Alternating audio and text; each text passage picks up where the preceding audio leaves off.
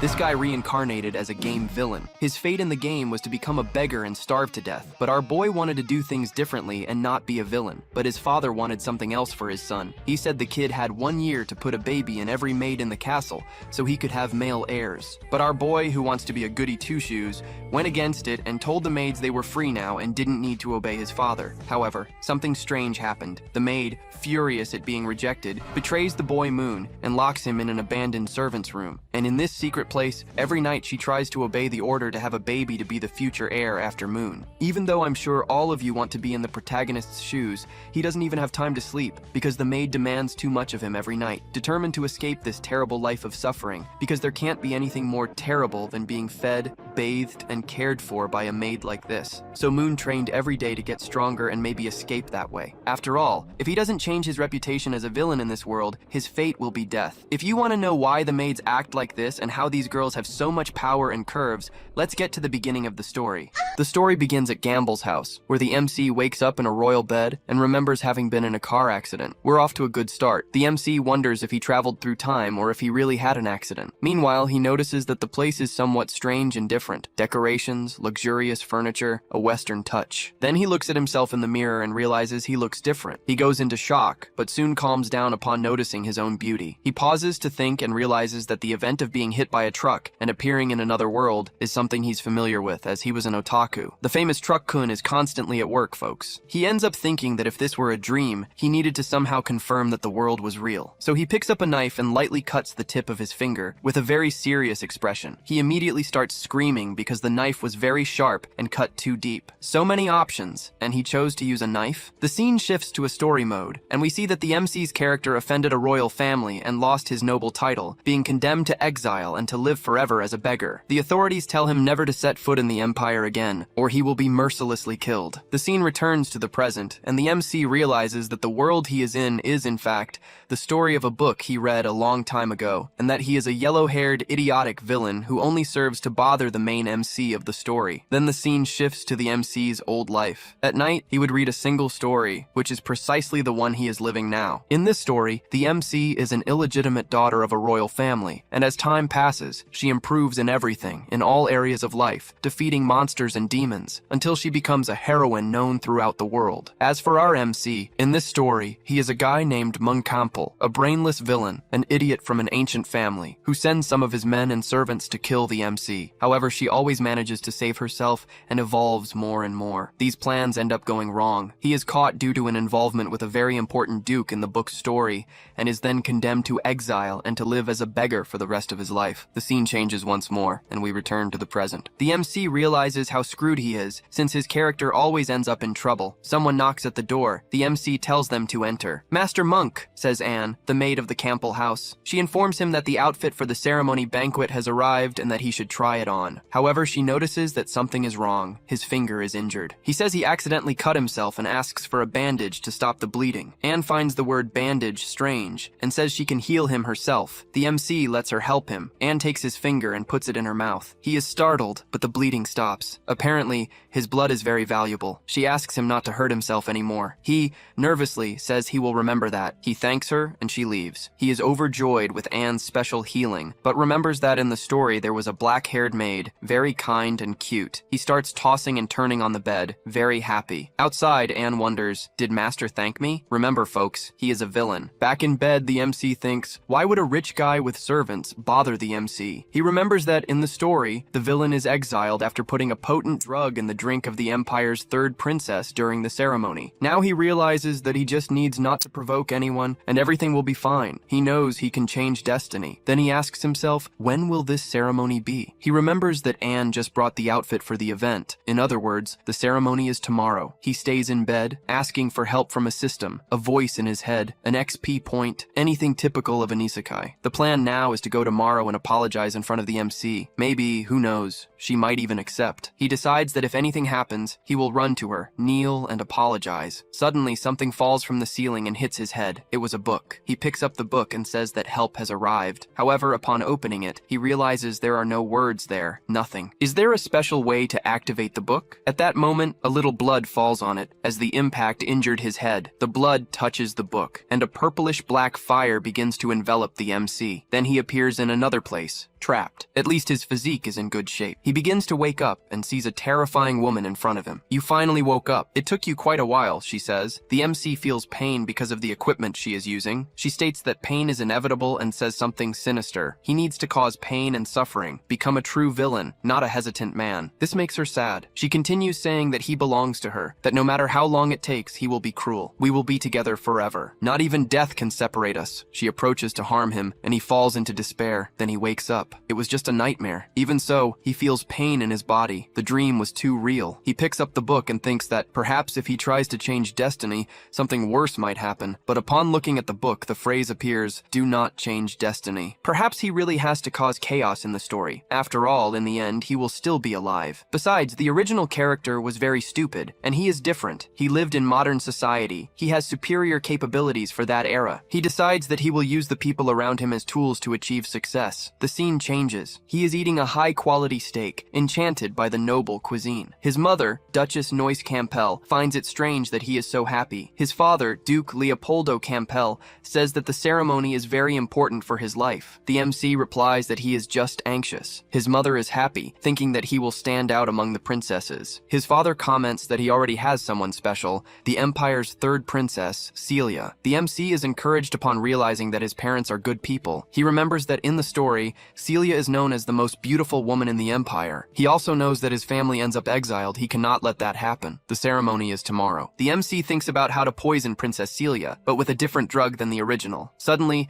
a girl accidentally bumps into him, spilling black tea. He asks if she is okay. The girl gets scared and starts apologizing, fearing punishment. He helps her and notices that she has a fever. He tells her to rest, even with the ceremony approaching. Anne appears and he asks the girl's name, Noel. He orders all staff to rest to avoid problems at the ceremony. Anne and Noel find his behavior strange, as he had never acted like this before. Later, he looks for something important and finds a VIP pass to the black market. At night, he goes out to find it near Belrand. He enters, saying he is looking for carrion, and is allowed to pass. The place is full of magical ingredients and suspicious items. In a shop, a masked woman attends to him. He asks for a potion that would render someone unconscious for hours. She explains that, upon contact with a drink, the potion becomes invisible. A small amount could knock out even an elephant. The price, 130,000 Emily. He doesn't have the amount, but Anne appears there and sells information in exchange for the potion. The shop accepts the deal. The MC pays his part, and also receives another potion to enhance the effect. The woman says that the information could yield a lot of money by selling it to rival dukes. Later, at the ceremony, the MC interacts with several nobles, all suspicious because of his terrible reputation. Finally, the third princess, Celia, arrives. He greets her politely and praises her beauty. She finds it strange, but thanks him. During the party, the true MC of the story, Ariel Poncart, arrives. She greets the MC. He replies politely, calling her by name. Ariel is shocked. Before, he treated her badly, and now he acts with respect. Suspicious, she slaps his hand and tells him to get out of the way. Even so, the MC knows that from now on, everything will be different. He ends up giving a speech to everyone in the Empire, and the speech finally concludes. Now he just needed to find Princess Celia. He quickly finds her and apologizes for leaving her alone. A man cannot do that to his future wife. He invites her to dance. Even though she found it strange, since it was the day of the ceremony, Celia accepted. Everyone turns their attention back to the two of them as they dance together. Our MC praises Celia once more, saying that she has a lot of talent for dancing. She realizes that he has changed quite a bit. He wasn't like this before. He asks if he has changed that much, and Celia recalls that the last time he invited someone to dance, he said, "Woman, be happy, for I, Moon, show mercy by granting you the right to dance with me." Celia imitates him perfectly, and he becomes embarrassed. Our Moon asks her to forget that horrible past and focus on a new present by his side. In the middle of the dance, he asks her to go to his room after the music ends. She thinks they would have something more intimate, but that's not what he wants. He merely wishes to discuss their future, their marriage, and twin pelt. He explains that the marriage is forced, as they don't like each other,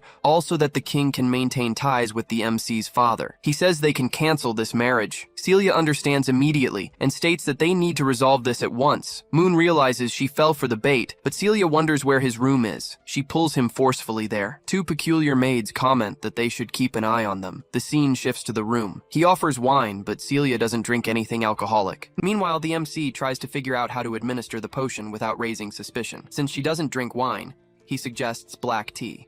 She accepts, still suspicious. He prepares the tea with an exaggerated smile. Celia finds such happiness over something so simple strange. Moon puts the potions in the tea. Celia appears asking if he's finished, and he replies that he's almost done. He asks her to sit down and wait a bit. She leaves again, and he is almost caught red-handed. Luckily for him, part of the potion spills onto the floor. Even so, he decides to use what remained. He finally hands over the tea. Celia observes the drink with suspicion. This tea is too red, he improvises. It's a variation from my family's farms, called Great Red Hop. Then how about you drink first, Moon? She teases. He says there's no reason for suspicion, and brings the mug to his mouth. Before he drinks, Celia takes the mug from his hand and swaps it for the cups. Then she finally drinks. In seconds, she feels something strange. She calls his name and faints. Moon reveals that he put the potion in both mugs. Now he needs to prepare because in the original story, the MC would appear right after. He adjusts Celia's position to make it look more compromising. For some reason, he removes part of his own clothing and begins to wait. Time passes. He looks at the clock and realizes something is wrong. Ariel hasn't appeared. He remembers that in the original story, Ariel was going to the bathroom when someone spilled tea on her clothes. On the way, she heard noises in Moon's room and went in to investigate. But the one who spilled the tea was Noel. Since he told Noel to rest, he changed the course of history, which means Ariel will never come. Suddenly, Celia begins to stir. He realizes that perhaps he didn't need to use the potion. The atmosphere turns cold. He gets slapped across the face. Celia wants to fight. He tries to explain that it was all a big misunderstanding. However, he realizes that she doesn't want to kill him. In fact, she wants something even more unexpected. Moon tries to call for help, but Celia goes on the attack and hits him squarely. The scene cuts. Elsewhere in the mansion, we see Ariel with dirty clothes. Leah, her companion, spilled something on her. In the hallway, Ariel looks for a bathroom, but finds Anne. Anne says that area of the mansion is forbidden and asks Ariel to go back. Ariel questions why. Anne replies that it's a secret. Even so,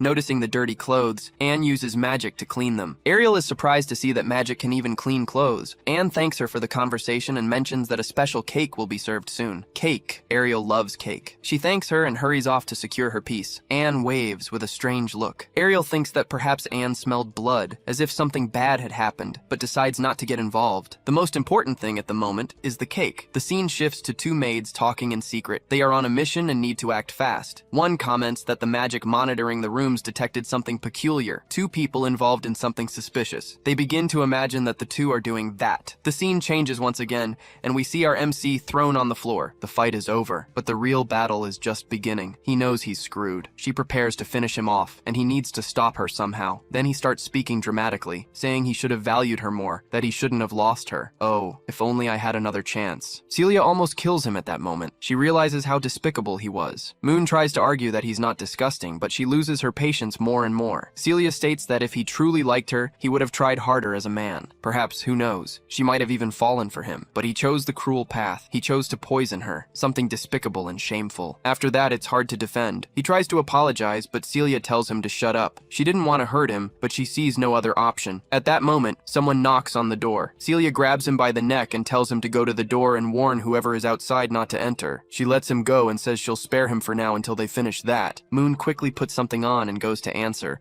feeling that he could die at any moment. He opens the door expecting to see Ariel, but who appears is one of the new maids, bringing cake and tea to brighten the couple's special moment. Moon lets her in and asks her to put everything on the table. However, he finds something strange about her. Anne had already said that the new maids should only help with the banquet, not circulate through the mansion. At that instant, the maid advances towards Celia. Moon realizes she is an assassin, and he is not the target. A loud impact echoes through the room. Celia asks if her own brother sent that assassin to kill her. The assassin replies that she cannot reveal information and says that Celia, this is the end for you. She activates explosive magic. The explosion happens. The assassin retreats, certain that she has won, but Celia uses defensive magic and counterattacks with full force. Moon realizes that if he stays there, he will die too. When he tries to leave, the door is locked, likely sealed with magic. He wonders how they managed to invade the mansion and remembers that by allowing new maids recently, he had opened a vulnerability. As he thinks, the fight continues intensely. The original story no longer exists. Everything has changed. Celia realizes that the assassin is not alone. The assassin in turn recognizes how prepared Celia is. Celia says she can spare her life. The assassin laughs and reveals that she was merely buying time. Outside, another magic is activated. The assassin pulls out a potion made with the blood of 100 children. The name of the ritual, Great Sun Sacrifice. Celia prepares to attack, but she is violently thrown against the wall. Even so, she remains alive. The assassin moves in for the final blow. Celia pulls out a short sword and tries to defend herself. The assassin realizes that Celia is at her limit. Almost without life force, she can barely barely use magic. Now, it would be enough to break her completely. Even wounded, she remains standing, strong, intelligent, and determined. The assassin advances to kill, and then, unexpectedly, Moon steps in front. The great Mun Campbell takes the blow. Celia is shocked. He is too. Earlier during the fight, the assassin had told him to leave, as he was not the target. But he realizes that he cannot watch Celia suffer. He shouts at her, "What are you waiting for? Attack!" The assassin raises her blade to decapitate him, but Celia charges forward with everything she has and strikes the enemy's neck. Finally, it's over. Moon falls to the ground. Celia asks if he hired the assassin. He replies that he didn't. He says that it's fine, even if he dies. A short while ago, she told him he needed to act like a man. Now he is doing exactly that. Celia kneels beside him and states that if he dies there, it will be too late for any regrets. He still manages to say a few words before falling asleep forever. Celia states that she will tell his parents his last words, but the MC says it's not necessary. He says that he was always just a nuisance and that there's no reason to report anything. However, if he had to leave any last words, they would be simple. "I'm sorry, Celia, and I really liked you." The MC's hand falls limp. Celia refuses to accept that he died for her. She doesn't accept that outcome. Somehow she decides that she will bring him back, but that doesn't mean she will accept his apologies. The scene changes, and we see Moon in an absolute void, without clothes. He finds the environment strange and wonders if that is what death is, a silent emptiness. As he reflects on everything that happened, a black and purplish energy appears around him, just like before. He gets scared. Then strange messages appear before him. Arrogance progress, 50%. Jealousy progress, 99%. And other similar indicators. What is this? He asks himself. The book appears open before him, revealing a phrase that encourages him not to give up. He gets annoyed, thinking that it could have appeared earlier to save him. The book begins to pull him, as if absorbing him. The scene changes again. Now we are in Belrand. We see the other assassin running, complaining that she should have eliminated Moon earlier to avoid problems. Suddenly, an imposing figure appears before her, enveloped by a powerful aura with the symbol of a lion. It is Lom Campbell, the MC's father. He declares that no one should harm his son, and that what happened will never be repeated. The assassin realizes that she will not leave there alive. We return to the MC's room. Anne is sitting beside the bed when he finally wakes up. She shows both relief and concern, asking how he feels. He replies that he just needs to go to the bathroom,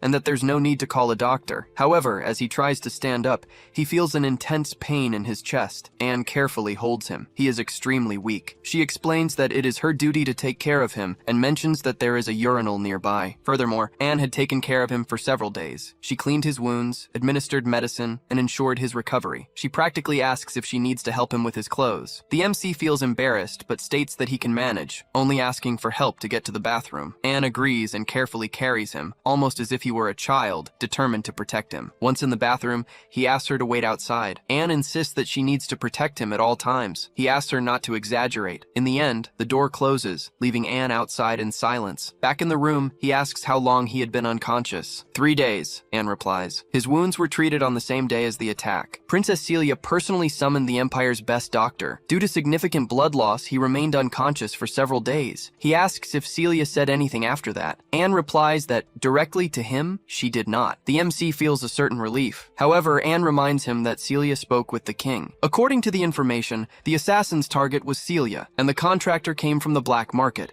which had desired her death for years. The king was furious and ordered the destruction of the black market, sending troops to arrest and eliminate its members. Despite the attack occurring at the Campbell mansion, nothing happened to the family. The MC's father was prepared to face the king's wrath, but it wasn't necessary. All families in the Empire are under investigation, except for the Campbell family. The MC asks Anne to calmly repeat everything, as it is too much information at once. Anne approaches and asks in a suspicious tone if anything inappropriate happened between him and Celia that night. He immediately denies it, saying that if he had done such a thing, he would probably be executed in the public square. Anne agrees that this would be possible. Then, she changes the subject and orders him to take his medicine. He feels sick after swallowing the medication, but Anne reassures him, explaining that it is just the effect of the medicine. The purpose of that medicine was to speed up the recovery of lost blood. Anne asked him to take it in a condescending manner, just as a good master would do. Outside the room, several maids were watching, noticing that Moon was irritated. One of them commented that he hated bitter foods, and that he would even whip the people who gave him that kind of food. Another maid suggested that they should inform the MC's mother immediately if something like this happened. However, the MC heard everything and ordered them not to do so, explaining that it was not food, but rather a very bitter medicine. Then, he drank it all at once. The maids ran away and closed the door, and right after that, that, he threw up all the medicine. Anne became very worried and explained that the medicine needed to be taken slowly, not all at once. Time passed and night fell. The MC thought that he now needed to prepare himself, as the story had changed completely. Although his parents asked him to rest, since he had literally taken a stab to the chest, Moon realized that now, above all else, he needed to survive. To do this, he needed to set goals and become much stronger, both physically and with magic. In his notes, he listed, survive, avoid the torture ending with that crazy woman, become stronger, and do not trust the Black Book. We see Moon reflecting on everything. He wanted to know who that woman was, who wanted to love him in such a strange way. He did not know anyone who looked like her, which made him nervous. He did not understand how things had reached that point and could not think straight. Frustrated, he threw himself on the bed and came to the conclusion that overthinking would not help him at all. The important thing now was to get stronger somehow. He would figure out the rest later. The MC remembered that in the original story of the book, the villain spent a whole year at the Magic Academy to learn how to, literally, create a light on the ceiling, and that was all he learned. The MC needed to become stronger so he could join Ariel's group, where he would certainly be safe. He analyzed that his body was in good physical condition, but his magic was not very strong. Placing his hand on his face, he thought, no, it is no use. Ariel and Celia were handpicked by the gods. They possess much more advanced natural gifts. Even if I train 24 hours a day, I will not even come close to their power. They are practically living cheats, surpassing anyone else. Celia, for example, was given the gift of ice and snow when she was born, and since she was little, she controlled this power with great ease. And then there was Ariel, who at the end of the story received more than 10 new and different powers from the gods. In the end, Ariel could defeat any living being in history. The MC knew that, at the moment, Ariel was practically at the same level as him. However, she was slightly better at magic and possessed some rare items that helped her a lot. Furthermore, she could fend for herself very well, while he, on the other hand, still died very easily. Then, Moon closed the book and reached the following obvious conclusion. He needed to become stronger and evolve faster than Ariel. He needed to surpass her before she became stronger than him, so that he could defend himself in the future. We see the MC happy with this conclusion. Even though Ariel was a living cheat, he still had a few tricks up his sleeve, and he even received a new skill after the attack from the assassins. The skill was the Black Book. We see the MC summoning the book, which, upon materializing, fell right on his groin. Writhing in pain, Moon yelled at the book. He scolded it for almost ruining such an important and sensitive part of his body. As the MC looked at the book with a very serious expression, it opened on its own. The book literally recounted everything that had happened up to that moment, step by step. Everything was well detailed, but the most frightening thing was that the book referred to him as main MC. The MC was a little startled, but seemed to understand what the book wanted to tell him. There was also a red section in the book. This part detailed the unfortunate events that would happen in the story, such as the attack he and Celia suffered from the assassins. Suddenly, the book glowed and transported him to another place. He was furious about it. We see the MC in a different place, which he began to observe. He thought that perhaps this place was literally inside the book, like a dungeon. Something frightening appeared in the background. The MC turned to see what it was, but heard shadowy footsteps approaching. The assassin caught up to him and slit his throat. We see the woman with a completely new look, while the MC screamed in despair. How did she kill me in a single blow? He wondered how that woman could appear inside the book since she was dead. The book then began to move on its own again, displaying his combat abilities, his magic, and his shadowy footsteps. Beyond the entire general evolution process, he ends up laughing as he understands the book's true purpose. It is there to assist him. He needs to test a few more things and learn more from the artifact. Certainly, he will evolve much faster than Ariel, and he is prepared for it. We see Moon tired in bed, holding a clock. He says he only lasted 3 seconds in the accelerated time flow. The explanation about this time flow follows. Moon picked up the book to check his abilities, and realized that he had evolved 1% in combat and in shadowy footsteps, confirming his suspicions. He discovered that the place he was previously transported to is, in fact,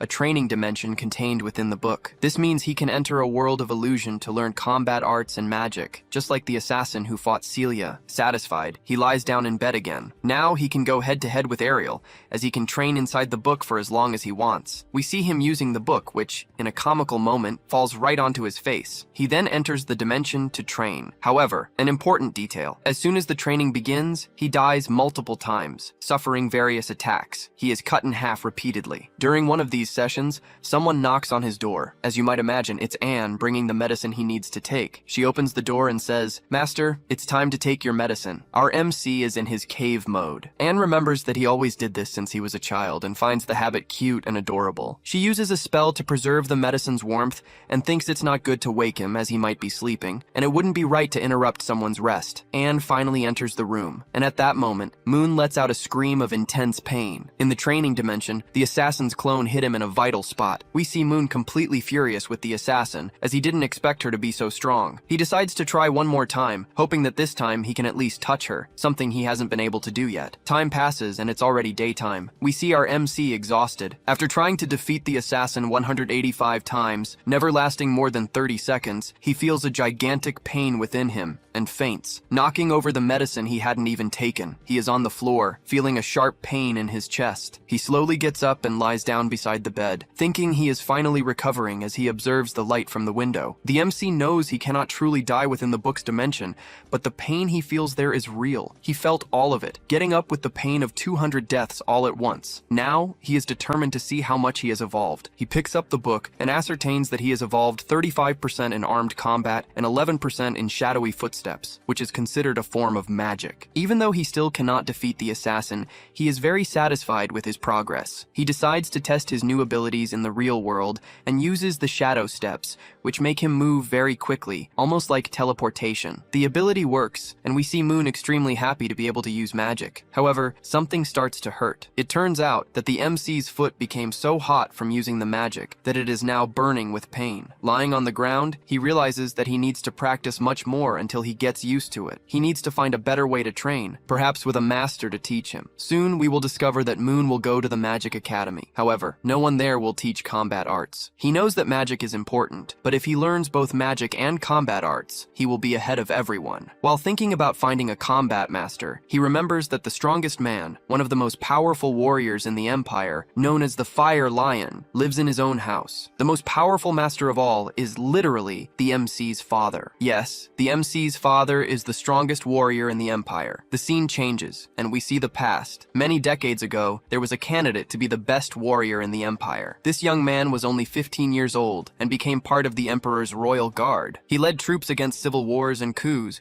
in addition to preventing many conflicts with other nations and monsters. At 25 years old, he became a marshal of the Imperial Army, preventing hundreds of battles. He won hundreds of battles across the continent, even instilling fear in monsters, demons, and even great nations. Since that time, no one has ever dared to even face the Empire. At 32 years old, he received the title of Imperial Duke due to his incredible record and his promotions. This man never lost a single battle, not against humans, nor against other countries, nor against monsters. Yes, this is the MC's father. We then see the MC laughing, because the original character of the story was very idiotic and stubborn. He had the most incredible father in the world, and even so, learned nothing from him. So Moon thinks, why go to college? Why would he go to a magic college if his own father is the best college he could wish for? Moon decides that he will stay home to train with his father. At that moment, someone calls him. It was Anne, who asks Moon to go talk to his father immediately. The MC replies that he also needed to talk to his father. As they leave the room, we see other maids in the background asking Anne if she was promoted. Anne replies yes, that soon after Moon woke up from the accident that occurred in the mansion, she was promoted to head maid. Moon feels a little sad, because the former head maid resigned because of that accident involving the assassins, Princess Celia, and himself. Anne tells him not to be sad, because after all, it was the former head maid's own decision. She felt it was time to resign. The scene changes, and now we are outside, with Moon's mother hugging him very affectionately. His mother is very relieved that he is recovering and asks him to call her mommy. Moon notices that his mother's hug is very strong. His mother then takes his head, places it on her belly, and asks if he noticed anything different about her. And then the revelation is made. The MC's mother is pregnant. If you thought that, you were right. Yes, she is pregnant. She discovered the pregnancy when the doctor examined Moon on the day of the accident. The doctor ended up confirming that she had been pregnant for some time. Our MC is very happy with the news that he will have a sister or a brother. His father appears at that moment and asks if he wants more siblings. The MC's mother says that they need to take it easy. After all, she is only one. Sometime later, we see the family reunited. Suddenly, our MC is startled. Apparently, his father will have to return to serve in the Imperial Army. Our MC's father will have to go to the front lines later this afternoon. Within a month, the MC's Magic Academy classes will begin, and his mother will be the only family member remaining in the mansion, apart from the maids. We see one of the maids assuring them that she will take very good care of the MC's mother and the mansion. Immediately, the MC tells his father, "You can't leave. I need you." Moon then asks why he has to go, questioning if the Empire doesn't have a huge number of generals and other capable individuals. Why did it have to be his father? Why did he need to go to this new war that was happening? The MC's father explains that he is one of the few who can fight on the front lines against the demons who are beginning to prepare to invade the Empire. It is the Abyssal Demon Clan, the strongest of them all. The MC then remembers something horrible. The Abyssal Clan wishes to completely annihilate the human world, making humanity disappear. 3 years from now, Ariel will be responsible for stopping their advance. However, during these 3 years that will pass, the MC's father will be on the front lines. This means the MC won't have the best master of all to teach him. We then see our MC, Moon, with a bit of anxiety, trying to drink his tea. The scene changes once more, and they are arriving at an Imperial outpost. Moon is feeling terrible, very anxious about the whole situation, while his parents talk about the possibility of him having a new sibling. The MC's father calls him and says he is a great son because he tried to save Princess Celia even when he was close to death. Courage is something he does not lack. The MC's father is very proud to be his father and states that, as a man, it is his duty to protect his family and his country. The symbol of the Campbell lion represents what their family is, the sword that cuts down all enemies of the Empire. Now that Moon has grown and become a man, his father wants to invest heavily in him so that he becomes even stronger, the way he wishes to be. He then advises him to simply do what he wants and to become strong. Moon is speechless because his father's support was exactly what he needed at that moment. His father then hugs him and encourages him to start his life's journey soon. In the background, all this time, Anne watched them with a peculiar gaze, her characteristic look. The MC's father then prepares to reveal something important, information that will completely change the story. The MC's father explains that Anne was hired when she was still very young. She comes from a simple but honorable and intelligent family. Furthermore, Moon and she have always been very connected since childhood. Anne truly loves him and wishes to win over the MC. The MC's father continues, saying that the Campbell family needs to ensure its prosperity in the future. The MC interrupts him, stating that he is destined for Celia and that he cannot date Anne if that is what his father wishes. However, the MC's father explains that it was all just a false plan, devised solely to balance the Empire's powers when Princess Celia became the new leader. After that, the MC and Celia would end their engagement, they would separate, and each would go their own way. To summarize the conversation, the MC's father wants him to be with Anne because he has been destined to be with her since they were little. The MC's father had been planning all of this from an early age and wants a grandchild within 3 years, and that grandchild must come from Anne. This is an order, and yes, I was quite stunned because this information came very quickly. It seems our MC has been destined for Anne since they were very little. Then, the MC's father finally leaves, and Anne asks Moon if they mentioned her name during the conversation they just had, and if there's anything she needs to do. However, Moon replies to Anne that it was nothing much. He says that his father wants to bring them together, and even suggested they should have a child to expand the Campbell lineage and things like that, but that it was probably just an old man's joke, so there was no need to take it seriously. Anne just watched Moon say this. Moon touches Anne's shoulder and says that she is a maid and has that role now, but that everyone will have their own path in life. He continues, saying that she is an amazing woman, the best maid in his family, and that an amazing woman like her deserves an equally amazing man, not a good-for-nothing like him. Moon still continues,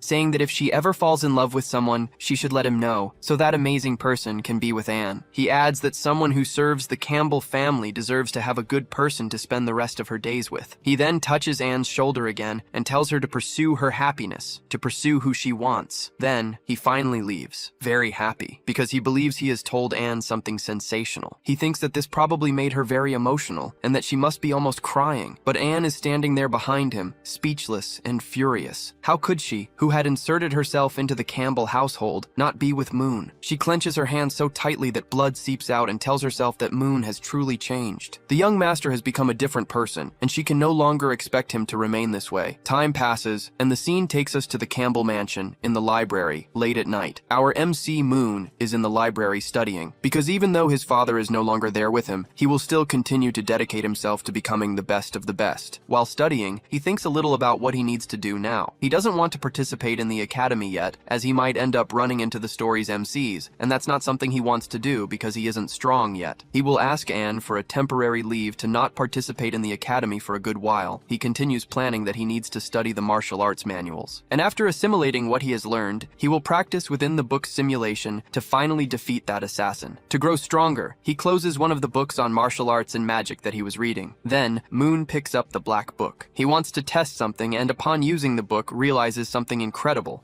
He doesn't need to read it completely. Just reading a good portion is enough to learn the skills the work contains. It is an extremely powerful and, at the same time, fantastic ability for him. Satisfied, Moon gives the book a light tap. When he first received it, he didn't know its utility, which made it useless. Now, however, the book proved to be very valuable. As he expressed his satisfaction, Anne appears. She asks if he is still studying, and he confirms. Apparently, Anne came to bring dinner. While she helps him sit down and prepares the meal, Moon comments that all the mansion staff went with his father. Only Noel and 3 other maids besides Anne remain to take care of the entire property. It's a lot of work for only 4 people, but Anne replies that this is everyone's duty, even if it's exhausting. She then takes out a very rare wine. Anne explains that one of the counts, a friend of the MC's father, sent the drink as a gift, an extremely rare item so they could try it. She mentions that only 100 bottles of this wine are produced per year, and that on the market, it sells for up to 200,000 emeries, the local currency. Anne then asks Moon if he would like to try some of the rare drink. However, while eating, he refuses the offer. He explains that the wine would make him sleepy, and since he is still studying, he doesn't want to stop anytime soon. Upon hearing the refusal, Anne grips the wine bottle a little tighter, a subtle gesture, and asks what he would like to drink. Moon replies that coffee would be perfect for him to continue studying. Anne replies that unfortunately,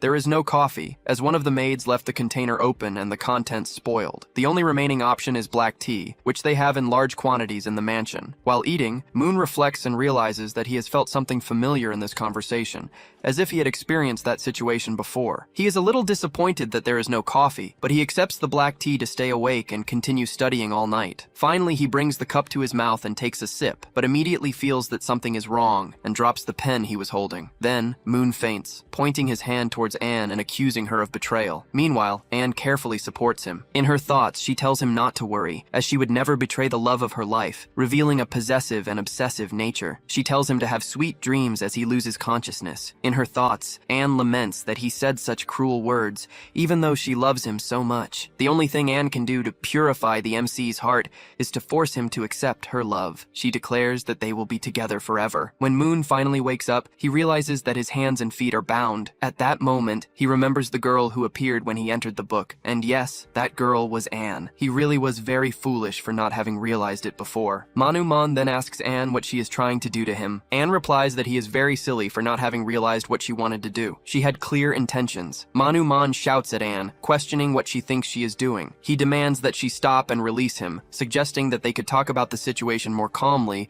but not in that manner. However, Anne simply places 2 fingers over his lips, silencing him. She whispers that it is already too late and that the young master doesn't need to do anything else, just leave everything in her hands. Then, Anne declares to Manhwa that night, from head to toe, inside and out, from flesh to soul, everything he possesses will belong to her. His entire being, his scent, every strand of hair and every drop of blood would be hers alone, and no one else's. Finally, after what seemed like 10 times, everything was over. Manhwa could barely process his state, feeling completely exhausted. He couldn't believe that Anne had the energy to continue for so long. He no longer felt his own body. It was then that he realized the person responsible for turning the original character into an idiot had been Anne. She probably did the same things to the original MC of the story, which explained a lot about his behavior. He remembered past moments when Anne went to great lengths to please him. He had told her that she didn't need to try so hard, but as he spoke, Anne put her finger in his mouth again, stating that she would do everything her way because he belonged to her. Anne continued,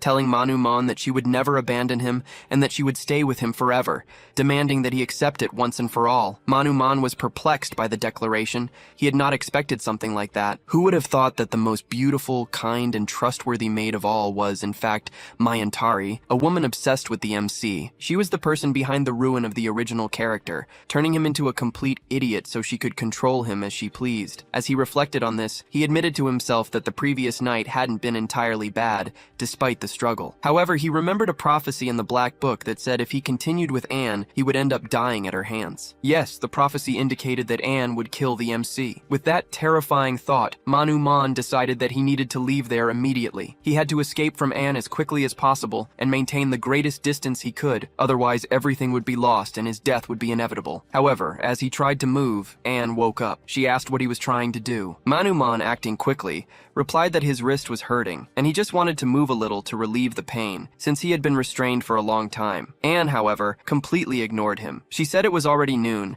and that she needed to get ready to clean the mansion. As she dressed, with Manhwa still restrained behind her, she commented on how much it pained her to have to separate from him, even if only for a few minutes or hours. However, she needed to take care of the mansion's affairs so that others wouldn't suspect anything. And as she finished dressing, she continued to talk to him. The young master, Manhwa, belongs only to her. While the other people are in the mansion, she thinks she should probably kill all of them so they won't bother her and Manhwa. The MC, shocked, yelled at her, "What do you mean eliminate? Are you going to kill them? They are good people." At that moment, Anne finished getting ready, but Manhwa continues yelling, saying that he will not allow her to do something like that. However, Anne approaches him and says that if there is another maid who likes the young master, she will kill her. She then speculates that the maid closest to him is Noel. Mon denies, telling her not to make things up, and that Noel has nothing to do with him. As he speaks, Anne starts to laugh. She tells him that it was just a joke and that she wouldn't do something so exaggerated. Anne states that she wants to be with him, but not to the point of killing someone, because that would be going too far and something she cannot do. Mon then argues that if she truly loves him, she could at least take the handcuffs off his hands because they are hurting him. And to his surprise, Anne releases him. The handcuffs are finally removed from his wrists and ankles. Anne warns him not to try anything stupid, or something bad will happen to him. She continues explaining that the room is secret and that no one in the mansion knows of its existence. The walls and door are reinforced with steel, and there is only one special key to open it, completely different from the others. Anne reveals that she worked hard for a long time to build that place. Mon questions if no one will suspect his disappearance. Anne replies that since his father and mother are away, she told everyone that he felt the need to go to the academy early, even though classes haven't started yet. The other maids simply accepted the story without questioning. They believe Mon is at the academy, when in reality he is trapped in that room. Anne approaches him again and reassures him, saying that no one will discover he is there. She promises to bring him 3 meals a day so he can eat well. She insists that nothing has changed, except that now she is entirely his, completely his. Anne claims to remain the same as always, the most loyal maid of the champion family.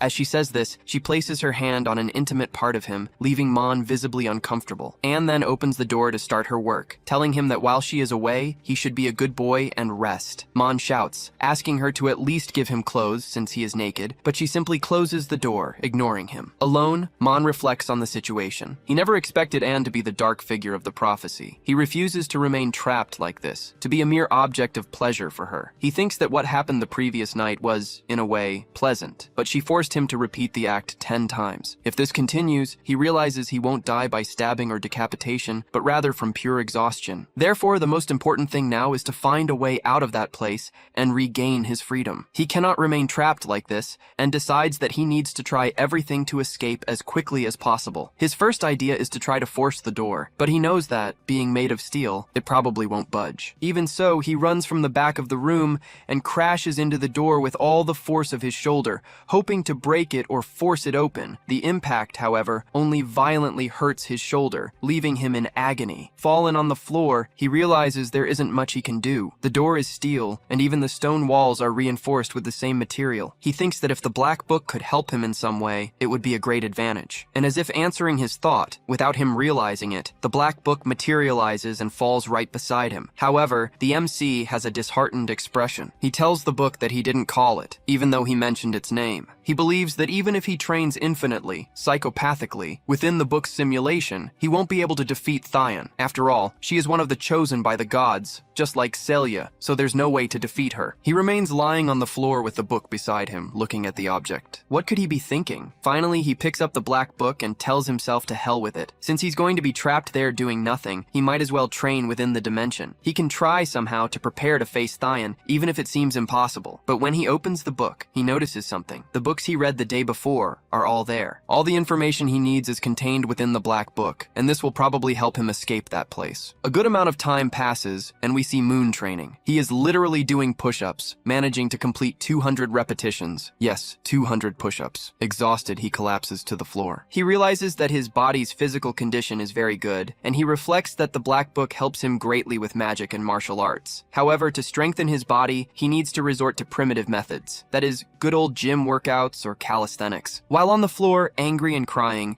he decides that he will no longer allow Celia or Anne to be stronger than him. Now, he will truly get stronger, and he is willing to do anything for it. At that moment, Anne arrives and says she is very happy to see the young master with so much energy. Moon realizes that she has returned and brought some things for him. She lets out a giggle when he asks if she has finished her work, as it seems she has just arrived home. Anne finds this very cute, as if he were waiting for her. She tells him that she has prepared a delicious meal and a warm bath, just the way he likes it so he can take a good bath. He replies that this is great, as it has been 2 days since he last bathed or eaten something so delicious. However, Anne has a suggestive air and asks what he prefers, to take a hot bath first and then eat, or perhaps eat something else. Moon replies that he wants to take a bath and eat the meal. He doesn't want to eat anything other than the food. While the MC is in the bathtub, he asks Anne if there is something wrong with the bath. She asks if the water temperature isn't good. He replies that he is no longer a child and that she doesn't need to bathe him, as he can manage very well on his own. Then Anne makes a suggestive gesture and asks if,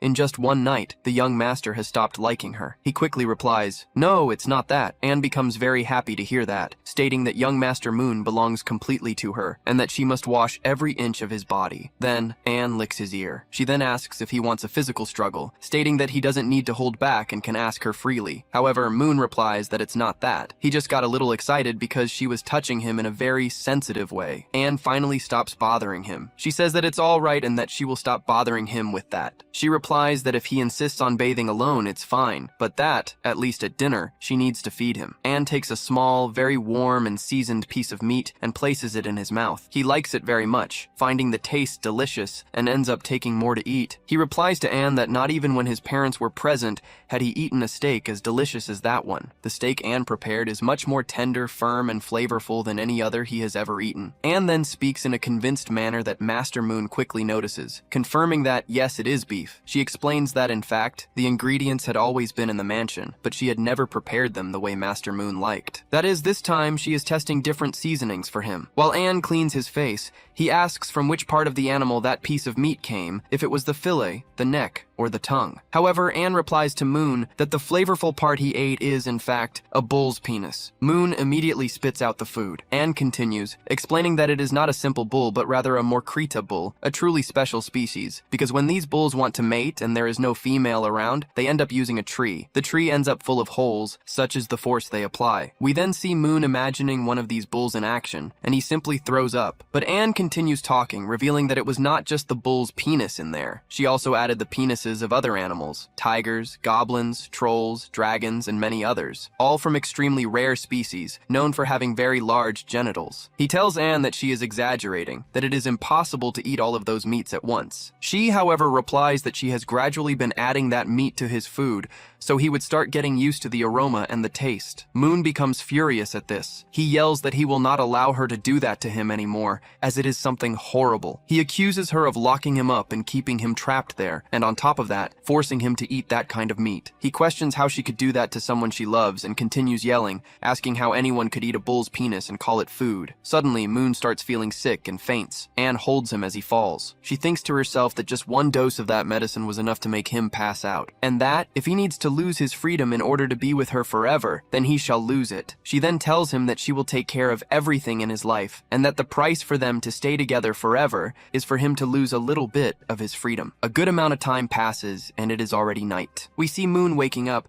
and Anne approaches, asking if he has just awakened. She reminds him that the night before, they only did that twice, since he was quite exhausted. Stepping closer to him, Anne asks if he is feeling any pain because of what happened. He, however, does not even answer her. Faced with his silence, she suggests that they could make a deal. Since he has been behaving so well over the last few days, she could grant him a small wish, and then she asks what he wants. He finds the proposal strange, asking what she means by a small wish. Without hesitating, he says that he wants his freedom. She, however, states that this is not negotiable. Then he asks for some clothes, but she denies it again. Irritated, Moon yells at her, questioning that if he cannot ask for a piece of clothing or even a little bit of freedom, then that small wish means nothing. We see Anne pondering for a moment. She then explains that this small wish could be something like choosing the food they are going to eat for lunch or dinner. That is the type of freedom he will have. Moon replies that the wish to choose the food they are going to eat is at least something. He then comments to Anne that, by the looks of it, autumn is arriving. She confirms that it is. At that moment, Moon tells Anne that, at this time of year, he used to take walks in the park, admiring the autumn leaves while enjoying Count Lochta's wine and the fresh fish of the season. Anne becomes thoughtful and asks the young master if he misses the taste of the fish from that lake. She reflects that the lake is very far away, and sending someone out there would be complicated. We see Moon in a philosophical pose, declaring that last year he crossed that lake with pride, and now he is rotting in that cell, waiting for death. How tragic. He turns to Anne and says that he can no longer even taste those fish. What is the point of continuing to live if he cannot eat a fish as delicious as the one he used to eat this time of year? Anne becomes visibly worried about him, but he stares at her with a mischievous expression. She sighs and says that she understands. Immediately, Moon runs towards her and excitedly asks if she will really do that for him. Anne confirms that she will get a fish from that lake and bring it for him to eat, since he desires it so much. That is considered one of the freshest fish in the entire empire. He strikes a pose and declares that she is the best maid in the world, that there is no one like her. Anne becomes completely shy from the compliment. Moon continues,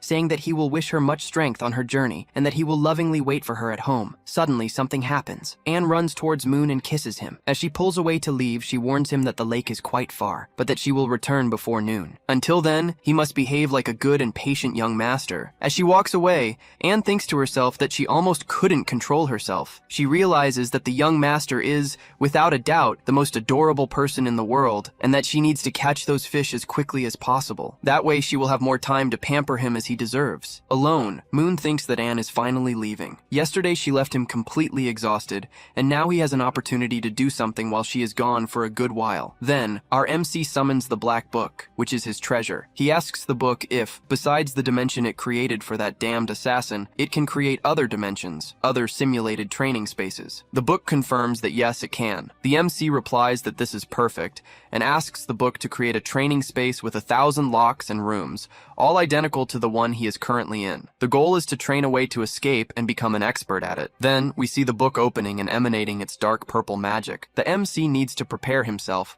as he has to master this technique before Anne returns. The scene shifts to the vicinity of Lake Penpole, known for its fresh fish. We see Anne approaching when a man appears and warns her not to come any closer, as a very heavy rain is falling and she could get hurt. The man tries to grab Anne's hand to pull her away from the dangerous spot, but she glares at him with a look of disgust and pierces his hand, all for the MC's fish. Anne then informs the man that only the young master can touch her body, and that the cut was just a warning. She threatens that if he continues to hinder her, she will cut him into tiny pieces and throw them for the fish to eat. Anne demands that the man explain what is happening, asking why the lake is so strange. Surprised, he calls her crazy for hurting him for no reason. He says that he only tried to stop her so she wouldn't die, because there is something very dangerous in the water. He reveals that the spirit of Lake Penpole has awakened. A group of adventurers sent a team to examine the location and confirmed that it is a dominant level magical beast. Currently, the P-level adventurer group is on a mission to exterminate the creature, and that is why the lake is closed. They are fighting the beast at this very moment. Anne asks, surprised, dominant level? So all this rain and strange weather are because of this creature? The man confirms, saying he believes so. Everything strange happening is the creature's fault. However, he adds that if she gives him 300 gold coins, he won't report her for the injury to his hand. Anne hands him the 300 gold coins. The man is perplexed and asks if, even with all the information he provided,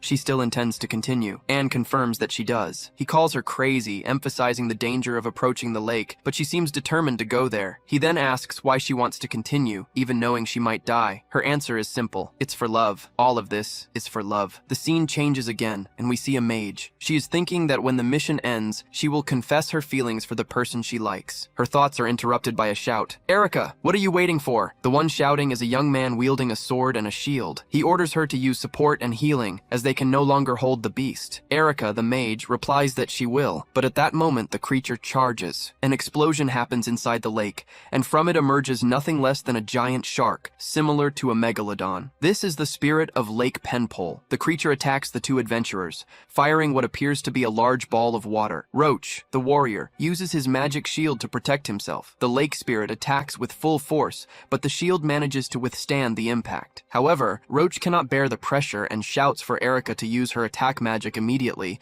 as he won't last much longer. Erica seems lost, not knowing what to do, but begins to prepare her attack magic. We see the mage preparing to use ice magic, but at that instant an explosive spell hits the creature, burning it from the inside out. The other mage, Tia, shouts for Roach to attack at that exact moment, as it was the opening they needed. Roach charges with everything he has towards the lake spirit. He leaps onto the burning creature and prepares for the blow, striking its head squarely. The impact causes the beast, still on fire, to retreat back into the lake. We see that Roach is very tired and a little injured, but even so, he displays a victorious smile. He turns to the two mages and says that it's finally over. Then, he addresses Tia specifically. He says that she fought very well and that her fire attack was perfect. In the background, Erica watched the scene, visibly sad, as she felt that Tia was stealing the attention of the person she loved. Erica couldn't understand why Roach liked that girl so much. She remembered her childhood, when the two of them were very connected and close. They had made a promise that they would stay together forever, but Roach seemed to have completely forgotten about her. Observing the two from afar, Erica thought about how much she had strived to reach him, but his eyes never turned to her. She kept asking herself, why? Why does he like her? She had been trying for so long for him to fall in love with her, only to see him become enchanted by someone else. Then, Roach called for Erica while Tia healed his injured hand. Erica's hands trembled. Roach said to her impatiently, "What are you waiting for? Come help us quickly. Don't stand there wasting time." He treated her with surprising coldness, considering he had known her since childhood. Despite this, Erica forced a small smile and replied that she was coming. At that exact moment, however, they realized something was wrong. A noise coming from the lake caught everyone's attention. Suddenly, the pemball emerged from the lake again. Roach and Tia couldn't understand. How was the pemball still alive? It had been severely wounded, set on fire, and hit in the head by a sword. It was then that they saw a second lake pemball spirit. There wasn't just one, and this one was much stronger than the first one they faced. In other words, they were in a terrible situation. Immediately, Tia used her explosive magic, but the attack, which hit the stronger spirit's head directly, had virtually no effect. The pemball lake spirit prepared to use destructive magic, and with a single strike, it shattered the entire ground where they stood. In the last second, Erica managed to pull Roach away from the attack. Roach told Erica to get away, warning her that it was too dangerous and that they wouldn't be able to defeat that creature. But Erica retorted, "What about you? You need to stay alive too." Roach replied that he had brought Tia into the team, and it was his responsibility to ensure she stayed safe. He said this with unwavering determination, willing to save Tia even if it cost him his own life. Erica was completely shocked. He was willing to die for someone he barely knew. Then, Roach charged at the monster to protect Tia. Meanwhile, a figure was watching them. It was Anne. She stood at a distance, conjuring a scythe out of thin air. She thought to herself that the pemball lake spirit didn't seem that strong, even though it was a dominant level monster. She recalled that to obtain parts from a dragon, an ogre, or a bull, she had to fight much harder. With the pemball monster, however, she wouldn't need to tear anything off. She would simply obliterate it completely. Finally, the monster prepared to attack Roach. He realized he had no escape. He wouldn't be able to escape in time with Tia and prepared to die, knowing that such a blow would be fatal. However, Anne used protective magic, and what followed was an immense explosion. The explosion occurred very close to Roach, right behind him, leaving him bewildered by what had happened. Looking back, he saw that the pemball spirit was completely immobilized. Erica was also shocked. The pemball lake spirit had been completely contained. Then Anne approached, asking Erica if she was all right. Erica replied that she was, and asked who Anne was. Anne then introduced herself. She said she was happy to have saved them, but now she needed to kill the pemball lake spirit, asking Erica and her friends to protect themselves. Anne then used magic that created several weapons out of thin air: swords, scythes, and axes. She used this entire arsenal to attack the pemball lake spirit. Erica was left speechless. Anne had literally created weapons from scratch, and they moved on their own. Next, Anne used another spell, creating liquid metal that penetrated the pemball lake spirit's flesh. Anne drew closer and closer to the monster,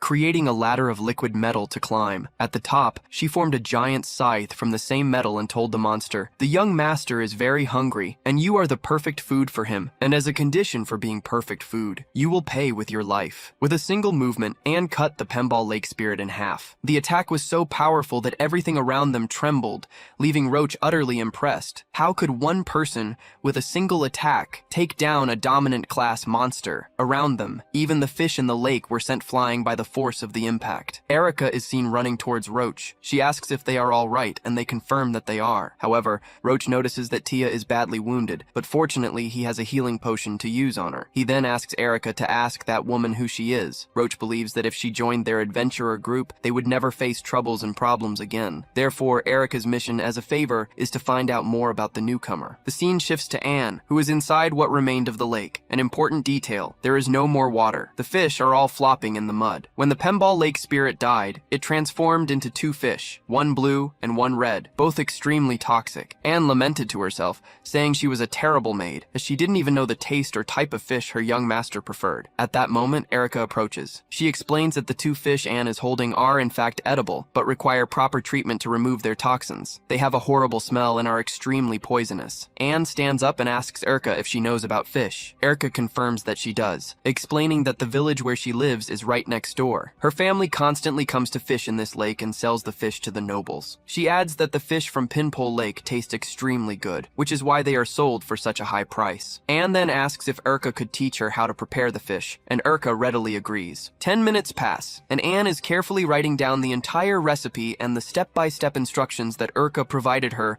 on how to prepare the two fish. Anne thanks her for the instructions, but Erica says there's no need for thanks. After all, Anne literally saved them, so a fish recipe is nothing in comparison. Erica then asks for permission to ask a question, and Anne allows it. Erica asks, "Why did Miss Anne come from such a distant place just to fish here? Was it because of a special person?" Anne replies that it was. It was because of her future husband, who wanted to eat two fish from that lake. That's why she came all the way here to catch them. Erica comments that Anne must be a very loved person to have a husband like that, and that this man must be very lucky to have a wife like her. At that moment, Anne has flashbacks of what she was doing with the MC on those nights. As she picks up the bucket, she realizes that what Erica said is true. However, her husband still hasn't understood all the love she feels for him. Anne tells Erica that she needs to leave, as she has to return to Kemple Manor. Erica, however, loudly asks her to wait a moment. The young woman explains that she has a doubt about matters of the heart, and would like to hear Anne's opinion, as she seems to have much more experience. As she places the bucket on the ground, Anne replies to Erica. She says that matters of the heart are a type of problem in the world that has no single right answer, as everything is very variable. But, as a way of thanking her for the help with the recipe, Anne agrees to help Erica with her experience. Then, Erica begins to open up to Anne, saying that she has a very close friend who has been completely in love with a man for a very, very long time. The problem is that the man she likes so much is very distracted and ends up treating everyone with the same kindness. Anne asks, "So he's a flirtatious man, the type who spreads charm everywhere but doesn't commit to anyone?" Erica confirms that yes, he is exactly that type of man. She continues, explaining that this friend of hers was already ready to show the love she feels for him. Right at that moment, another woman appeared. Anne questions if this is a love triangle, and Erica confirms that it is. Lately, this close friend has been having many doubts and thinking about giving up on this man because he treats her in a way that hurts her. Anne says that she understands the concern that Erica's friend feels regarding him. Anne then states that she will be direct, without beating around the bush, and asks Erica directly, "How long have you loved this man?" Erica becomes completely startled and denies it, insisting that it's not her but her friend. However, it is obvious to everyone that it is Erica herself. Placing her hand on her head, in a gesture of surrender, Erica finally gives in. She says that it's fine, that she will tell the truth. She truly loves him very much, ever since they were children. That has been more than 10 years now. Anne then asks Erica if she loves him to the point of giving her own life for him. Erica replies that yes, it's obvious. Anne continues, "What else would you give for him?" Erica replies that she wouldn't just give her life. She would give everything she has, literally everything, to be with him. Anne then tells Erica that she already has the answer she needed for her doubts. Erica doesn't understand, and Anne asks why, if her love is so deep, she still needed to clear up any doubts. She already knows the nature of her own love. Still confused, Erica asks Miss Anne what she means by that. Anne advises Erica to follow her purest desire, to give her heart for him, to do everything for the one she loves, and not to regret her choices. You have to give everything you have for the one you love. Anne finally leaves, leaving Erica behind with her thoughts. To give everything I can for the person I love, to follow the desires of my heart. See, she reflects. Suddenly, she feels something inside her and starts to feel unwell. An internal voice asks her if she will truly surrender completely. Urka falls to the ground as the voice continues. Are you capable of abandoning all morals, laws, and even your own life for him? Would you sacrifice everything for him? Roach calls out to Urka, asking if she's all right. Still in her mind, the voice insists. Are you truly willing to let them be happy? Urka replies to the entity that no, that's impossible. She couldn't let him be with someone else because jealousy would destroy her from within, and she doesn't want that. She continues telling the entity that she doesn't want that girl to end up with him because she has nothing special. The entity in Urka's head replies that it understands and instructs her to follow the deepest desire of her heart. To conquer him completely, leave your mark on him. Transform him into something that belongs only to you. Urka argues that Roach is very strong and asks what she should do to conquer him. The entity responds, no matter how powerful a man is, if you break all 4 of his limbs and put a collar on him, he will turn into an obedient puppy that only knows how to bark. Don't worry, girl. I will grant you my power, the great strength of absolute love. The scene changes, showing Urka in a different setting, completely dominated by the entity. Then everything returns to normal. Roach asks Urka if she's alright, explaining that after that woman disappeared, Urka simply fainted and only just woke up. She replies to Roach that Miss Anne didn't do anything to her. She merely fainted from being too tired due to excessive use of magic. As for the favor Urka owed, she informs Roach that Miss Anne is a servant of a noble family and therefore cannot join their adventurer group. Roach is a little sad, as he wanted to at least thank her for saving them, but since she's gone, there's not much to do. At that moment, the aunt, who is already feeling a bit better, asks Urka about a strange mark on her chest, which wasn't there before. Urka is startled, questioning about the mark. Quickly, she hides it and says it's nothing, just a burn caused by the monster. She suggests that they should go to a safer place, as it's not wise to talk there. Who knows? There might even be a third lake beast, and if it appeared, they wouldn't stand a chance. Therefore, they need to leave there. Roach agrees with Urka, saying she's right. They need to find a good place to rest. He then picks up the ant, but she reacts, asking Roach what he thinks he's doing,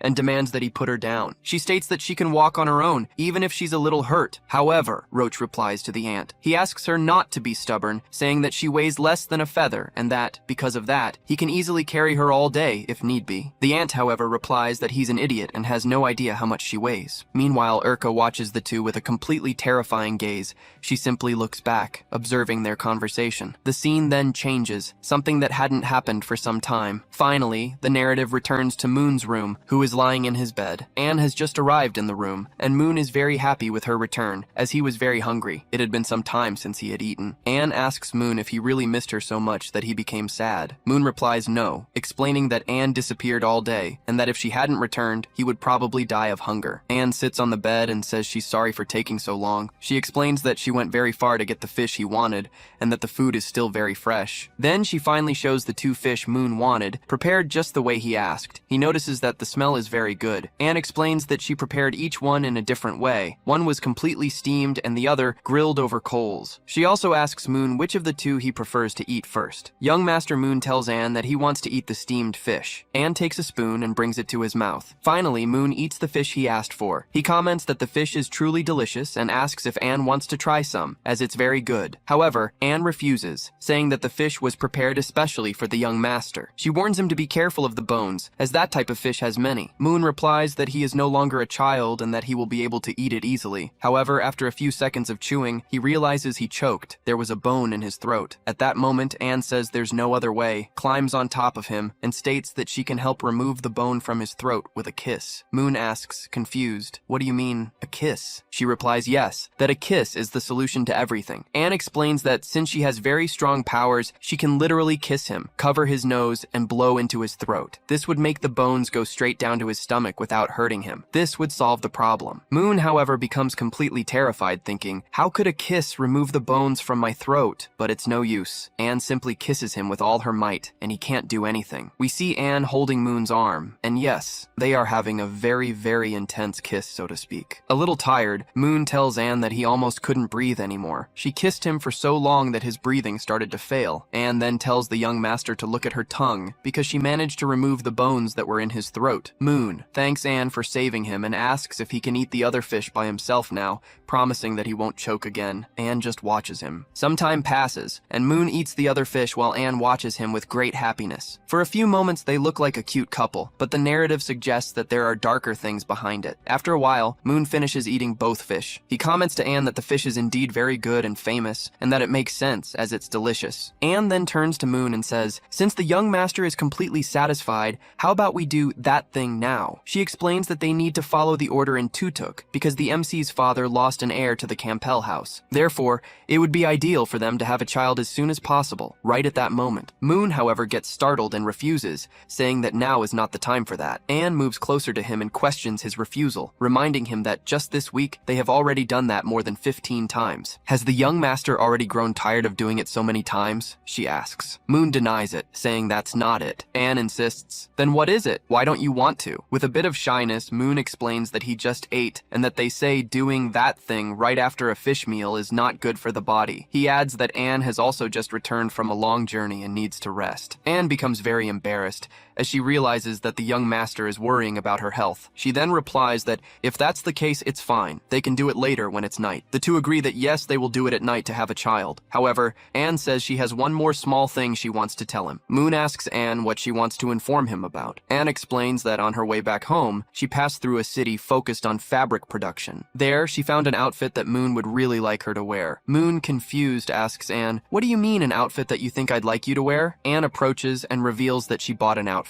Well, one of those things, with a material that the young master quite likes. She continues, saying that the outfit has a very popular name that many people know, a bunny girl outfit. The outfit includes shiny and very long stockings, as well as some additional parts. At that moment, we notice that Moon's nose starts to bleed, and he is very impressed by the revelation. However, Moon wipes his nose and tells Anne that she doesn't know if he likes that kind of thing. He argues that he is a knight, a noble, and cannot like such nonsense. Anne, however, replies that he is very silly. She reminds him that she has been by his side all these years and knows that in his closet there are some things related to this peculiar taste. She then asks if he never noticed that, since childhood, she has worn black stockings just because of him, because she knows he loves that kind of item. Surprised, he tells Anne that he always thought it was her personal choice to wear those clothes. He never imagined that she wore them just for his sake. Finally, he admits defeat. Anne truly knows that he likes black stockings. She laughs, commenting that she finds it very cute when the young master talks about things she already knows. Finally,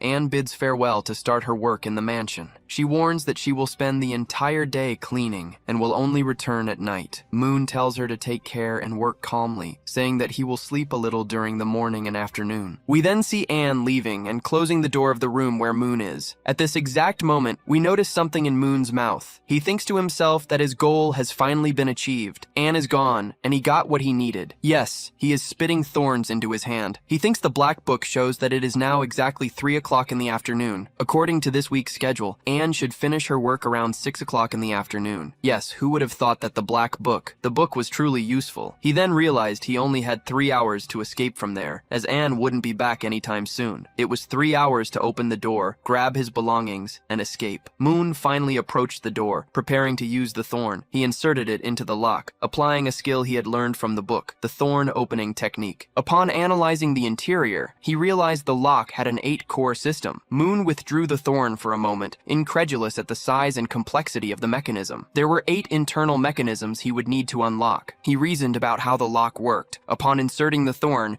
he would need to align all 8 cores simultaneously. If he missed even one and tried to force it open, all the other cores would return to their initial position. In other words, the situation was extremely delicate. Furthermore, he knew that the thorn he was using was very fragile. If the recoil force of the mechanism was too strong, it could easily break it. He could end up losing several thorns, and consequently, his chance to escape. He realized he only had 4 truly good and long thorns. The others were neither long nor sturdy enough. However, breaking a thorn was the least of his problems. The greater risk was that Anne would probably know. She would realize there was something wrong with the lock, and when that happened, she would never allow Moon any kind of freedom again. It was now or never. This was the only chance he would have to escape that room. Moon tried to open the door repeatedly, but without success. Frustrated, he threw himself onto the floor, swaying from side to side, lamenting that only 3 mechanisms remained for him to succeed. While he was there, he realized that an hour and a half had already passed. Time was running out, and he was about to lose his opportunity. He even commented to himself, ironically,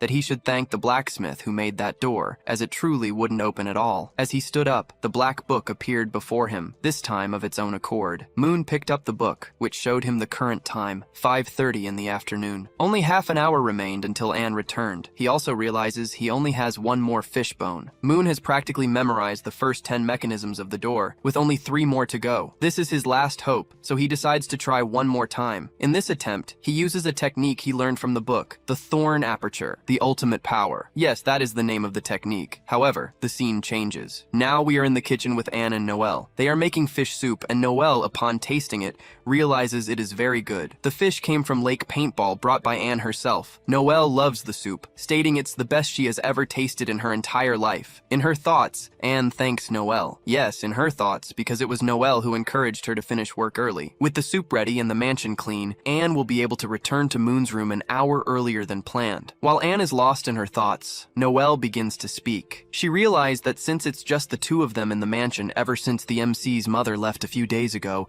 Anne has been preparing new dishes she had never made before. Furthermore, she is taking the leftover food somewhere, and Noelle is very curious to know where. As she speaks, Noelle seems to reach a conclusion about the reason for Anne's actions. Playfully, she asks if Anne is secretly raising some kind of pet in the mansion, perhaps a kitten. Anne is speechless, simply listening to the speculation. Noelle pauses for a moment, thinking while Anne remains silent. She then remembers that Moon never tolerated animals, which is why there aren't any in the mansion. Therefore, it's unlikely that Anne is secretly raising a pet. Even so, the doubt persists. Where does she take all that food? Anne gives a slight smile as Noelle continues to speak. The young woman theorizes that, despite Moon's aversion, Anne probably is indeed raising a hidden animal. She believes that Anne, being a very kind person, would be doing this in secret, as revealing to everyone in the mansion that she is harboring an animal could jeopardize her status as headmaid, since it is technically forbidden. Noelle then asks directly if she's right, if that's exactly what Anne is doing. In her characteristic way, Anne asks if Noelle can keep a secret for her. Noelle replies that yes, she will keep the secret without a problem, because she loves kittens. Excited, Noelle asks if she can see the kitten Anne is taking care of. However, Anne replies that it won't be possible for now. She explains that the kitten is very afraid of humans, as it was mistreated in the past. Therefore, it's better for her to take care of it alone for now, and perhaps in a few weeks she can show it to Noelle. Noelle understands and asks Anne to take very good care of the kitten, as it is an animal that deserves a lot of love. The scene then changes,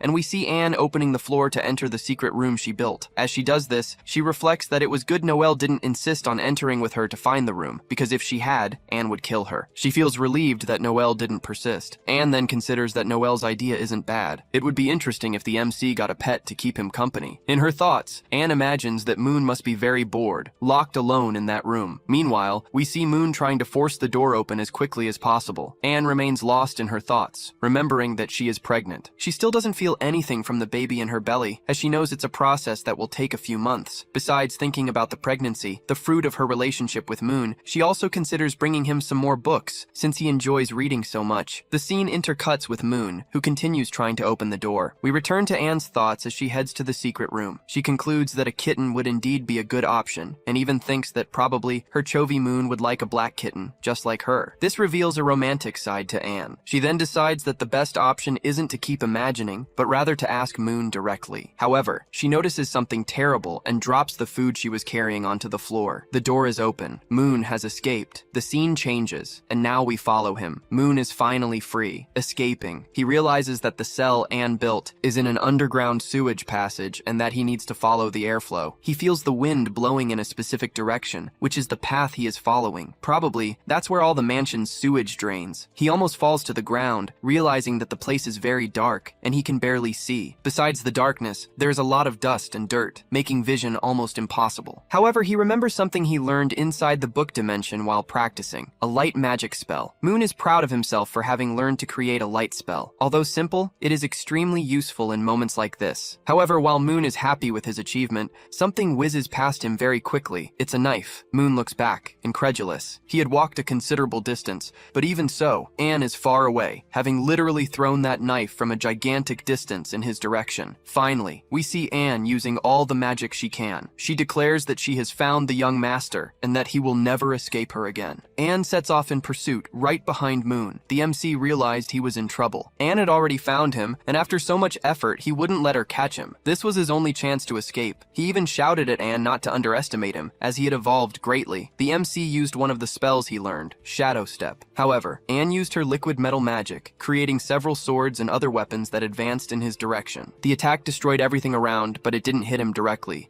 as Anne's intention wasn't to kill him, but to capture him. Anne maintained a very serious gaze, determined to capture the MC again. At that moment, a wardrobe inexplicably fell from the ceiling towards Anne. Without hesitation, she used her leg to break the furniture in half and continued advancing to find him. However, when she looked ahead, she realized there was no one there anymore. Where could the young master have gone? Anne began to think that he had probably learned shadow steps at school and hadn't told anyone, which would explain why he managed to escape so quickly. Little did she know that our MC had learned the technique just by observing the necromancer. She was certain she had sealed all exits when she destroyed the surrounding environment, but even so, the young master managed to escape. Meanwhile, the MC was hidden inside a wardrobe, observing her. Anne hadn't noticed his presence. She admitted to herself that she had greatly underestimated the young master, as he had evolved significantly. However, even with this evolution, she was certain he wouldn't escape. She would find him. Then, she spoke aloud, promising that if the young master appeared, she would forget everything he had done, and they could calmly return to the secret room. At that moment, in a gesture of frustration, she broke a nearby wardrobe with her hand. Fortunately for the MC, it wasn't the wardrobe he was hidden in, because if it had been, the situation would have become complicated. The MC felt a pang of sadness for running away from Anne. After all, she was someone who truly cared a lot about him, giving him food and looking after him. She was a very beautiful girl, but her affectionate side was a bit complicated. Anne, at that moment, analyzed the scene. She noticed there had been no change in the airflow, which meant he was probably still nearby. Still, Anne was worried about the possibility that he might have escaped without her noticing, even with the airflow seeming normal. Determined, she decided she would find him no matter what, and ran off to search for him. 10 minutes passed, and the MC remained inside the wardrobe. He thought he had almost had a heart attack as everything happened so quickly. In those 10 minutes, he imagined Anne must already be outside the mansion, looking for him somewhere. However, when the MC finally went to open the wardrobe door, he realized something terrible. Anne was there, watching him. She attacked the furniture, completely breaking it, leaving nothing behind. In reality, it was all just Anne's imagination. It wasn't the young master there. It wasn't the MC. It was just an illusion. It was a good thing it was an illusion. Otherwise, the story would end here. We see Anne going somewhere else to look for the MC. It turned out that in the wardrobe next door, that's where the MC was actually hidden. He was very close to her when she broke the other piece of furniture. The MC is literally sitting inside the wardrobe, thinking it's better to go far away from the mansion. If Noel and the others found out what Anne was doing to him, she would probably kill everyone, and he doesn't want that to happen. After a while, it started to rain. Inside, the MC waits a few more minutes before he can leave. Suddenly, the black book magically appears and falls on his head. The black book seems to enjoy doing that. The MC thanks the book as the impact woke him up. He was so tired he almost fainted. With the book, the MC realizes that 30 minutes have passed, and Anne is probably still outside, looking for him. However, he needs to leave now. If he stays hidden there any longer, Anne will start to suspect that he's not upstairs, but downstairs. It's time to go. The MC uses shadow steps to quickly leave the area. Finally, the MC manages to get out, pushing the wardrobe away from his hiding spot. He is free. He feels so relieved that he almost screams for having managed to escape. However, he restrains himself, knowing that if he screams, Anne will come after him with fury. Therefore, it's better not to celebrate now and instead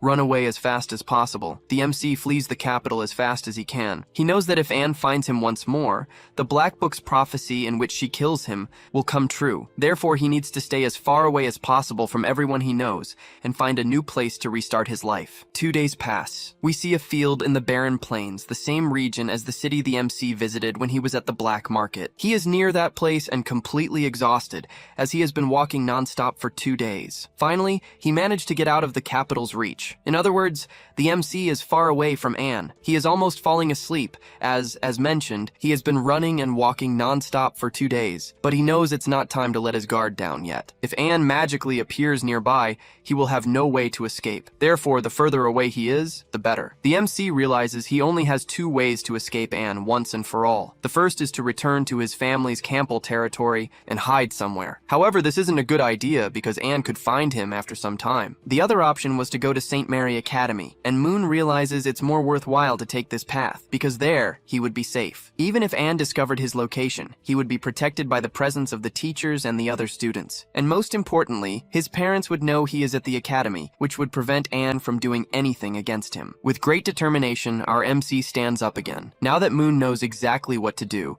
the best course of action is to go straight to the academy to finally get away from Anne. However, at that moment, we notice 4 people in the background. 3 of them, who are together, are apparently mugging a girl. So we discover that these 3 are, in fact, fact, bandits. And they want to steal any valuable object the girl is carrying. They threaten to hurt her badly if she doesn't cooperate. And this girl is none other than Urka. Yes, the same Urka who appeared a short while ago. Urka herself. Urka then states that she is an adventurer, and that if they try to rob her, they will suffer considerable consequences for it. She warns them that they will get a beating. Apparently, the bandit leader replies that they already know she is an adventurer. He assumes she is probably a mage, but claims they are not afraid of her. He explains that because she is too close to them, she won't be able to use any magic. Furthermore, she is alone, and if she runs out of mana, there's not much she can do without any companions to help her. Urka argues that they are mugging her in broad daylight, not at night, and that other people will probably pass by and help her. She suggests that some kind of hero might even pass by and hurt them badly. The leader starts to laugh, saying that a hero will never appear. He explains to Urka that she hasn't realized it yet, but they are professional bandits. When he says the word professional, the two bandits behind him perform a small demonstration, showing their meticulous planning and foresight. They explain that they have already planned their escape route,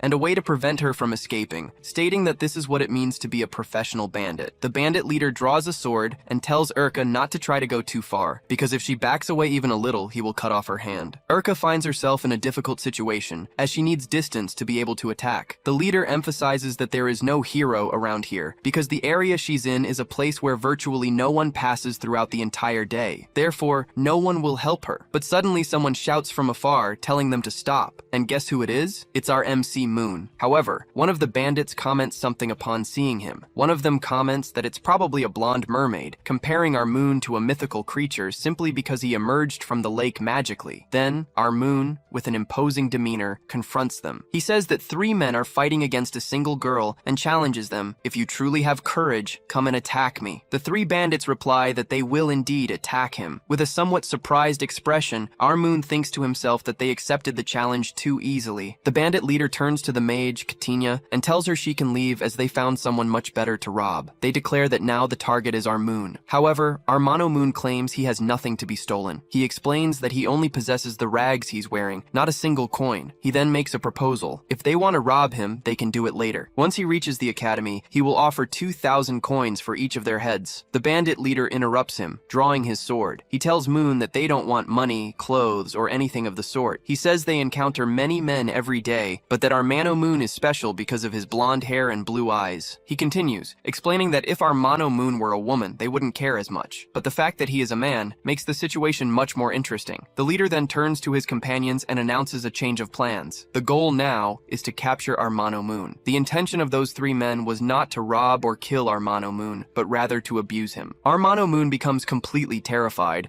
as he didn't expect to encounter this type of person in this world either. Their interest was in other men, and that's why they wanted to capture him. But while our Mono Moon is being pursued by them, Urka prepares to cast fire magic. She unleashes the spell, which passes very close to Moon and hits the bandits squarely. The powerful fire magic terrifies the men, burning them completely. Even Moon is startled by such a display of power. Finally, Urka approaches our Mono Moon. This is a historic moment. Urka, who previously had a connection with Anne, now also establishes a connection with him. Urka approaches and tells our Mono Moon that the 3 idiots are gone. She then adds that Mr. Mermaid can now safely come out of the lake. Urka thanked Moon for managing to drive the men away, which allowed her to use her magic to kill them. Moon, in turn, said he hadn't done anything, merely made them move away from her. He also commented that her magic was truly incredible and that she was very strong. Curious, Urka asked Moon if he worked in exhibitionism, referring to professions where people don't wear clothes. The question was prompted by his appearance, as Moon was only wearing rags. However, he explained that it was nothing of the sort, and that he had his reasons for being dressed that way. Finally, Moon formally introduced himself, saying his name was Moon. He mentioned that at the moment he was unemployed, but that, even so, it was a pleasure to meet her. Urka shook his hand and introduced herself as well. She commented that she was a former adventurer, and that now, she trained constantly to satisfy her husband. Then, Moon asked if Urka was married. With a bit of shyness, she replied that she had gotten married the previous night. This suggested that the young man Urka liked was probably in the same situation as Moon, perhaps trapped somewhere. At that moment, however, they heard a rumble coming from Moon's stomach. Urka asked if he was hungry, and Moon admitted that he was, as he hadn't eaten anything for 2 days. She then invited him to come with her, offering to prepare something for him to eat. She justified the invitation by saying that he had helped her escape the bandits, and that it wasn't good to go 2 days without food. As for his clothes, the rags he was wearing, she said she had a spare outfit from her husband, and would give it to Moon. Moon was completely overjoyed, as he hadn't imagined Urka would be such a good and incredible person, willing to give him clothes and food. As the two walked, he thanked her profusely, saying she was an incredible person, a goddess of kindness. Urka, however, replied that she was nothing of the sort, just an ordinary and simple wife who was always trying to do her best for her husband. Moon commented that her husband was a very lucky man to have such a beautiful, kind, and intelligent wife. After walking for a good while, Moon found the situation a bit strange and asked Urka what a married woman was doing in the middle of nowhere. She explained that she had gone to the city to resolve some issues related to her and her husband's work, and that she took advantage of the trip to buy fresh food. Moon found the mention of work odd and asked, "So, you and your husband are adventurers?" Urka confirmed that yes, they were. She explained that they were currently on a break, but she needed to go to the guild to notify them that they had stopped actively working. The reason was that, at the guild, if an adventurer didn't report in, they could be removed from the registry, as many end up dying on missions and never return, which causes some misunderstandings every year. That's why she was in the middle of nowhere, as she had just come from a town. While explaining the situation to Moon, she asked what he would like to eat that night. Moon replied that he would really like fish, as he loved it. He was practically addicted. At that moment, something very strange happened. Someone seemed to say they loved Moon, but it was apparently an illusion, because neither he nor Urka understood what had occurred. Moon asked if Urka hadn't heard that sound or seen something that appeared quickly, but she replied that she hadn't seen or felt anything. He then thought it was probably just an illusion caused by hunger, as it had been a long time since he had eaten. After a long walk, they finally arrived at the village where Urka lived and found her house, which was a temporary residence belonging to the mayor. Moon was impressed by the size of the house, but Urka explained that the residence wasn't hers, and that she was only using it temporarily as it belonged to the village head. However, Moon found one thing strange, and asked Urka about something peculiar he had noticed throughout the entire journey. They hadn't seen anyone on the street, no one in the houses, no one anywhere. He asked if the villagers weren't afraid of being robbed, since all the windows and doors were open, which would make it easy for bandits to infiltrate. Urka replied that everyone was somewhat busy. She then asked Moon if he knew Laco Paintball. He confirmed that he did, he had been there before and loved the fish the place offered. Urka explained that Laco Paintball was nearby, a few kilometers away, and that the autumn harvest was ready to begin. Since the lands hadn't been fertile this year, the village depended entirely on the lake to sell the best quality fish to the nobles, and thus pay their bills. Urka continued, saying that her husband, one of the strongest adventurers in the village, was helping to transport and protect the loads of fish that would be sold. Practically the entire village was at Laco Paintball, carrying out this work. While they didn't return, Urka was the one taking care of everything, acting as a temporary guardian. Moon said he understood the situation and thought it was a great responsibility. Suddenly he felt again that someone was saying they loved him. At that instant, Urka called him to come inside, as night was approaching and it would get cold. Moon simply replied with a yes, not knowing what was happening, whether it was a hallucination or something else. He felt that sound, that sensation, getting closer and closer, as if it were coming from afar and approaching. Once inside the mayor's house, Urka informed Moon that there were clothes on the table, and that if he wanted to take a bath, there was a well outside he could use. Regarding dinner, she announced that it would be ready soon, so he could bathe in the meantime. Moon thanked Urka once again, repeating, "Thank you," as she was a very kind person. On the table, there was a mug of water. He touched the liquid with his hand and then rubbed it on his arm to check if it was poisoned. It wasn't. Moon reflected that, ever since he met Urka, many strange things had been happening. The empty town, her powerful magic. There was something wrong with that story. Even though everything seemed to make sense, he felt that something was very wrong. After a while, Moon had already had dinner. He ate fish again and thanked Urka once more, saying that she had prepared a delicious dish. It was the best fish he had ever eaten in his entire life, and he stated that she would certainly be an exceptional wife to her husband. Moon even commented to Urka that not even his maid had made fish as delicious as hers. Upon hearing this, Urka became a little curious. Not everyone had a maid, so she began to think that he was probably a noble. However, he was a rather strange noble, as he possessed nothing but a rag he used as clothing. Urka then asked if Moon was, in fact, a noble person, and he confirmed that he was. He affirmed that he was noble, and said he had a very important favor to ask her. Next, Moon formally introduced himself to Urka. He asked if she knew the Campbell family, one of the 4 great families of the empire, and revealed his full name. He also mentioned his father's name, Duke Ronell Campbell, leaving Urka incredulous at the revelation that he was, in fact, the son of a duke. Moon explained that he was being pursued by a very dangerous person and that he needed Urka to rent a horse. She should go to the Campbell lands and immediately inform the Duke that someone dangerous was hunting him. Additionally,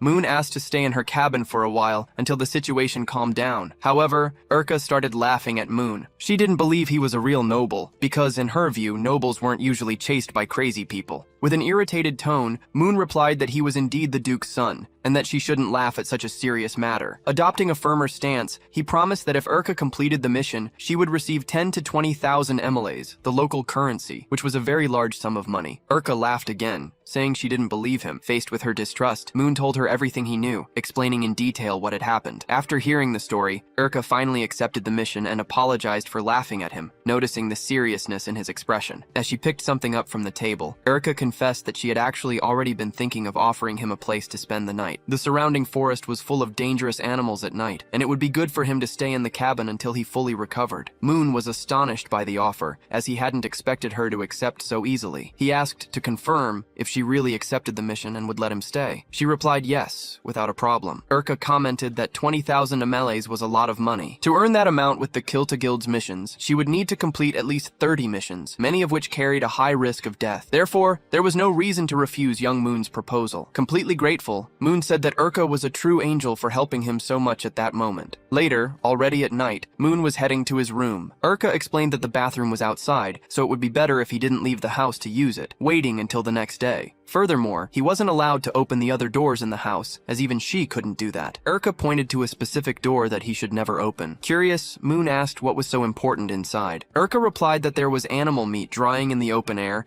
and that if the door were opened, the smell of blood would contaminate the entire house, which wouldn't be pleasant at all. Moon affirmed that he had understood perfectly, and that she didn't need to worry, as he wouldn't touch anything. Then, Urka wished Moon to rest well and have an excellent night. He returned the wishes, telling her to rest as well, since she had worked hard, and that a new day would begin tomorrow. Moon closed the door, and Urka whispered, "Until tomorrow." At that moment, she thought to herself that it was a pity, because, unfortunately, Moon wouldn't see the dawn. Then we see the fire magic that Urka obtained when she decided to proceed with her plan. She was impressed to have a noble at large, because if Moon truly was one, she could earn a lot of money from him. Nobles were worth a lot while alive. Dead, they were worth nothing. As she opened a door, she declared that Moon would be the last sacrifice for the god of love, necessary for her to achieve exactly what she wanted. The scene shifts outside, where we see none other than Anne. Yes, Anne was after Moon. She had found a piece of the rag he wore, and upon smelling it, recognized the scent of her young master. She wondered, surprised, how he had managed to get so far. Upon spotting a small town nearby, Anne thought it was useless for him to try to escape or distance himself,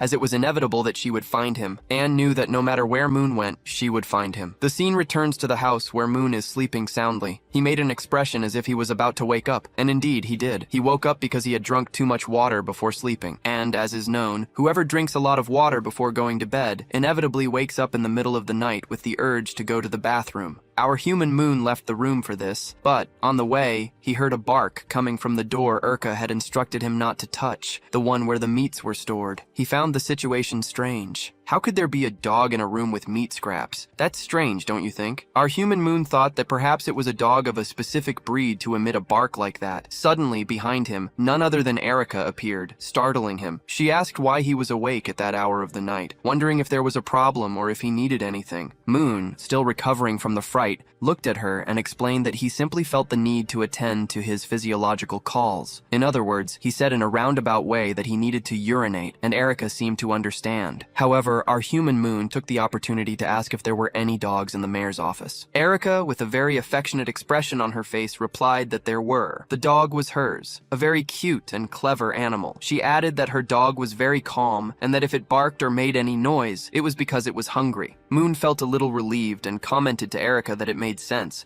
as he had heard a bark. He then asked if he could see Miss Erica's dog, explaining that he loved dogs, especially those of the Colton breed, those large dogs with somewhat blonde fur. He He adored the puppies of that breed, which, above all, tended to be very intelligent. Erica, however, apologized, saying she couldn't let him see the animal. She explained that her dog was very skittish, and because of that, lived hidden in that room. Our human Moon simply nodded, understanding the explanation. After the conversation, he finally headed towards the bathroom, while Erica returned to her room. Before they parted ways, Erica reminded our human Moon that the bathroom was outside near the well, and warned him to be careful not to get lost, as it was very dark. And, ladies and gentlemen, after that little smile, Erica cast a sinister glance in our human Moon's direction, but he didn't notice. At that moment, we realized one thing. Erica was plotting something. Outside, next to the well, was the bathroom. Our human Moon could hardly believe anyone could use such a place, as the smell was horrible. Probably the bathroom had never been cleaned. While he was thinking about this, something interesting caught his attention. He approached and saw that it was a window of the room where Miss Erica's supposed little dog was. Our human Moon still found that bark very strange,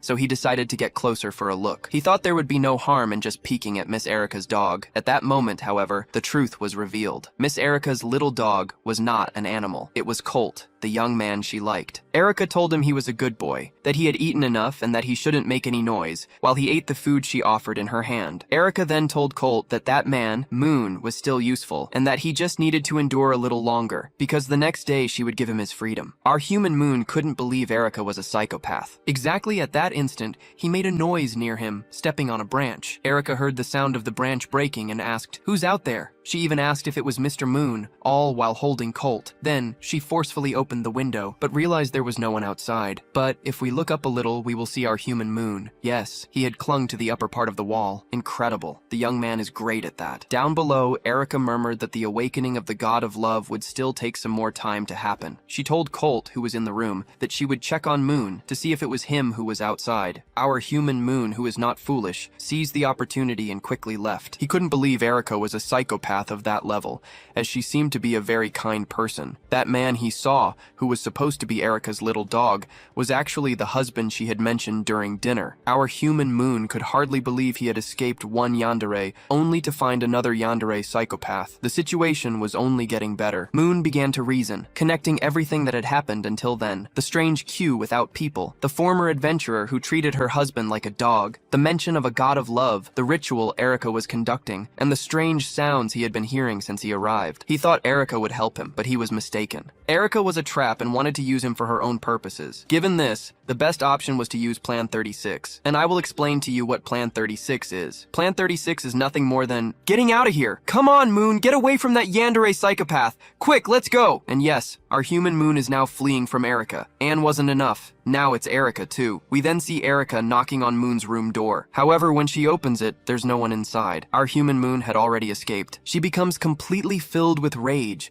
because she needed our human Moon for that ritual of the god of love. In a fit of rage, she breaks the door and the cabinet to the right. She couldn't believe that Moon realized she was using him for the ritual of the god of love. At that moment, someone rings the doorbell of the mayor's house, which is where Erica is. She wonders if it's Moon who has returned. Erica's gaze is that of a true psychopath. However, upon opening the door, she adopts an affectionate expression and asks Mr. Moon if it took him a long time to come back. But gentlemen, it is not our Manu Moon. It is none other than Anne. Erica is visibly surprised. She says that it is indeed Miss Anne. Anne replies to Erica that it has been a long time since the two of them last met. The scene shifts to the interior of the mayor's house. Erica offers some tea to Anne, who thanks her. Erica then asks why Anne is wearing a maid's uniform, commenting that she finds it very cute. Anne replies that she left the mansion in a hurry and did not have time to change. She then asks Erica why she is being called Master, as she does not remember teaching her anything. Erica asks if she has already forgotten. It was thanks to Anne's help that she had the courage to accept who she truly was. And not only that, it was because of the relationship advice Anne gave her that she managed to confess her feelings to Roach, her husband. Erica then asks Anne if she wants to see something very interesting. Anne is a bit confused, asking what exactly she means by that. Erica replies that she wants to show her the fruit of her efforts,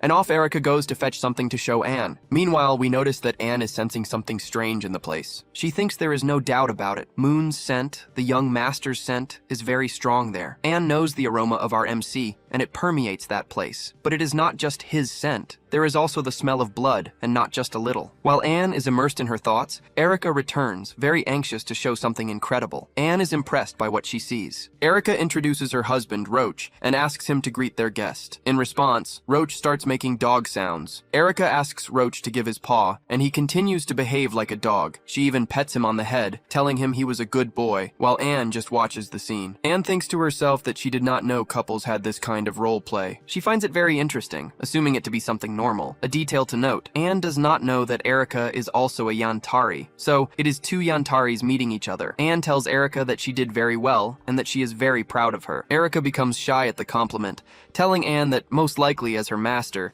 she went much further in these romantic matters. She imagines that Anne's husband must belong to her body and soul. Erica comments that she is still very far from achieving that with Roach. However, Anne replies that Erica was much better than her. Anne explains that, due to a lack of attention and overconfidence, she let the young master manage to escape. Erica asks, intrigued, if her beloved is the young master, Mr. Moon. Anne is shocked by the question, feeling a slight sense of dread. She confirms to Erica that yes, her beloved is the young Moon. Anne then asks Erica if Moon has been in that house. Erica confirms that he has. Anne, still worried, asks where he is now, wondering if he was not just there. Then, Erica shows Anne what supposedly happened. She says that when she was returning home, she found Mr. Moon completely worn out and brought him inside, gave him food, and offered him clothes. Erica explained that she offered him a place to stay, but when she went to check on him after he used the bathroom, Moon had already escaped. He simply left without warning. Anne then asked Erica how long ago he had left. Erica replied that it had not been more than 2 hours, that everything had happened recently. An important detail is that Erica, in fact, planned to kill Moon as part of a ritual for the god of love, a plan of which Anne had no idea. And Anne is a Yantari, and one should never mess with a Yantari's husband. Erica told Anne not to worry, as she had recently learned a tracking spell. She intended to use it to find Moon's tracks, arguing that, in the darkness of the night, he probably wouldn't have gone very far. If they were quick, they could still catch up to him in time. However, Erica commented that she needed to get something before casting the spell. Anne replied that she would wait for her. Before leaving, Erica warned Anne that the house wasn't hers, but the mayor's, and that it would be better if Anne waited in that room, without prying into the other rooms. Anne agreed, saying she understood and would wait there until Erica's return. Anne sat on the bed, thinking about Moon. She picked up the pillow and lay down, feeling sad that he had fled 3 cities just to get away from her. Anne began to wonder if she was taking good care of him, if perhaps she should let him be a little looser, more free. Apparently, the young master hated her very much, and she still didn't understand why he simply wouldn't accept her love, since she wasn't a bad person. Perhaps if Anne hadn't tried to put him in a cell and feed him the meat of a strange creature, things would be a little better. As Anne hugged the pillow, imagining it was Moon, someone appeared. It was none other than Erica's husband, Roach, who behaves like a dog, even though he is human. Suddenly, Roach felt something and began to scream in pain. Loudly, he yelled for everyone to flee, not to stay there. Anne, worried, asked if he was okay, although it was obvious he wasn't. He just replied, repeating Erica's name several times. "Erica! You have to stay away from Erica! Don't go near her!" he screamed. Desperate, he also warned that that everyone was there, in the last room. He insisted that Anne leave before Erica got hurt too. However, something happened. Roach seemed to return to his normal state, acting again like Erica's obedient dog. Anne just watched him, as his words echoed in her mind. The last room. After a moment, Anne walked to the door of the last room, wondering what Erica could have hidden there that was so important that she couldn't see it. When Anne tried to open the door, she found it was locked. However, Anne possessed magic and used a spell to unlock it. As soon as the door opened, a strong smell of blood invaded her nostrils, leaving her completely terrified. Inside, the entire village was dead. All the people who lived and resided there were completely cut into pieces. Even the aunt, the girl Roach liked, was crucified on a cross. Anne was speechless at that scene. She hadn't expected Erica to go that far. Anne observed the bodies of everyone who had lived in that place, and her sense of justice awakened. Even as a Yantari, she wouldn't kill innocents, at least not most of them. Suddenly behind her, Erica began to speak. "Master discovered my little secret, and it doesn't matter what happens now." Erica then asked her master, "We are both identical. You probably understand everything I feel, don't you?" With a psychopathic smile, Erica confessed that she did all of that for love, simply for love. Anne, in turn, immediately became worried. Ready to defend herself, she asked Erica if she had been corrupted by the evil god. Erica, however, just started to laugh. She cackled, saying that it had nothing to do with the evil god. Holding a knife in a psychopathic manner, she told Anne, "It was the god of love, not the evil god, and the god of love was very kind to me, so kind that he fulfilled all the desires I had,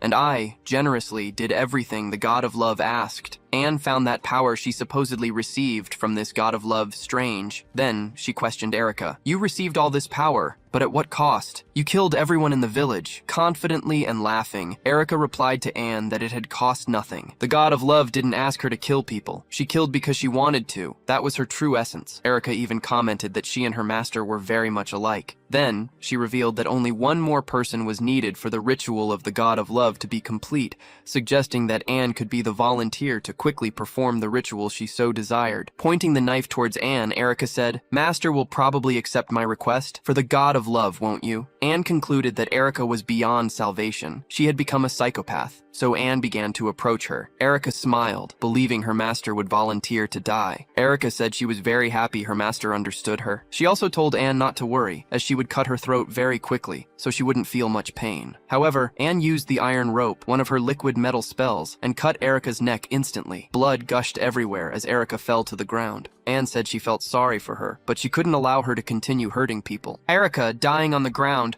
replied that she hadn't hurt anyone. She had only given her love to everyone, and even asked if there was anything wrong with loving that way. Killing, certainly, is not the best form of love. Anne grew angry and told Erica to stop talking because what she was demonstrating was not love, but slaughter. In her last breaths, Erica asked, "If this isn't love, then what is?" As she looked at Anne, Erica said it was her master herself who taught her to take everything for herself. A long time ago, Anne had told Erica that she should conquer what she wanted and follow her heart's desires, and that's exactly what she did. Anne left, apologizing to Erica. Once outside, she began to think about the god of love Erica had mentioned. Probably she really did receive power from some god, but killing people wasn't the right way to use it. Anne then commented to herself that, in the end, she had destroyed Erica because of the advice she gave. This is a personal warning. Do not follow Anne's advice. It's not good. Anne thinks all of this started because of her. But first, she needs to find the young master Moon. After finding him, she will give everyone a proper burial, including Erica. However, at that moment, an "I love you" is heard. Anne immediately prepares herself and looks at the door of the mayor's house,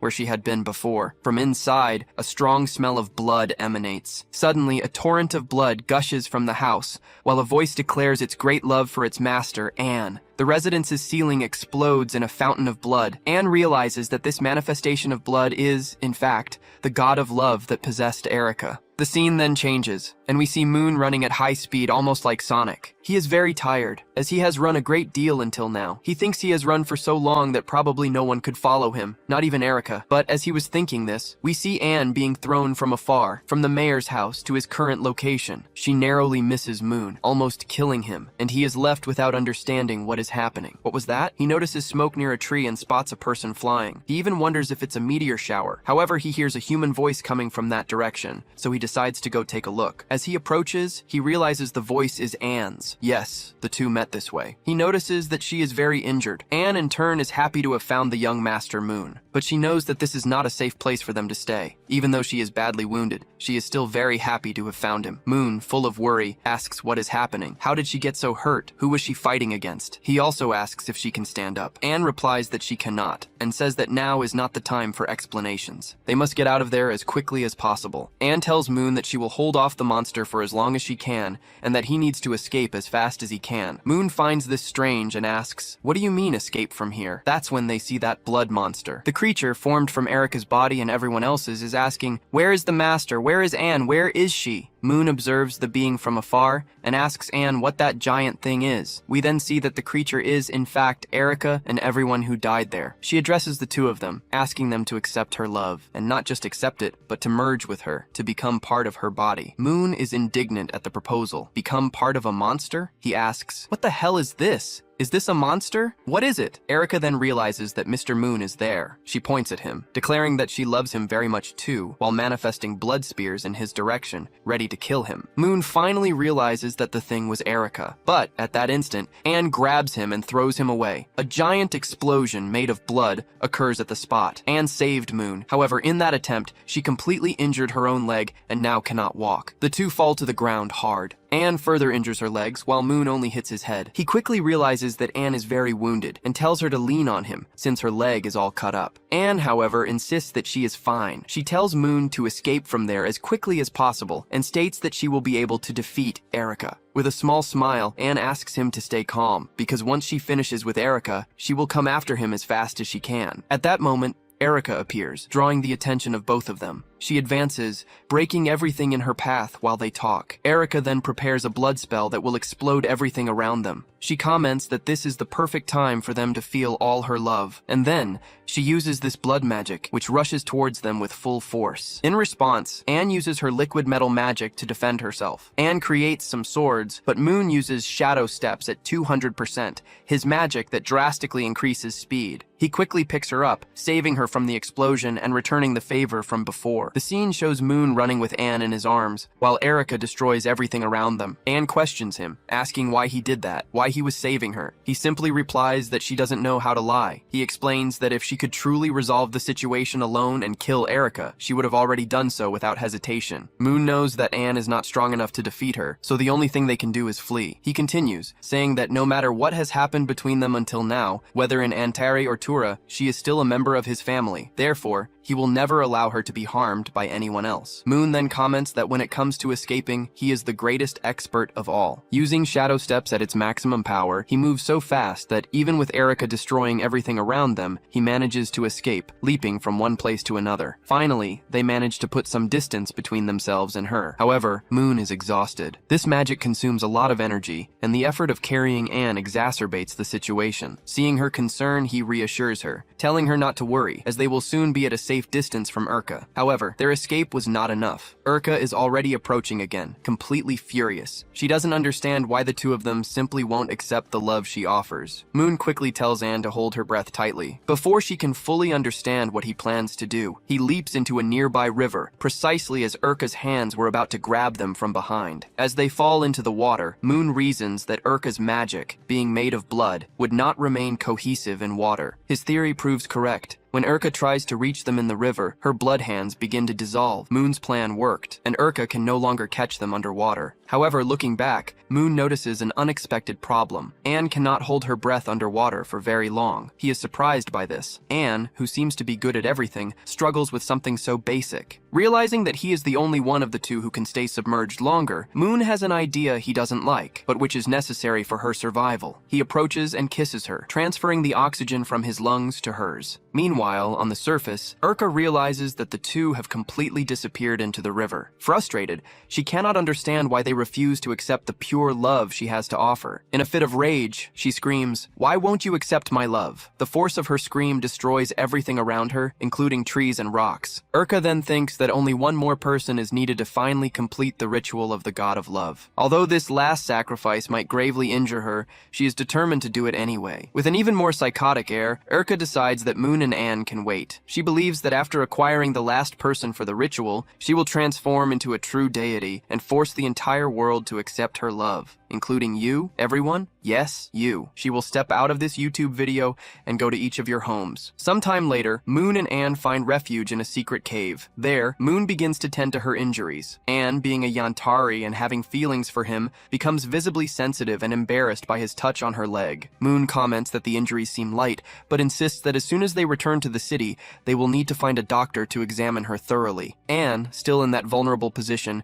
tells him there's something she doesn't understand. Moon asks what it is, and Anne finally questions why he saved her. She recalls everything she did against him, how she imprisoned him and tried to keep him only for herself. She continued, commenting that he must hate her greatly for all of it. After all, at the moment he saved her, he could have simply left her behind. Moon replied to Anne, asking if only now she had realized she was making a mistake. Anne admitted her mistake, and also commented that a long time ago, when she went to catch a fish for him in Pinball Lake, that was when she first encountered Urka. She explained that Urka only became a follower of the evil god because of the guidance she received from her. In that guidance, Anne taught Urka everything she herself did to Moon. Therefore, Urka only became that way because of Anne herself. With a sad expression, Anne said that these actions almost killed him and, furthermore, were also responsible for the deaths of other people. However, Moon took Anne's hands and said that although everything she did was horrible, it was good that she was admitting her mistakes, as that meant she could fix them. He stated that Anne was not a bad person, but rather a good person. The problem was the way she showed her love, because her goal, after all, was not to hurt him, but to love him. Moon even gave Anne an affectionate look, telling her she needed to cheer up. He was alive, and so was she. Now that she had admitted her mistakes, she could become a better person. He even commented that next time, she didn't need to be so obsessive with him. As expected, Anne was completely moved. In her thoughts, she reflected on how amazing the MC was. At the same time, the MC was also thinking that he had finally managed to fix Anne's possessive behavior. He believed that after that conversation, she would no longer act that way and would be able to control herself well. Contrary to his expectations,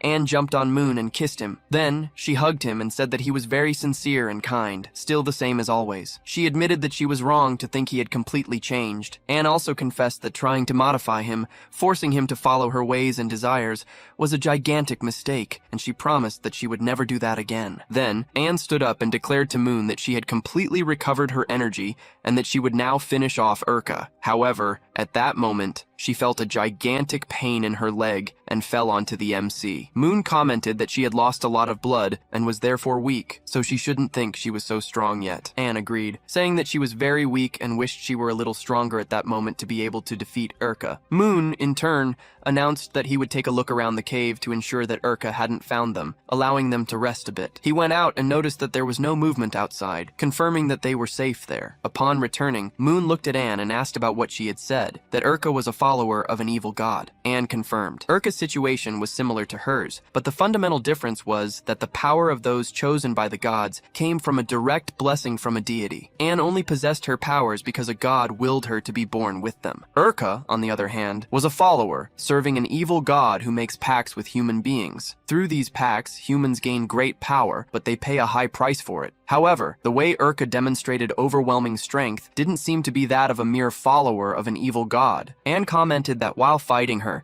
she clearly perceived that Urka's power was much greater, and not only that, it was growing more and more. The MC then remembered that, in the original story, humanity's greatest destructions occurred because of 3 monsters created by the evil god, who almost completely exterminated the human race. Moon then realized that Urka might be one of those monsters destined to destroy a large part of humanity, if they didn't do something about it. He also recalled that, while Urka was losing control, she mentioned once again the need for sacrifices and the last person missing to complete the ritual. Anne asked if Moon was thinking about something, or if he had a plan, and he confirmed that he did. He explained that, if his intuition was correct, Urka might have killed the entire village to transform into that creature, that giant monster. Moon commented that, probably, the evil god was using Urka as a pawn to manifest in this world, destroy humanity, and thus become even stronger. Urka had said before that she needed a sacrifice, and that one last person was missing. This meant that Moon and Anne needed to reach the city of Perurant, where Urka was, and they had to eliminate the last person remaining there. This would prevent Urka from completing the ritual and becoming stronger, because if Urka killed this last person, she would leave the city and continue to others, gaining more and more power by killing more people. However, Anne told Moon that the conditions for Urka to become a more powerful servant of the evil god had already been met. Moon didn't understand, arguing that they were in the middle of nowhere, and there was no one else around besides the two of them. It was then that Moon realized something he hadn't thought of before. Besides him and Anne, there was one more person in the nearest village. This person was none other than Urka's husband. He was the last sacrifice needed for her to complete the ritual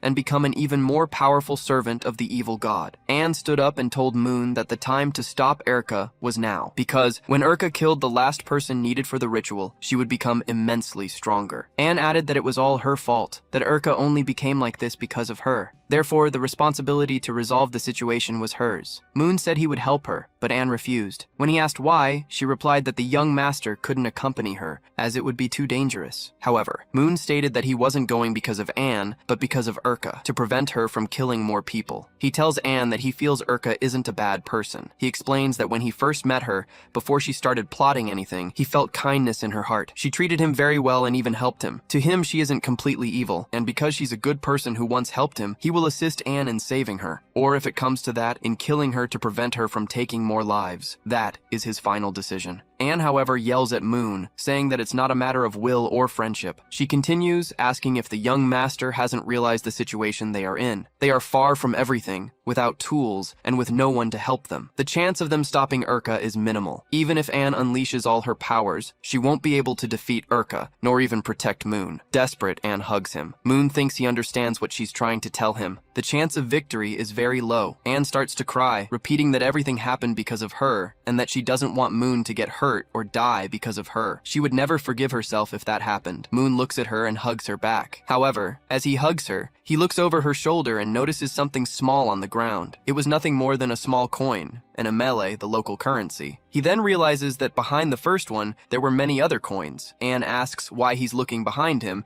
and Moon, in response, uses an illumination spell he had learned. They end up discovering something incredible that made a lot of sense. A treasure with a large amount of gold, coins, and even weapons. The place they were in was in fact a cave that served as a hideout for bandits. Moon deduced this from the cave's entrance, which had blade marks and other signs that people had stayed there for a long time. After a long time searching, our MC, Moon, managed to find a perfect sword for himself. He then asks if Anne is ready. We see that Anne had gathered all the swords she found and transformed them into liquid metal. Since her leg was injured, she created a metal harness that allowed her to fly, enabling her to fight without needing to touch the ground. A demonstration of Anne's genius. The two were determined to face Urka, whether to save her or to kill her. Moon then comments that they were ready for the rescue. The scene changes, showing Moon and Anne completely prepared to confront the creature. In the distance, they spot Urka, a giant monster. As Moon observes the scene, we get a closer look at her. Urka was immense, with several arms and various other monstrous features. She asks where Roach is, where her husband is. We see Moon watching her as she declares how much she loves Roach. Moon then comments that Anne was right. Urka's power kept growing, and her body was getting bigger and bigger, at least 10 times larger than before. A monster of that level was truly unstoppable. Moon takes a deep breath, thinking it was a terrible idea to try and save Urka, as he would probably end up being thrown far away or taking a very strong hit. Her strength was overwhelming. He even thinks that the time Celia almost killed him in his father's mansion was a much better situation than this one, but he quickly dismisses these thoughts, concluding that it didn't matter. He couldn't just run away and leave Anne behind, as she wouldn't be able to handle Urka alone. Then with great determination, Moon declares that it didn't matter if she was a god, a yandere, or a psychopath. He was going to try and save her. He calls out to Urka from afar, shouting, "Hey, Urka!" She notices Moon calling her, and he shouts even louder, "Hey, I'm here! Look over here!" Urka finally recognizes him, saying that Mr. Moon would finally accept her love. However, Moon replied that he would never accept her love. The reason? Because he was a parachutist. Yes, a parachutist. And no, this wasn't a joke. He really said he was a parachutist. A completely random declaration. Moon then leapt from the giant iron pillar he was on, gaining a lot of speed as he shouted that he was the best parachutist in the world. We see Urka looking at him and using magic that advanced towards him as he fell. Urka moved towards our MC at the exact moment he jumped. Moon commented that everything had happened exactly as he had thought, exactly as he had predicted. Who would have thought the MC would be so clever in these chapters? The scene rewinds to a few minutes before the confrontation. Moon was instructing Anne,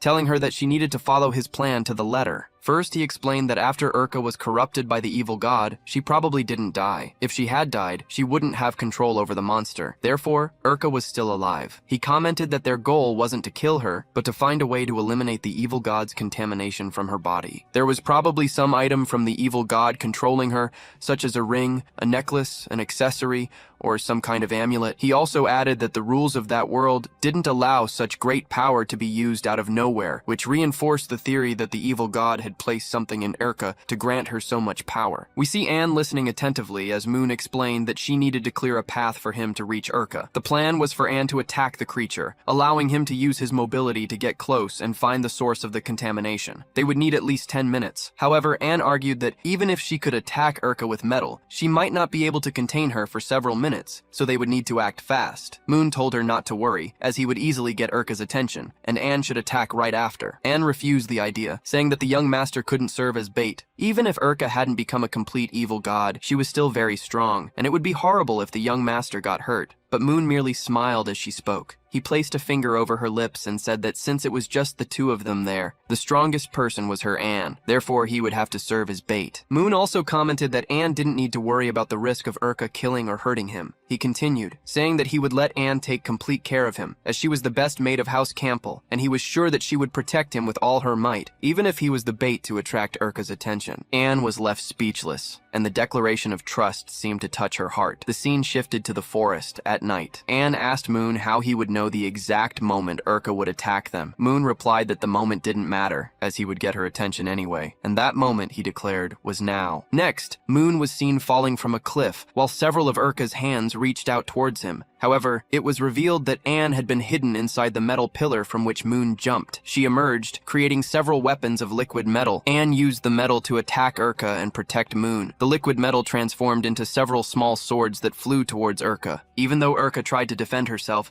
the attacks hit her with full force, leaving her body full of holes, as if she had been shot. Anne managed to pierce her, opening a large hole in her belly. Urka whispered softly, "Mistress." With a small smile, she said that Anne had returned and that she was very happy about it. With a serious look, Anne confirmed, "Yes, I'm back, Urka." The two stared at each other as Anne's liquid metal weapons continued to pierce Urka's body. Anne then declared that she had returned to save her. After a few minutes, the fight between Urka and Anne continued. Urka was growing larger and larger, while Anne attacked her incessantly from all sides. Anne created a giant spear and hurled it with all her might, hitting Urka squarely. Smoke began to emanate from Urka's body. As Anne watched, Urka commented that liquid metal weapons were very effective against various types of demons and monsters, but against her, they didn't work. She claimed to be practically an evil god. Urka then ripped the giant spear from her belly, declaring that, as a god, she wouldn't die so easily. At that moment, a voice asked, "Ahem, are you really a god?" Behind Urka, Moon appeared. He stated that he would prove she wasn't an evil god,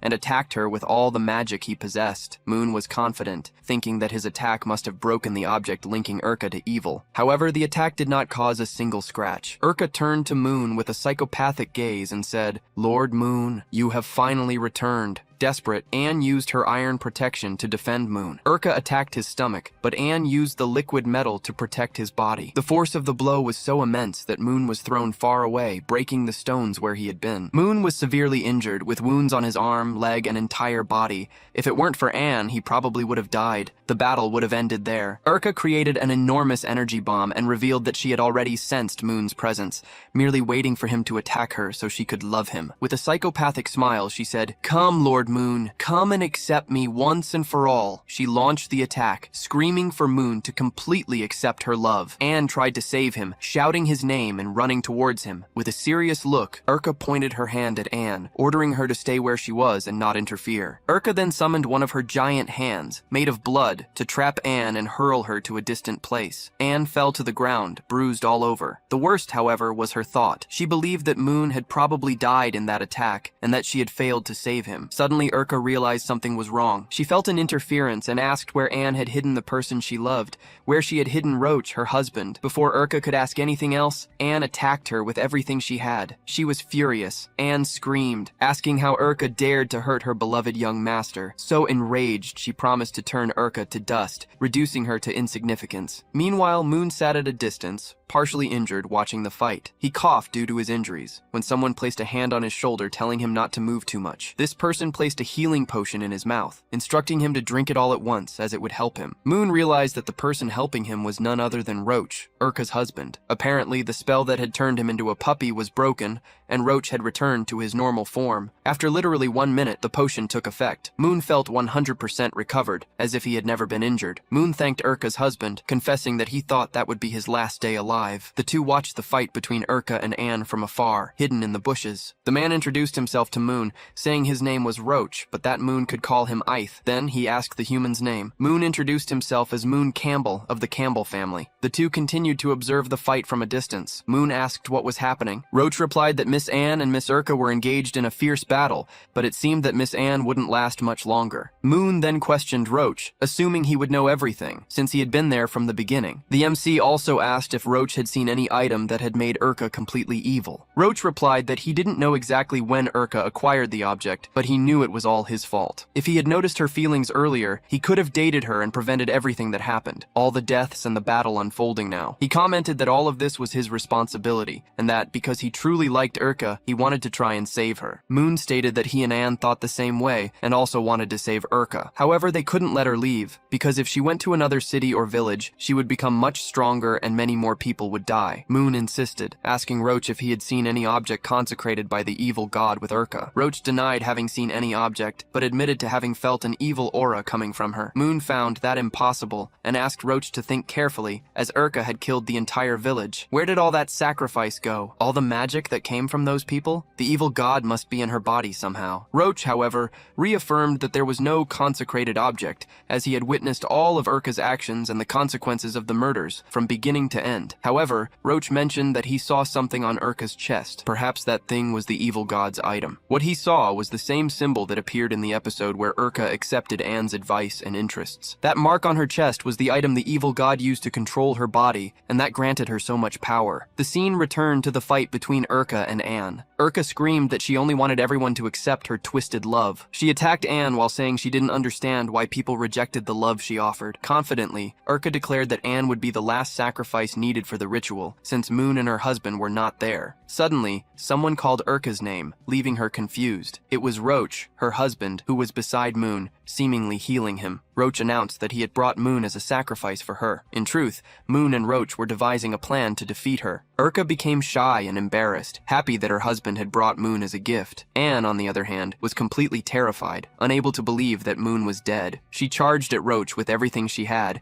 shouting that she couldn't believe the young master had died. However, Urka delivered a giant punch in her direction. Anne tried to create a magic barrier and even succeeded, but Urka's blow was so strong that it pierced through the protection and threw her to the ground. In a cold manner, Urka said that it was finally time to reunite with her husband and that she no longer needed her master. Anne had become dispensable. Urka approached Roach, saying that she knew he truly loved her. She was impressed not only that he had returned, but also that he had brought Mr. Moon as a gift, praising his obedience. Urka moved even closer, saying that when God Tamor descended, everything would return to how it was before, and the two of them would be together for eternity. She then commented that she had forgotten about the mind control spell she had placed on Roach, but told him not to worry, as she would undo it once the ritual was complete. At that moment, Roach said a phrase that terrified Urka, because she realized that the mind control was no longer working. He simply agreed with her. "You are right. We will be together forever, for eternity." Crying, Roach commented that it was all his fault. If he had realized earlier how much she liked him, none of this would have happened. But now, it no longer mattered. With a sword, he struck her right in the heart, saying that he would bear all her guilt so she wouldn't have to hurt anymore. The scene flashed back to moments before, when Moon and Roach were planning how to approach Urka without her killing them. Roach explained to Moon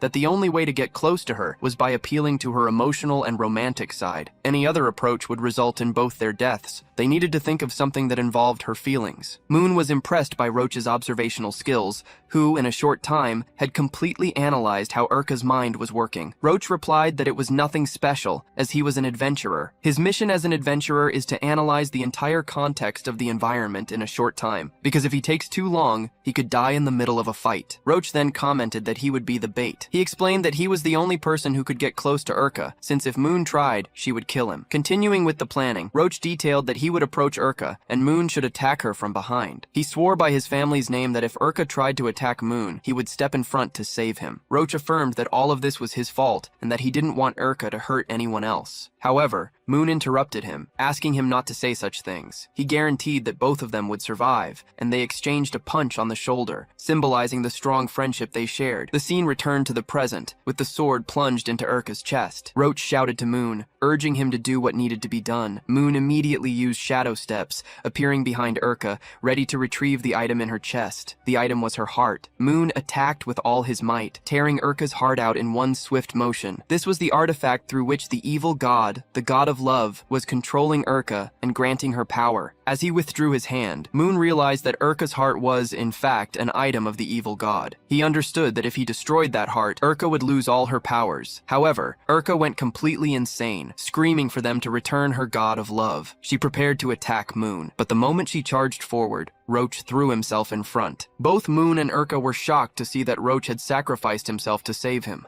Urka screamed Roach's name, while the evil god's magic began to disappear from her body. Moon stood there, completely stunned that Roach had saved his life. Roach, even while dying, displayed a smile. He had told Urka that he would follow her to the end, as they had promised when they were children. He had fulfilled his childhood promise, and the realization of this devastated Urka, who began to cry. However, her crying was interrupted by a new event. A gigantic magical energy surged exactly where Urka's body lay. The explosion was so powerful that it threw Moon far away. Half injured, Moon didn't understand what was happening, as the evil god's heart had been destroyed. Then, he realized something that he and Roach hadn't foreseen. A gigantic, mushroom-shaped explosion of blood erupted at the sight. Moon understood that the ritual was complete. When Urka killed Roach, she offered the last necessary person, the final sacrifice. And at the center of the evil god's transformation was Anne, who had been inside Urka's body. Moon used his shadow steps to their maximum capacity to try and save her. He leaped into the midst of the transformation, grabbed Anne's hand, and tried to pull her with all his might, but he couldn't move her. He shouted that he wouldn't let the evil god devour the best mate of his family. However, as Moon struggled to save Anne, the evil god's ritual finally completed. He realized he could do nothing more. His options had run out, but he still had one last card up his sleeve. He shouted the name of the Black Book. Yes, the Black Book. However, as he called out for the book, he was pulled into the ritual along with Anne. After a few moments, Moon woke up in another place. He was naked for the second time in history, and realized that this was probably the Black Book space, although it looked different from the last time. The Black Book then appeared, and Moon asked if it was the one who had brought him there. He questioned if the book had any way, any means to save him, Anne, Urka, and also Roach if it was possible. The Black Book uttered a phrase. Yes, the book spoke for the first time. Immediately after, it began to float up and down, as if wanting to show Moon something. Moon asked if the book wanted him to look up and what was so important to see. Upon raising his gaze, he was met with nothing less than a gigantic eye staring back at him. Indignant, Moon stared at the creature and exclaimed, "What the hell is that? A giant infernal eye?" He noticed that the gigantic eye emanated a suffocating pressure, with a gaze that burned with flames. Before Moon could think of anything, the gigantic eye did something to him, paralyzing him to the point where he couldn't even speak. In his mind, Moon understood that this thing was, in fact, the Lord of the Crimson Sun, the one who incinerates all existence, the god who punishes worlds, annihilating all beings, the final cataclysm that brings ruin, the corrupted king. Moon turned to the book and began to argue with it, complaining that the object had brought yet another evil god nearby. Yes, that entity was another evil god, and Moon was furious with the book. He had asked the book for help, not for it to bring another dark deity. Moon believed that the Black Book, in fact, wanted to help him become a monster, just like Urka, so that he could face her. This seemed to be the book's idea. However, while Moon argued with the object, the corrupted king, the evil eye, continued to observe him. The eye then perceived that Moon was a human. Immediately, Moon adopted a soldier's posture and replied, "Yes, I am a human." Stuttering, he continued, "Ah, corrupted lord, great corrupted god, what do you desire from this mere human servant?" But the eye paid no attention to Moon's trembling. In fact, the entity perceived that the human desired power. Several other smaller eyes manifested around the main one, all focused on Moon, who, with a foolish expression, replied, "Ah, power? For what?" He looked back and asked the Black Book if that was truly the plan to save him, then commented that the book was useless. However, the Black Book had hit on one point. One can only defeat magic with magic itself. So, perhaps the only way to defeat Urka was indeed with the power of another evil god. The idea is very dangerous, but Moon, even trembling slightly, thinks to himself that, in the end, who doesn't like power? At that moment, the Black Book tears out one of its own pages. Moon wonders what the book is doing. The page floats towards the giant eye, the corrupted king. The entity reads what is written on the page, and Moon is terrified, realizing that the eye did not like what it read. Even though it's just an eye, Moon clearly notices that the corrupted king is irritated by the message. Despite this, the eye tells Moon, "The deal is done." Moon is confused. "What do you mean, the deal?" The eye then says, "My power. I can lend you my power, without any cost, but will you truly accept it? Will you accept the power of what humans call an evil god?" Moon thinks he needs to save Anne and everyone else, so he doesn't have many options. He is willing to accept this power, because outside, there is a beautiful maiden with voluminous breasts and long legs, who not only adores him but loves him deeply, and on top of that, wears any outfit he desires. Because of her, Moon finally accepts the corrupted king's power, asking him to unleash all his strength upon him. The eye, which is the manifestation of the corrupted king, replies to Moon, Interesting. Even if you are human, I will make the pact, but let's see if you can endure it or not. The king then explains that everything will depend on Moon's ability to withstand the pain of the entire transformation he will receive. The corrupted king literally throws all his powers at Moon. The way this energy is transferred, however, is brutal. He simply sets the MC's body ablaze. Moon is burning alive. He realizes that he won't pay a price in soul to the entity, but he will feel excruciating pain in the process. However, the pain doesn't matter. His only goal is was to save Anne and everyone else, so he is willing to feel pain to the point of death for her. Moon endures as much as he can while his body is consumed by the flames. Almost completing the transformation, he thinks to himself that, as a young master, he will never lose to that woman, to that mere evil god. The scene shifts, and we see a blue fire advancing towards the monster that is Erka, possessed by the evil god. The entity perceives the approaching attack. From a distance, we see that it is Moon, now holding Anne in his arms. He has already saved her. The evil god senses that something is wrong. He feels a very powerful energy emanating from Moon. The evil god observes him from afar, thinking that perhaps it is the same man who was bothering him earlier. Moon gently places Anne near a tree, telling her to wait, for her young master will return soon. The evil god asks Moon if he is the same man who declared his love for Erka and acted like her little dog. Moon, however, doesn't even bother to respond to the provocation. Instead, he states that the evil god is very weak. Shocked, the evil god thinks it can't be this power.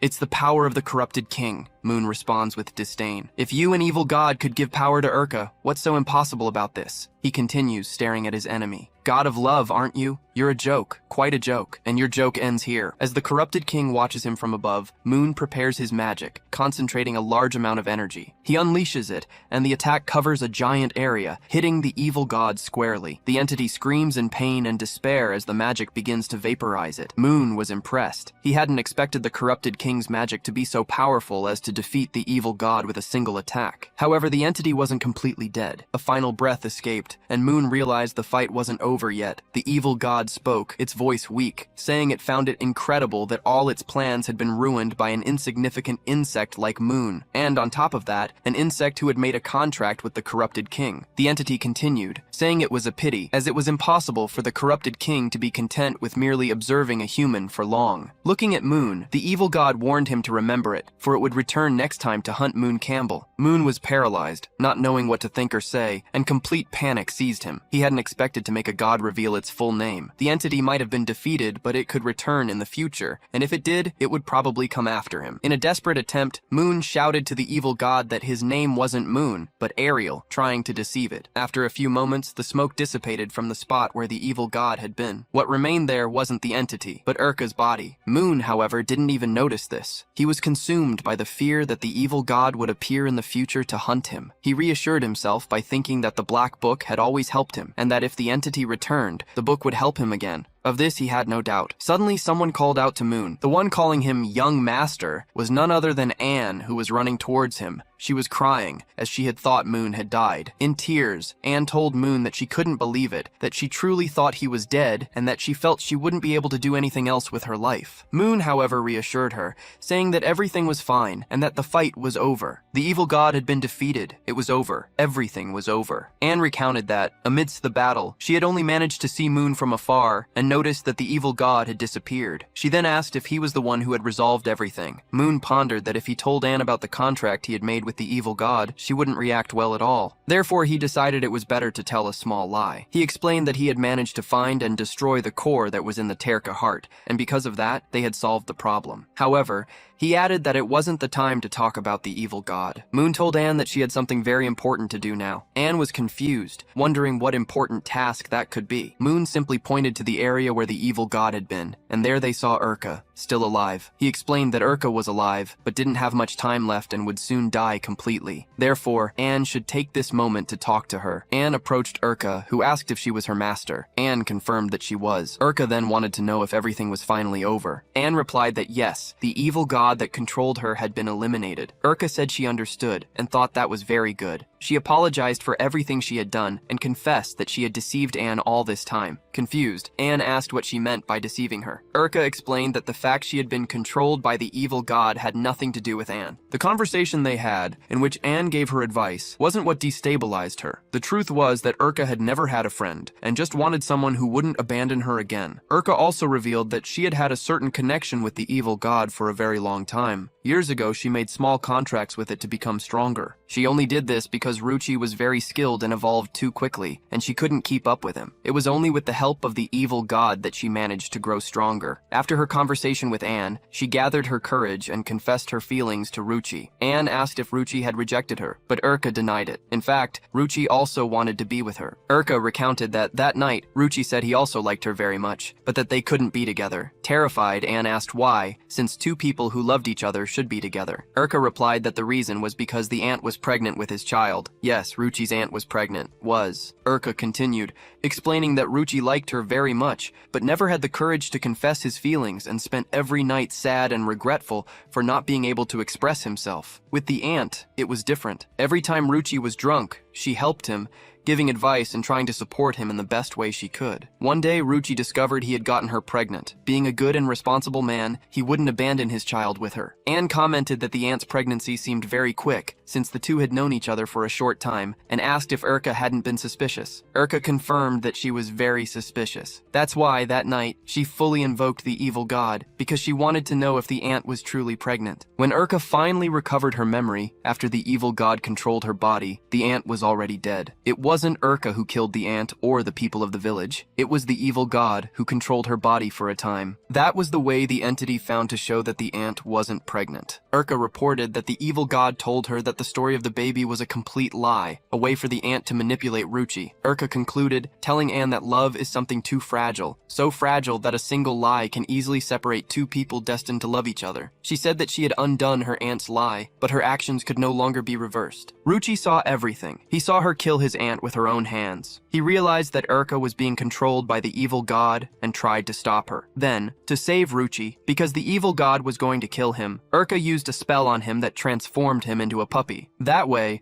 the evil god did not perceive Ruchi as a threat, but the spell became irreversible. After everything happened, there was no turning back. Urka's body begins to crumble into several pieces, as she says that she deeply regrets everything that happened. She laments, stating that she did not want things to have ended that way. Urka says that she wished she had known her aunt much earlier, so that she could have prevented the entire tragedy, as she believes her aunt was not a bad person. In her last words, Urka laments that if she had gathered the courage a few days earlier, she could have confessed her feelings to Ruchi, and none of that would have happened. However, she acknowledges that there is no what if, there is no other path. Then, Urka utters her last sentence. She wishes Anne to be very happy, and not to make the same mistake she made with Ruchi, because love is something very fragile. Anne is crying as the scene ends with her and Moon watching the sunrise. The fragments of Urka's body fly through the air, symbolizing a new beginning, but also a great loss. Hours later, at dawn, on the plains of Parent, Moon and Anne bury the bodies of Urka and Ruchi. Moon notices that Anne finished quickly, while he takes a little longer to cover the grave with earth. After a while, the two finally conclude the burial, leaving them under a tree with a plaque wishing them a well-deserved rest. Moon and Anne kneel, showing respect to the two. Moon then tells Anne that, with this, they can finally conclude all the confusion and return to hunting,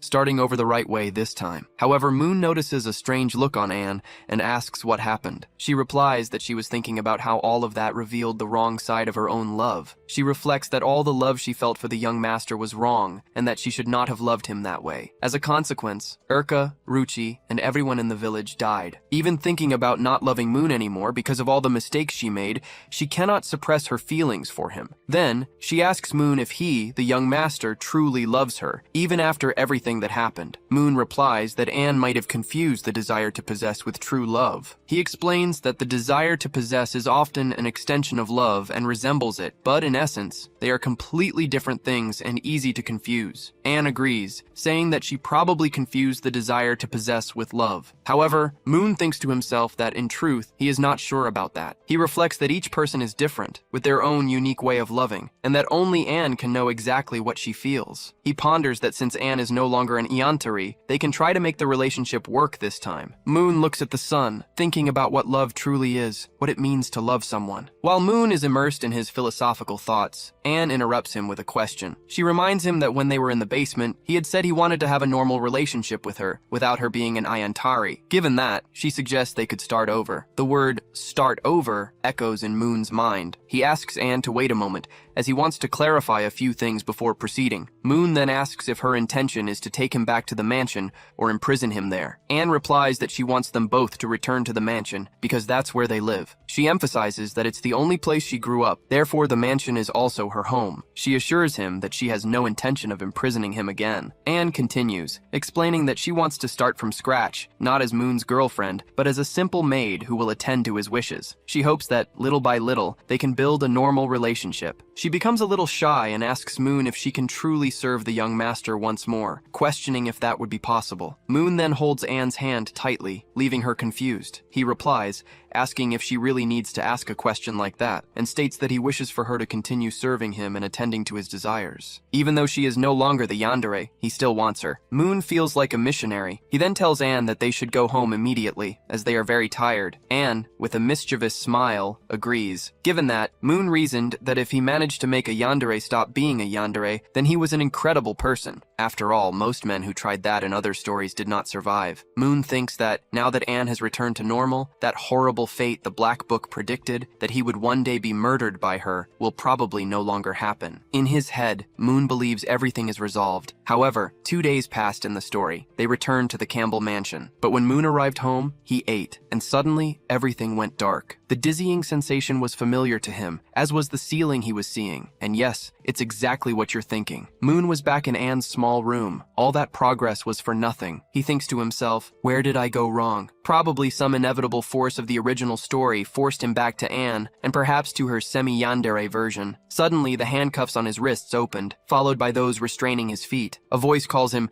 "Young Master." As you might imagine, it was none other than Anne. She had returned. Anne explains to Moon that he fainted from exhaustion after eating upon arriving home, and that she wanted to play with him a little. The only place where the maids would never find them was her small room. Moon is terrified. He doesn't understand why Anne took off his clothes and handcuffed him again. Anne apologizes, explaining that she thought that upon waking up and seeing the room, the young master would get scared and try to run away once more. To prevent that from happening, she temporarily restrained him. But Moon asks one more thing. Why did Anne bring him here? She replies that the young master probably doesn't remember, but that night before he ran away, she was going to show him something he really wanted. Moon then recalls what Anne wanted to show him before his escape from the mansion. If you remember, Anne was going to show him an outfit, but he ended up escaping using the spikes he had placed on the door. As Anne puts on a bunny outfit, Moon remembers everything. She comments that she is adjusting the outfit, as it is quite tight. Soon after, Anne announces that she is ready. She has finished getting dressed. She says she knows the young master likes black and the sensation of soft alcohol, so she bought that lingerie to wear for him. And yes, we see Anne in the bunny outfit. She even asks Moon how he feels seeing her dressed like that and if he liked it. He is just processing, but soon after, a little blood starts to trickle from his nose. He probably didn't just like it, he loved it. Anne lies down near Moon, saying that she hadn't considered the young master's feelings the last few times and that was her mistake. Now, she will always consider his feelings. She gets closer and closer, while blood continues to trickle from Moon's nose. Anne asks him if today they can do it however the young master wishes. He can do anything with her. Then, Anne lies down, waiting for any command from Moon. I hope you understand that I cannot show many details of these parts, as the situation gets quite intense. I know how you are, so I'm only showing a little. The scene changes after these events. It was very good. It could have even continued a little longer. Anne is waking up. She barely opens her eyes and already says, "I'm sorry, young master. I ended up falling asleep. By this time, we should already be..." Before she can finish the sentence, she realizes that Moon is not there. She shouts the young master's name. Meanwhile, she is not wearing. That's right, you understood. And after a little while, Anne is already dressed, and while still getting ready, she hears a drawn-out meow. Noel then asks if Anne is already awake. Yes, the newcomer's name is Noel. At this moment, we see Noel, a little girl, accompanied by several kittens and another maid. She asks if Anne is feeling well. Anne is confused and asks, "What do you mean, how am I?" Noel then replies, she explains that this morning, the young master said Anne had a bit of a cold and was feeling unwell. Therefore, it would be good for her to rest in her room, and he asked that no one disturb her so she could have a good sleep. As they talk, we notice that Noel is holding a short-haired kitten. Anne asks whose kittens they are, and Noel replies that the young master bought them this morning at the market from Little Wine. Noel begins to tell more about her. Wine is a simple girl from the city whose neighborhood works with shoes. In her free time, outside of school or home, she usually takes care of stray kittens. Besides caring for them, she also fed them. However, Wine's parents were allergic to cat fur and absolutely did not allow the animals inside their house. Furthermore, Wine's classes would begin soon, and she would need to study at a boarding school, meaning she would live at the school. Because of this, she would have neither the time nor the means to care for the kittens. So, she sought out several noble families, hoping someone would adopt the animals. After much searching, a man appeared at the market. It was none other than young Master Moon, and he bought all the kittens she had. Wine recounted that Moon even gave her 200 Manhwa, the local currency, to cover her studies. She concluded by saying that he was a very kind man. Anne began to realize that everything now made sense. However, she reasoned that 3 kittens were already quite a lot. Noel whispered into Anne's ear that there were actually 4. Initially, the young master only wanted 1, but little Wine said that if he were to adopt, he should take the entire family, meaning the kitten's mother, as the family should remain united. Young Master Moon found Wine's condition very fair and ended up accepting, bringing all the kittens with him. Wine then asked Monica, the other maid, if she could see the kittens from time to time. Monica replied that the young master said Wine was always welcome at the Campbell household and could see the kittens whenever she wished. Wine commented that young Master Moon was an incredible man. After this conversation, Anne asked Noel where the young master was. Noel replied that he had returned from the market a short while ago. A short while later,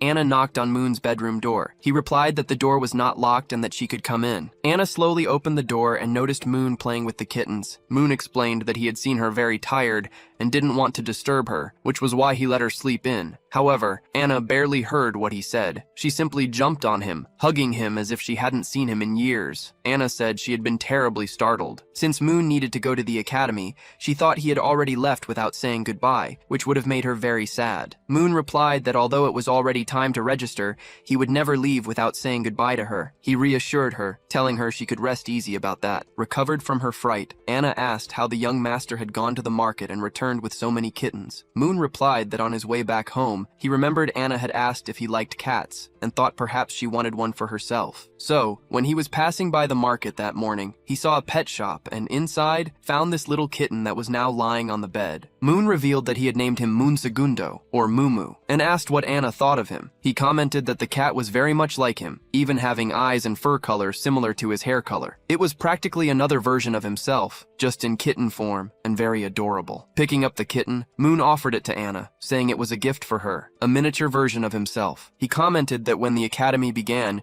he intended to return as quickly as possible. He knew Anna would probably like to go with him, but the institution's rules did not allow it. Furthermore, Anna's role during this period was to take care of the Tutuki family's affairs at the mansion. Therefore, while Moon was at the academy, he would leave little Mumu to keep her company, as she would miss him greatly. He then asked if she liked the gift. It was clear that Anna found the idea incredible. She said she adored Mumu and promised she would take very good care of him. Many hours later, already at night, Moon lay on his bed, deep in thought. He reflected that his dark assassination techniques had risen 3 levels, which was excellent. However, he had not gained any magical benefits from the fight he had with Urka. Despite this, in that confrontation, he had achieved something very important, making Anne return to normal, pulling her out of the apathetic state she was in. Moon also thinks about the prophecy that Anne would kill him would probably not come to pass anymore, as she was now acting normally. Now, he just needed to be careful at the academy not to bother the arrogant heroine Ariel. If he did everything correctly, things would be fine. However, someone knocked on the door. Moon wondered who it could be, as it was quite late. It was none other than Anne. Moon asked if she hadn't gone to sleep. Anne replied that she couldn't fall asleep because she was thinking a lot about the fact that the young master would be going to the academy the next day and would be away from her for a long time. Moon replied that he understood and invited her into the room. With a slight smile, he asked Anne if, since it was his last night in the mansion for a long period, she wouldn't like to sleep with him, seeing as she wasn't able to rest properly. She, in turn, asked if they should do as they had done the last few times and began to take off her clothes. However, Moon interrupted her, asking her to wait and not do that. Confused, she questioned, "What do you mean, young master?" With a smile, Moon explained that tonight they would do something completely different. Something completely different? Anne repeated, curious. Moments later, the two were lying in bed, side by side. No, they did not have any intimacy. They were just lying there, talking. Anne asked if Moon was enjoying just lying there in bed without doing anything. He replied that this was also important,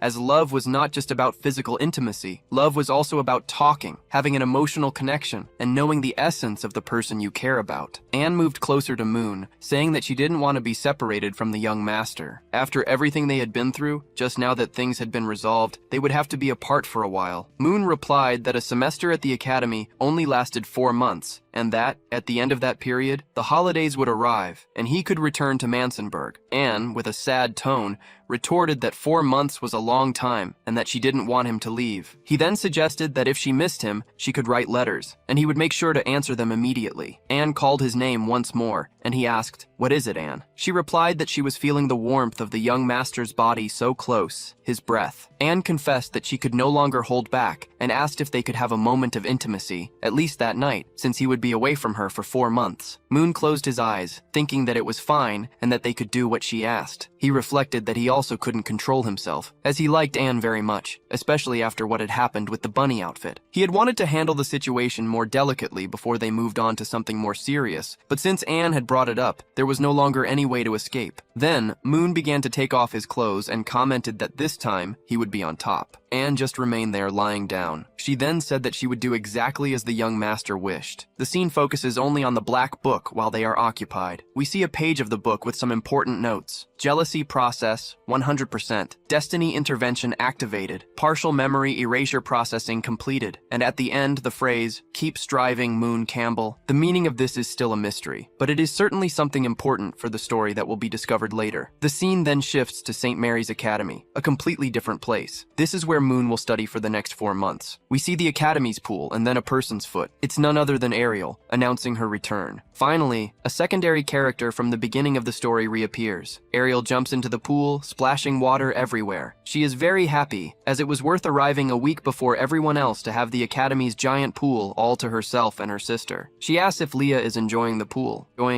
Then, we see Leah, Ariel's sister, who looks completely different from the beginning of the story, having grown quite a bit. Leah replies to Ariel that even though classes haven't started yet, there are already some teachers at the academy, as they arrived a week early. She fears that if they make too much noise in the pool, they might get into trouble. But Ariel tells her to relax, explaining that she already asked most of the teachers, and they all allowed her and her sister to stay in the pool until later. Suddenly, Ariel rushes towards Leah in the pool, startling her, unsure what to expect. Then, to Leah's surprise, Ariel squeezes her bust. Ariel comments that even though only a month has passed since they last saw each other, her sister's breasts have grown much larger. She continues to fondle them while asking how long they've been so big. Ariel then notices that her sister's hair is getting lighter, as it used to be much darker. Leah replies that she hadn't even noticed the change, and wonders if it could be the blessing of some deity. Ariel notices that her sister is getting quite nervous, which is unusual. Leah replies that she's afraid her hair will turn blonde, as she knows Ariel doesn't like that person with blonde hair. Ariel asks, "Are you talking about that guy?" She answers herself, stating that that scum doesn't compare to her sweet and gentle sister. Ariel tells Leah not to worry so much, because no matter how she changes, she will always like her. Leah is relieved, as she was genuinely worried about it. Ariel replies that Leah is a bit silly for having been completely worried about it the whole way. However,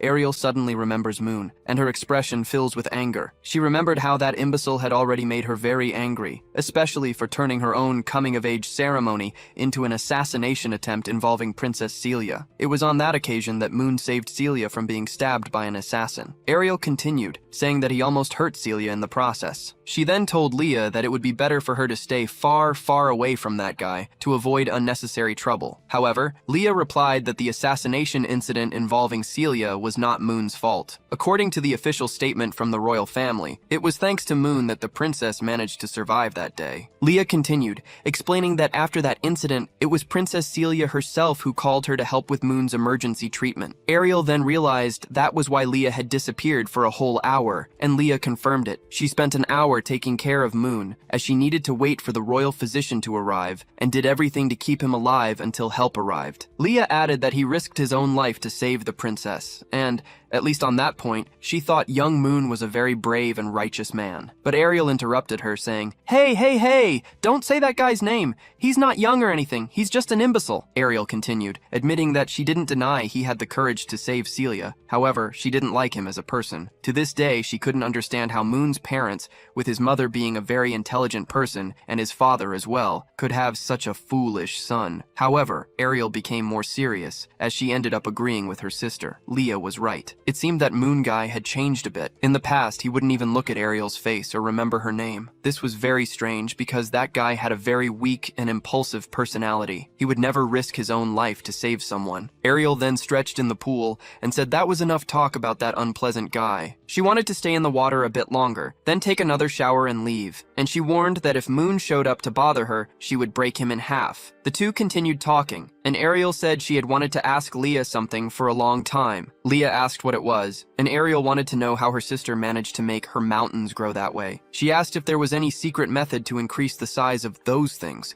and said she would be very happy if her sister could teach her. However, Leah replied that it had nothing to do with the church or any secret method. In fact, what she did was simply drink a lot of milk. 3 days later, classes at the academy finally began. The academy, seen from afar, was immense. At the entrance, there was a statue of 2 knights, and students were already entering through the gate. It was then that Moon arrived, very well dressed. He was surprised by the size of the Empire's Magic Academy, which was much larger than he had imagined. While Moon was immersed in his thoughts, while the other students rushed because they were late, Moon walked calmly. He thought that he shouldn't provoke the arrogant heroine Ariel, and that the academy would probably be a completely safe place for him. Speaking of studying, it had been over 10 years since he had done so he even felt a little excited about the idea. He was determined to be the best in that academy. However, Moon noticed that a group of people in the center of the courtyard was attracting a lot of attention. Everyone was commenting about a show, which made him curious. A show? He adjusted his backpack and decided to approach to find out what the commotion was, as he also wanted to watch. The commotion was, in fact, Ariel arguing with a young man. This young man was Ammon, one of Moon's future henchmen in the original story. However, Moon didn't know him yet. He would literally meet him at that moment. Ariel treated the young man very poorly, but he returned the treatment in kind. She told him to disappear if he had nothing else to do there, as she was not like a dog. That young man, according to her, was Moon's dog,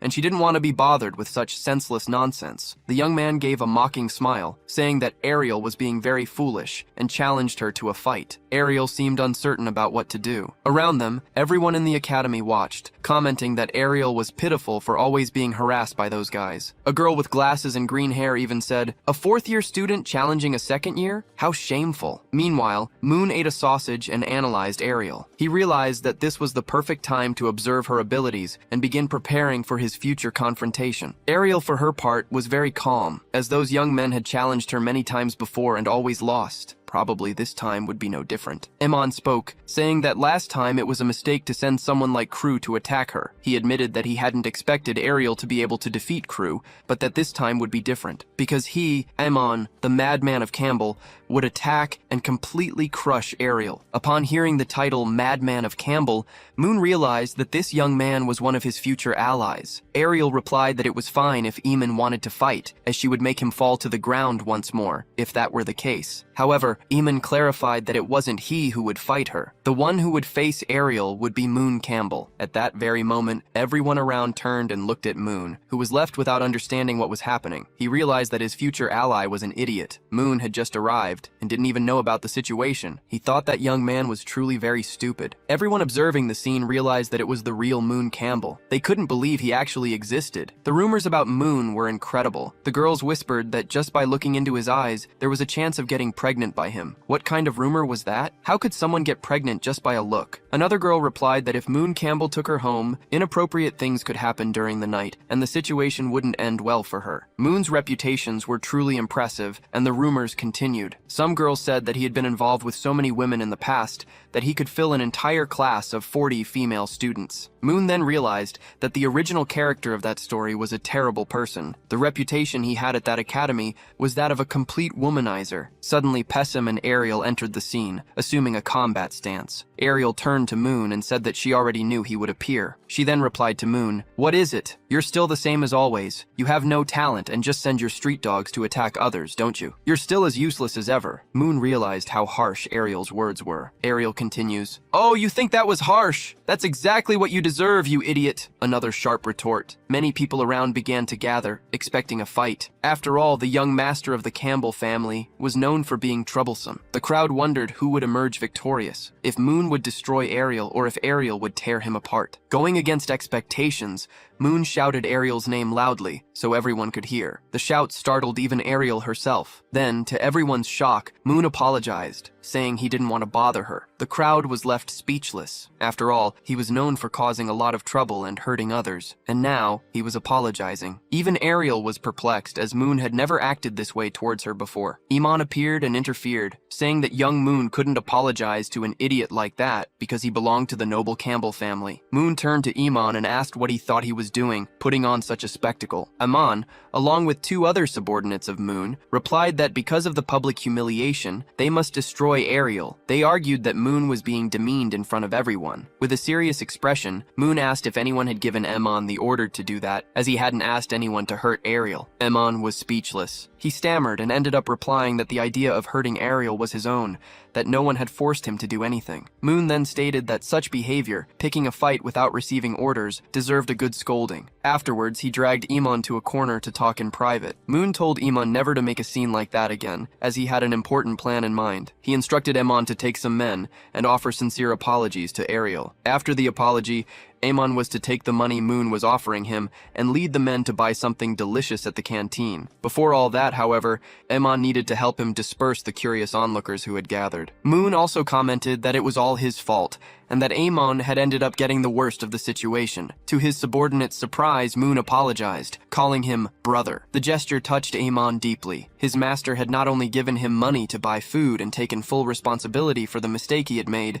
but had also called him brother. A few seconds later, Amon and Moon's two other subordinates approached Ariel. She prepared for combat, ready to finish them off if necessary, and asked what they were trying to do. To everyone's astonishment, the three bowed and apologized to her. Their actions shocked the crowd. Everyone thought they would attack Ariel, that they would beat her up, but none of that happened. Even Ariel was visibly startled, as it was something she hadn't expected either. Afterwards, the three told the crowd to disperse, announcing that the show was over. Moon stood beside Ariel, who stared at him and asked what he was up to and what he intended to do. He apologized once more, insisting that he never meant to hurt or bother her, and then began to speak. Moon explained that he wanted to seek her out privately, to sincerely apologize for the foolish things he had done in the past, but he feared that perhaps seeking her out alone might cause misunderstandings. And now, at this very moment, a perfect opportunity had arisen for him to apologize to her publicly. With so many people as witnesses, Ariel ended up asking if he was serious. Moon was a little confused and questioned how she wasn't realizing that he was speaking seriously and sincerely. He asked if that wasn't enough for her and ended up apologizing once more. Ariel even became shy, not knowing what to do. Moon reiterated his apology for everything he had done to her in the past and assured her that he no longer wanted to do such things. He even ended up asking if she wanted him to kneel to show that he was truly offering a sincere apology. Ariel, still a little shy, moved closer to him, saying that she understood everything. She said that Moon wanted her to lower her guard so he could get closer to her and consequently get closer to Leah, her sister. Ariel stated that she knew Moon liked her sister very much because he had often stared at Leah. Ariel ended up replying that Leah's breasts belonged only to her own sister, and not to him. Ariel continued to emphasize what she was saying in a very serious manner, warning Moon Campbell not to even think about it because her sister's magnificent breasts, Leah's magnificent breasts, belonged only to her. Moon became a little shy. He even stammered a little and ended up saying that since they had reached this topic and this point, he would clarify something for Ariel about this misunderstanding between him and Leah. He promised that today he would be completely honest with Ariel. Moon ended up replying that in fact he liked the small ones, not the large ones. Speaking very seriously and with great conviction, Moon replied that those that were soft and large didn't even fit in his hand, and because of that, didn't interest him at all. He said he preferred those that were small and normal. The ideal for him would be something completely flat. Ariel reacted by punching him right in the face. She was visibly shy and ended up saying that she knew him very well. In the past, he had mistreated many girls with ample breasts and never approached a girl with small breasts. And now he was saying such nonsense. She questioned how he could say such a thing. Ariel continued to argue that he was probably saying this just to mock her, and that it showed he hadn't changed much at all, remaining the same as always. However, Moon ended up replying that what he said was just a joke and that Ariel shouldn't be angry. He emphasized that it was true and apologized sincerely. Moon even commented that, regarding Leah and Ariel herself, he would not touch them, nor did he intend to do anything bad to them. He assured them both that they could rest easy in that regard, because he would order his people not to lay a finger on them. Moon ended up standing up and revealed that when he returned to school, school, he thought about preparing a gift as a way to apologize to her, but before concluding, he ended up speaking. Unfortunately, at the moment, he hadn't bought anything for her because there wasn't enough time. He only had the money he received from his allowance, 1 million Emilios, which was in his pocket. Since he thought the money would end up insulting her, he asked that instead she heal the sausage he was eating. He continued quoting a proverb. "The friendship between knights is precious like water. A feast can end any grudge." Moon started running, saying that when he had free time, he would buy her a very good gift as an apology, but that at the moment he needed to study. As he ran, Moon thought that Ariel didn't need to accept or forgive him. Whether she accepted him or not, he would continue to improve and evolve as a person. If Ariel truly didn't want to accept him, he would simply apologize, as he recognized that he had made many mistakes in the past, even if it wasn't him in control of his own body. With a determined tone, he bid farewell to Ariel Poincaré, her full name. He reflected that their relationship could be good, but he didn't want to have any more enemies in this life. Ariel stood still, not knowing what to do, and understanding nothing. Suddenly, she realized she was still holding Moon's sausage and screamed, not knowing how to react. Then she yelled for Moon to wait, calling his name. Moon, who was still running, looked back and saw Ariel coming at him at full speed. The scene focused on a girl's leg, positioned in a high place. In the distance, the conversation between Moon and Ariel could be heard. Ariel said that the gift Moon could give her could be money, stating that she found the 1 million coins he had in his pocket very interesting. Moon, however, told her not to come any closer, refusing to give 1 million coins as an apology because it was too much money. The girl who was observing them was revealed. It was the same one who sold black market potions to Moon. Who would have thought she would appear here? She thought it was crazy for Moon to be apologizing to Ariel using money. She noticed that after the incident where he saved Celia, Moon had become a completely different person, as his behavior had changed a lot. With a malicious smile, she noted that Moon was a golden child of the Campbell family. He was quite naive, but rich. She wondered if she should bother Moon a little to be with him. She reflected that there would be no problem, as she believed Celia would also end up with him, and that Celia probably wouldn't mind if she got to him first. Would Moon have this girl chasing him, in addition to Anne? The scene shifts, showing two older men who are apparently the Academy's directors. One of them comments that the crowd has finally dispersed. They won't need to intervene. One of them introduces himself as Prek,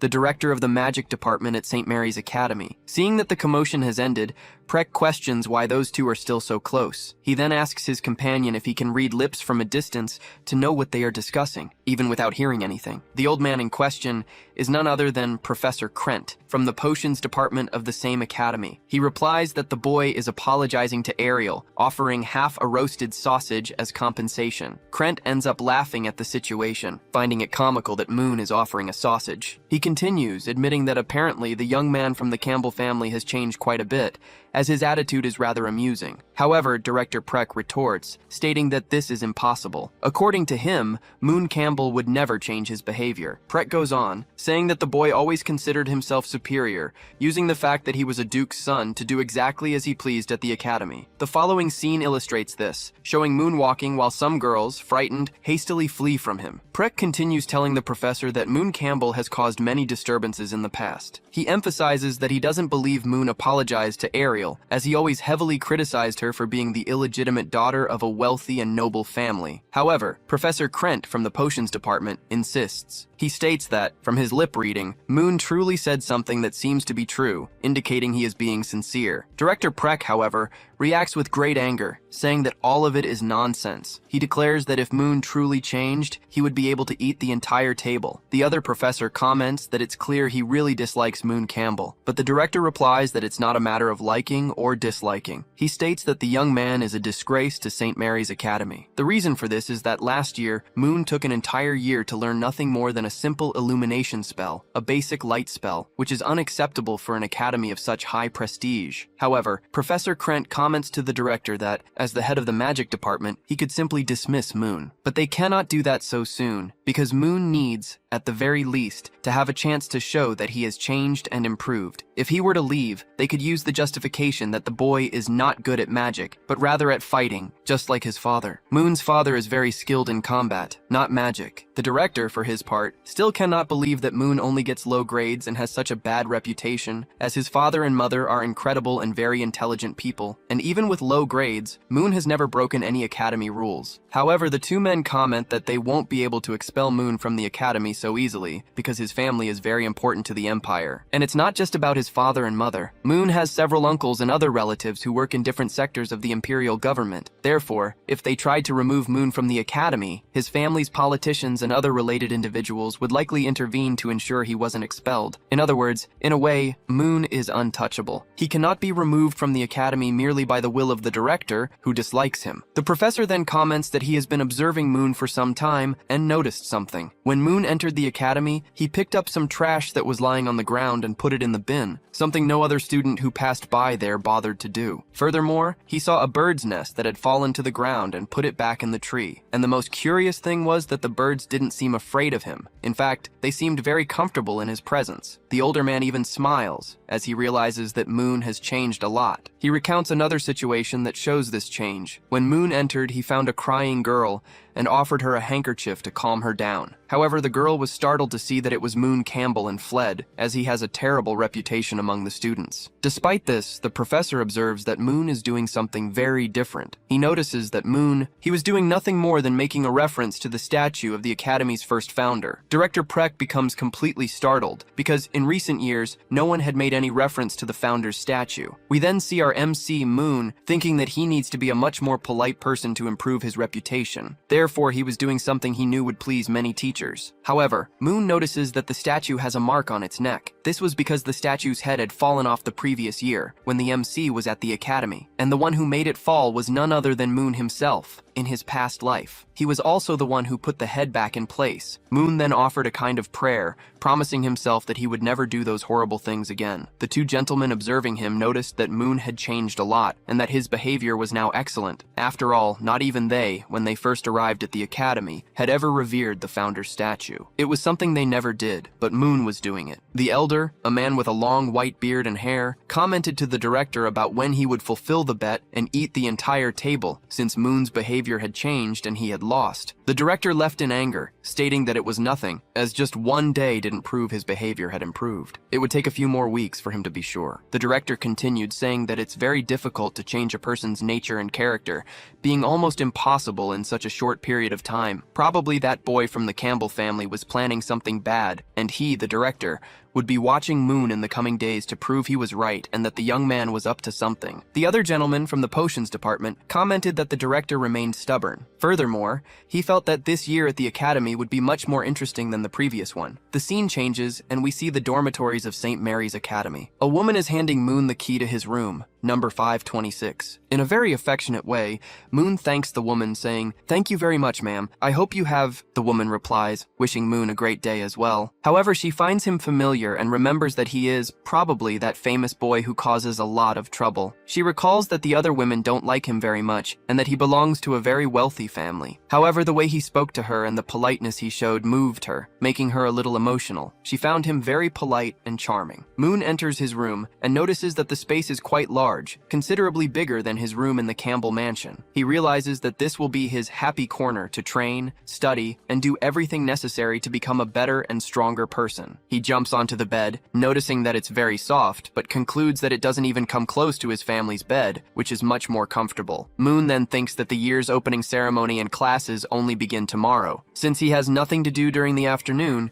he decides to take a shower, change clothes, and relax a bit. After his shower, emerging completely clean, he notices that his physique has changed quite a bit. He reflects that the training in the Black Book dimension, combined with his normal training, is truly making a big difference in his body. He genuinely feels the change and the increase in his strength. However, he notices something on his back. It was none other than the mark of the corrupted king. It's worth remembering that Moon received that power from the corrupted king to kill the god of love, who was in the Ark. This power still remained within him, having been marked on his back. He had already asked the Black Book if the ability had left his body, but he received no answer, which he found quite strange. Then, he realized that perhaps the corrupted king's ability was still within his body. Moon tried to ignite a spark with his finger, and succeeded. He felt that he possessed the corrupted king's magic, but at the same time he felt that he didn't. This confusion arose because the Black Book never confirmed that he still had the magic. It was a paradoxical sensation, feeling that he didn't possess it, even knowing it was there. While Moon was still pondering this, he reasoned that he could still use the corrupted king's power,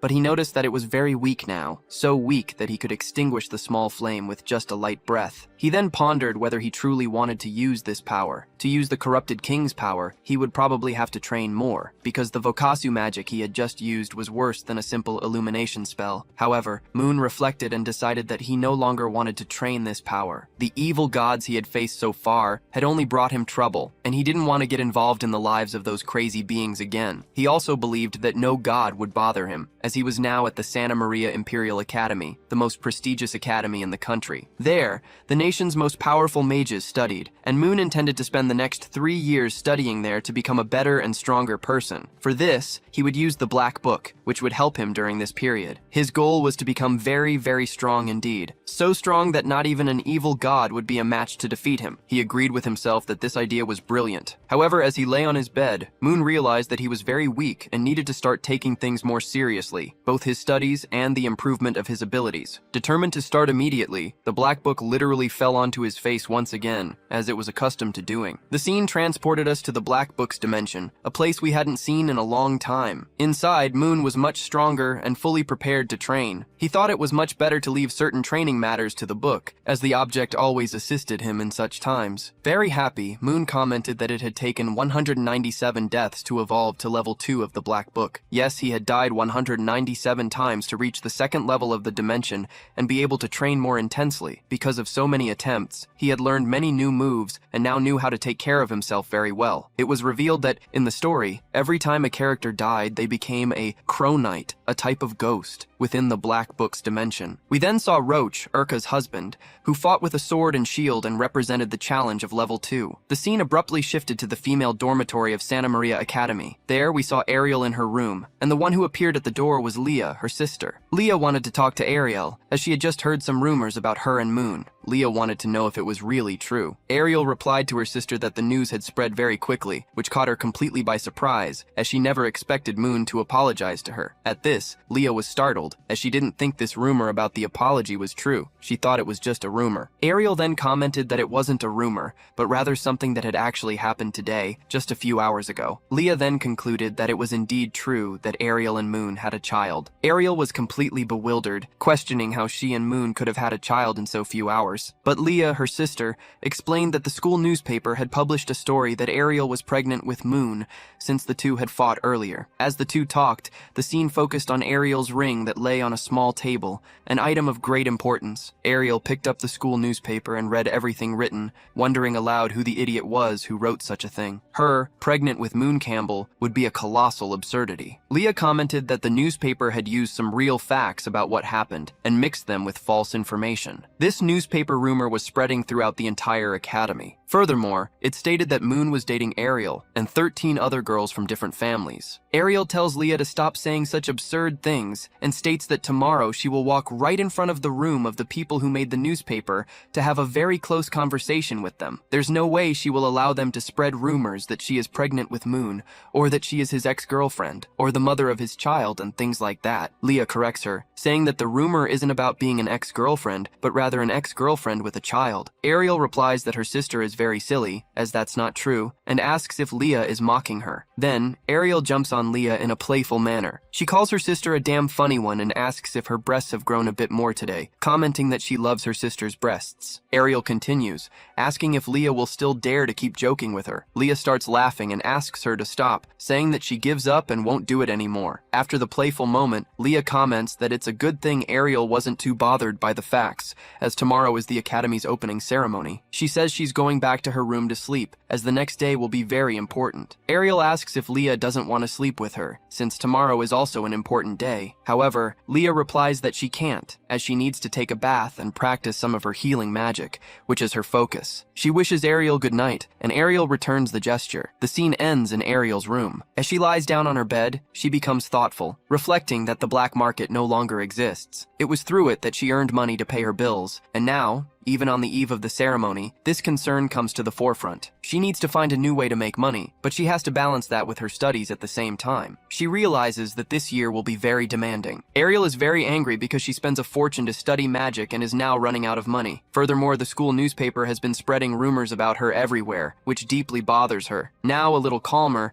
Ariel asks her master if there's another way to get money outside the black market, since it no longer exists. At that moment, Ariel's ring, which I've already mentioned is very important, begins to activate as she complains that she's starving due to lack of money. From the ring emerges the ghost of a woman, apparently a witch, who reveals herself as Ariel's master. The master explains that Ariel has reached a much higher magical level, and that because of this, there are now other ways for her to earn money. Ariel comments that all of this is her master's fault, for teaching her very ancient spells. These spells attract too much attention from people, as they are not common. Ariel used to sell magical scrolls in the underworld, which was how the black market was known, but now that it no longer exists, she is full of headaches. Her master then asks if she doesn't want to learn common and basic magic, since Ariel has no knowledge of them. But Ariel replies that she doesn't want to know about basic magic. She only wants to learn the most powerful spells. However, Ariel admits that, in truth, she bears some of the blame for the situation. She recognizes that she should have learned other forms of magic and ways to earn money a long time ago, as it was inevitable that the black market would fall sooner or later. And it ended up falling due to the assassination of Celia, the Empire's princess. She then remembers that time when she was in the mansion's corridor and felt something strange near Princess Celia, but didn't warn anyone. If she had warned them, perhaps the black market would never have been closed, and she would have fewer headaches now. Her master interrupts her, saying that she just remembered a great way to earn money. Simple, fast, and effortless. Ariel becomes very happy, as she needs money. The master reminds her that Moon Campbell had said he would compensate her with a very expensive gift. She suggests that Ariel could ask Moon for no less than 1,000,000 coins, and that way she could go a long time without worrying about finances. However, Ariel replies that she will not do that at all. She states that she will not sell her principles for 1,000,000 coins, although she knows many people would. Ariel continues, explaining that for her to accept the money, it wouldn't be enough for Moon to give her 1,000,000 coins. He would have to prove that he has truly become a better person. Otherwise, she will never accept anything from him. Her master, however, approaches and insists, saying that, on second thought, 1,000,000 coins is a lot of money. She then provokes her, imagining if he offered 2,000,000. Ariel firmly replies that she will not accept, even if it were 2,000,000 coins. She emphasizes that even if it were 10,000,000, she still wouldn't accept, as it's a matter of principles and attitude. The master seems disappointed with the answer. "What a shame," she laments. The master continues, commenting that she thinks that boy, Moon Campbell, was very sincere with her earlier. The scene cuts to Moon, with the black book open on his face. Ariel's master's voice continues,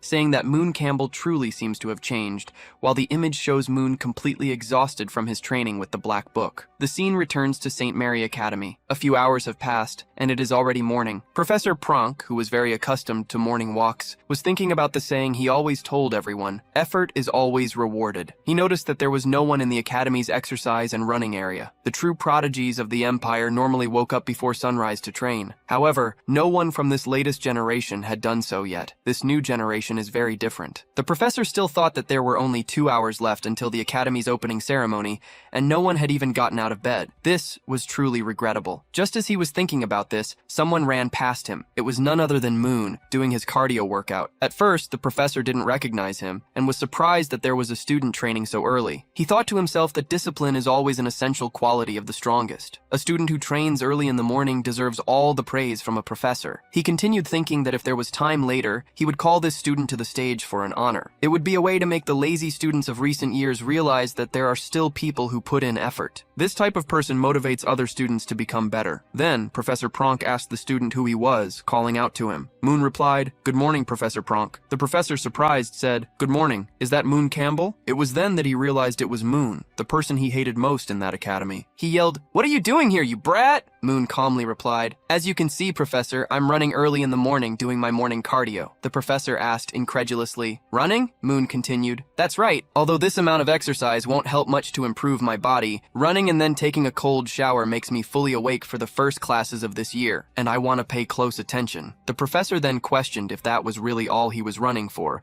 just to pay a little more attention in class. Moon replied that he still had 3 kilometers left to finish, and that he would have the opportunity to talk to the professor later, as he needed to finish his workout first. The professor simply replied, "All right." As he watched Moon walk away, Professor Pronk thought, how can that be Moon Campbell? How is this possible? As the saying goes, when something is out of the ordinary, there's always something behind it. Given that he was from the noble Campbell family, this boy needed to be watched closely because his behavior was very strange. The scene then changes. We see a girl running desperately through the academy. She tells herself that she finally arrived on time, as she almost ran late. She opens a door very slowly, thinking that there were only 5 minutes left until she was supposed to start what she had to do. So she was, in fact, a little late. Upon opening the door, she comes face to face with none other than Celia, the princess of the empire. The girl says that she was a little late. Celia replies that it was very good that she had arrived and that they should start working as soon as possible. The princess also reminded her that she had told her many times to stop calling her Your Highness or Princess, because here at the academy she was just another student. The girl then replies, "Here is all the basic data for all the new students this year." It was Princess Celia herself who had asked for all that data to be brought. The girl then said her name once more, and Celia asked her to leave everything on the table. However, the young woman asked what the class president was planning for the day. Celia replied that she was just adjusting the speech for the opening ceremony. Then, she observed that the girl's dark circles were quite prominent, deducing that she had probably stayed up late. Celia continued, speculating that the other girl was reading a type of romance between boys,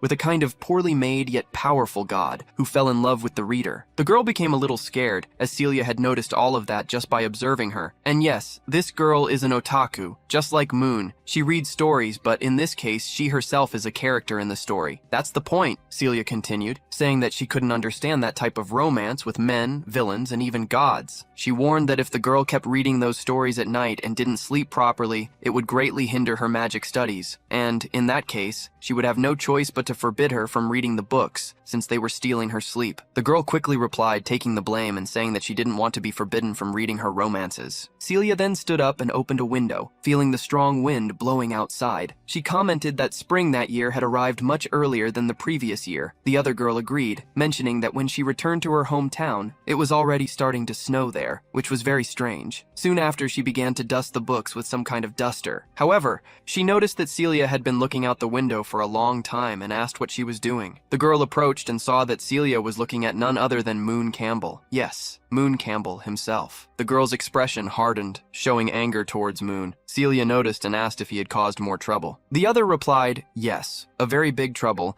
and that the president still didn't know anything. Celia confirmed that she didn't know, and asked the girl to bring her the newspaper so she could understand what was happening. After a while, the girl picked up the newspaper and began to explain everything to Celia. The princess commented that the controversy was because Moon had apologized to Ariel. The girl, however, replied that wasn't the point. In fact, the newspaper said that Ariel was abandoned by Moon Campbell after they had a child together. She continued to read, stating that wasn't all. The article said that Moon Campbell was involved with 3 women at the same time, and that Ariel was known as the fearless battleship he owned. According to the article, she suffered 50 miscarriages because of him and tried to commit suicide 375 times. At that moment, it was visible that Celia's hand was ready to strike the girl's face, and true to form, Celia struck her head. The girl screamed, "President! Why?" Celia replied that such exaggerated language and such an absurd number of suicide attempts made no sense at all. Besides, she concluded, didn't you notice? At the end of the article, there were some very small letters saying something very important. The girl then remembered that,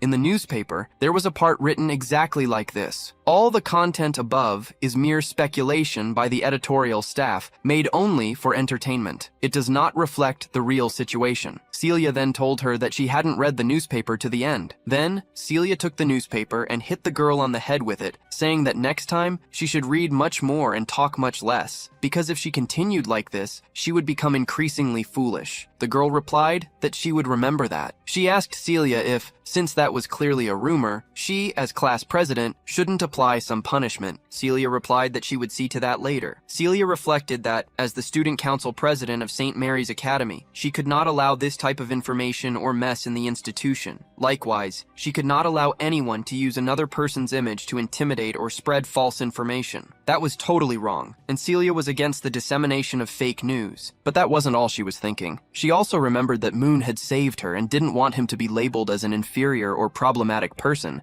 since he had shown that he wanted to change. Celia continued thinking that if Moon wanted to earn her recognition, he would have to try much harder than he was trying now. She would only accept his friendship back if he truly proved that he had become a better person. We then see our MC Moon finishing the 3 kilometers of cardio he needed to complete. Meanwhile, Celia thought that Moon Campbell, that man, really needed to prove that he had changed. After a few hours, the scene changed. We were in the Great Hall of St. Mary's Academy, where we saw several students gathered for the opening ceremony. 2 female students were gossiping about a very handsome young man who had just passed by. This young man was none other than our MC Moon. They commented that he was probably a senior and that he was truly very handsome. So handsome that when he looked at them, they found him to be a very polite, kind, and cute guy. Moon is charming everyone who doesn't know his reputation. He then thinks that these girls find him so amazing and handsome because they are this year's new students. This is already Moon's 2nd year at the academy. He was on vacation at the beginning of the story. Therefore, these new students don't know his reputation,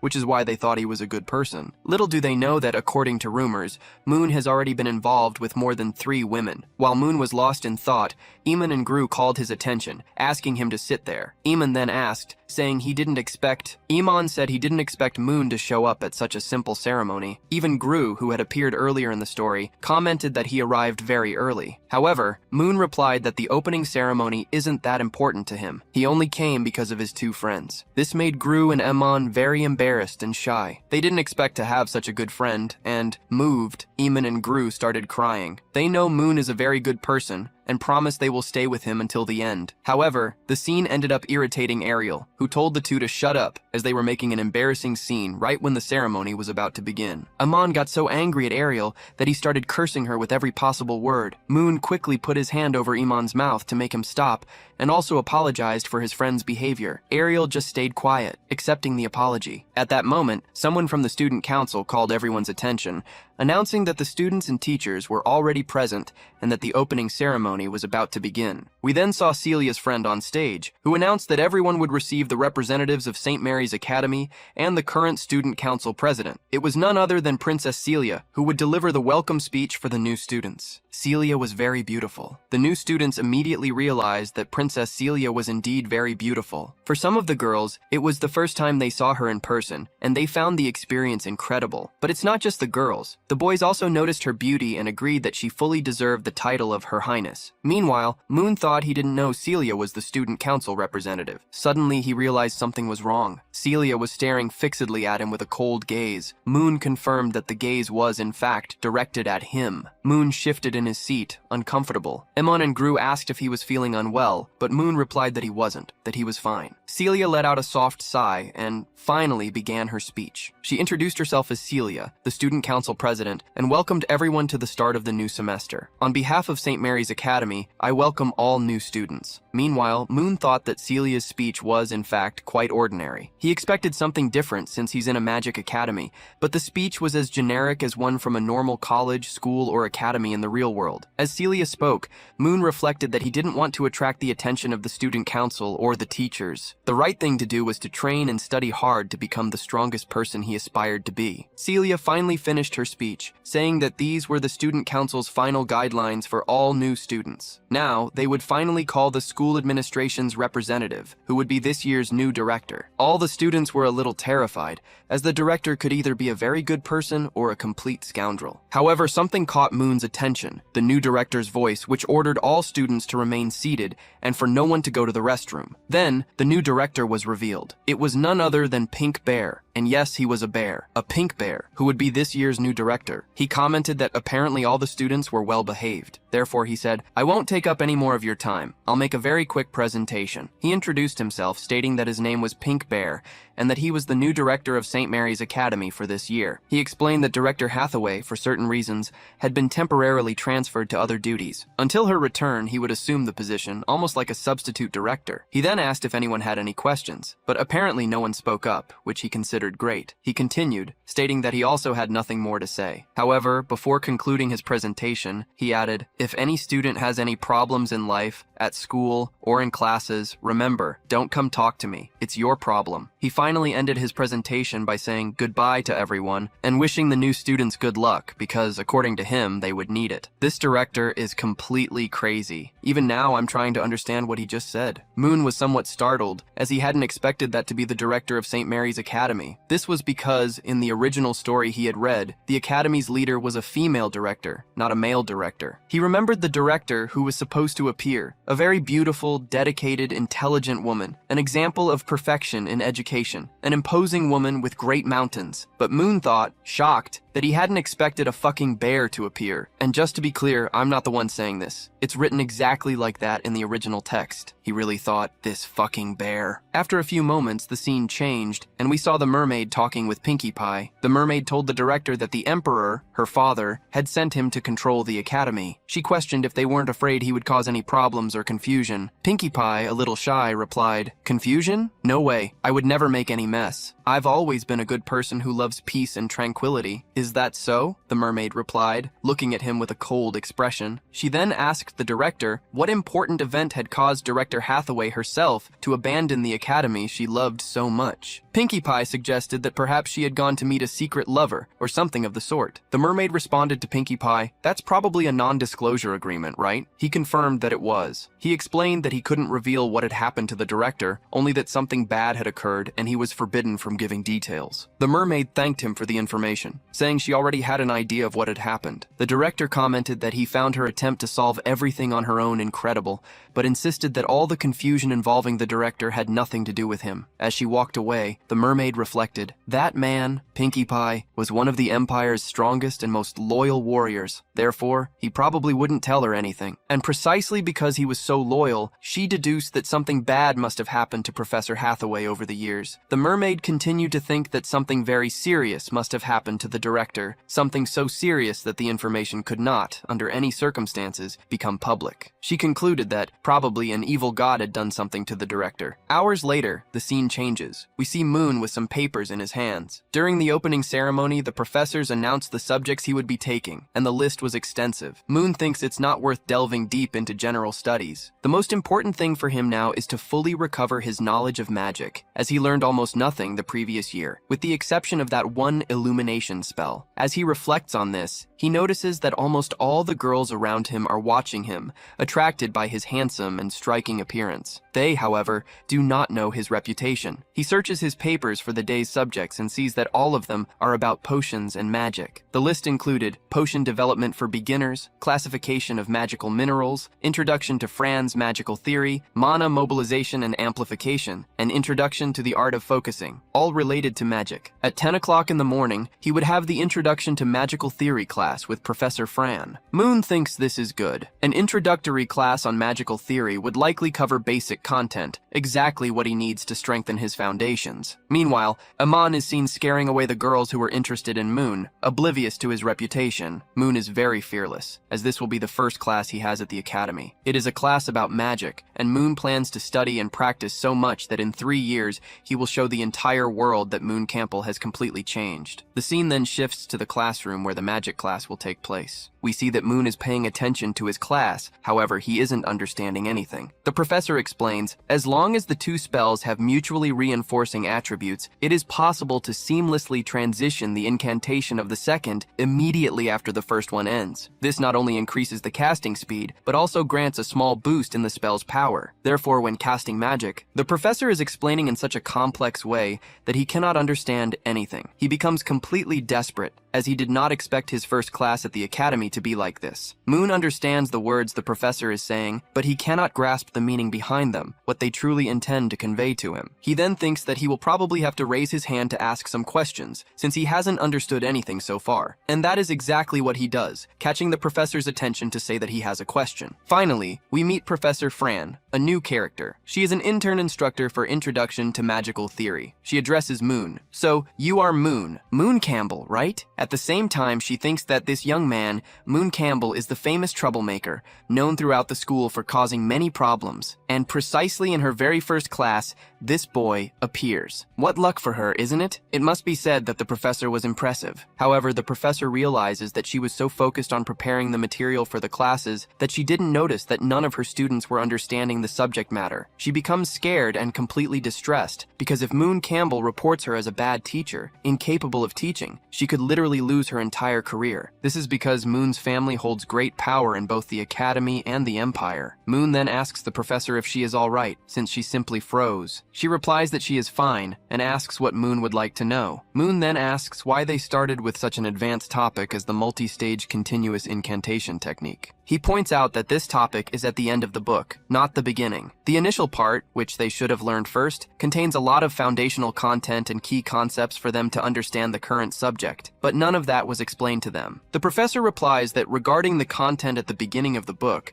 they should have already learned all of that during their first year at the academy. This response freezes Moon, because in his first year at the academy, he learned absolutely nothing. However, it wasn't just Moon who didn't understand or learn anything in the first year. His other friends and classmates hadn't learned either. Moon then realized he wasn't the only one. In fact, most of the class hadn't learned the content either, and the professor, now in a calmer tone, the professor said that if there were no more questions, they would continue the lesson. However, Moon caught the professor's attention once again, and she became terrified again. The professor was very afraid that Moon would report her and she would lose her career. Moon said he was sorry for interrupting the class again, but he wanted to know if, later, after hours, he could hire her for private tutoring. The professor became completely embarrassed, repeating the words, "private tutoring?" At that moment, we see some female students talking. They commented that they found it very strange that Moon had shown up for the first class of the year, as he normally didn't attend. Now, they believed they knew exactly why. In fact, they concluded that Moon was interested in the professor, not the subject matter. Even the boys in the class agreed,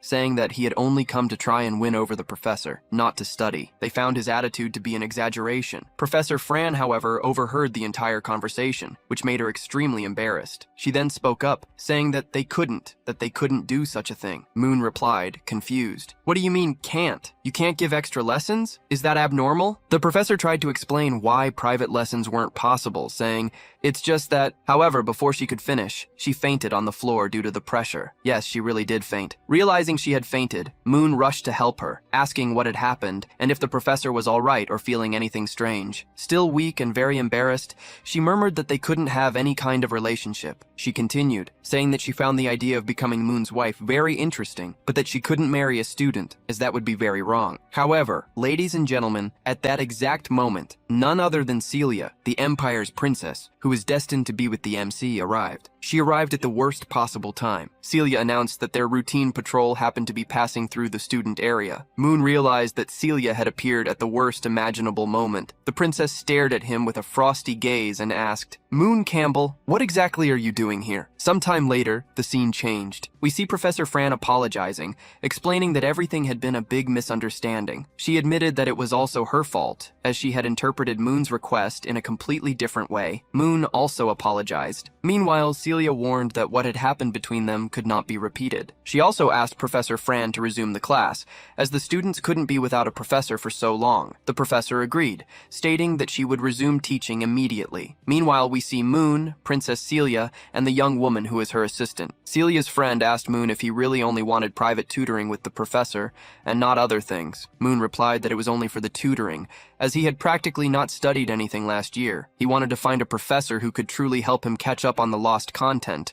However, he didn't expect Professor Fran to misunderstand everything so completely. Celia then said that, according to school rules, causing a disturbance in class without reason should result in punishment. However, since it was all just a misunderstanding, the student council did not intend to hold either Moon or the professor accountable. They only asked that, next time, both pay more attention to the details and to what each one says and does. She continued, explaining that, regarding the idea of private tutoring, unfortunately most professors were completely busy. They had more classes than usual, and furthermore, most also had individual projects, which prevented them from spending time reinforcing student content. However, Celia told Moon that she had a very good idea. He could simply attend, as an extra, the first-year students' classes since he was in his second year. After saying that, Celia finally left. We then see the other girl stick out her tongue at Moon before leaving. Moon became thoughtful, as what Celia had just told told him made a lot of sense. Repeating the first-year classes would be the quickest way to solve this problem. However, he realized that if he went back to the first year, he would spend a lot of time on it, which would delay him significantly. A tutoring session would be much faster and easier. Moon then has an excellent idea. In his thoughts, he recalls that the Black Book possesses the ability to record information from other books. Moon thinks that if he takes all the Academy's books and merely reads the cover of each, he will be able to extract the information and store it in the Black Book. This way,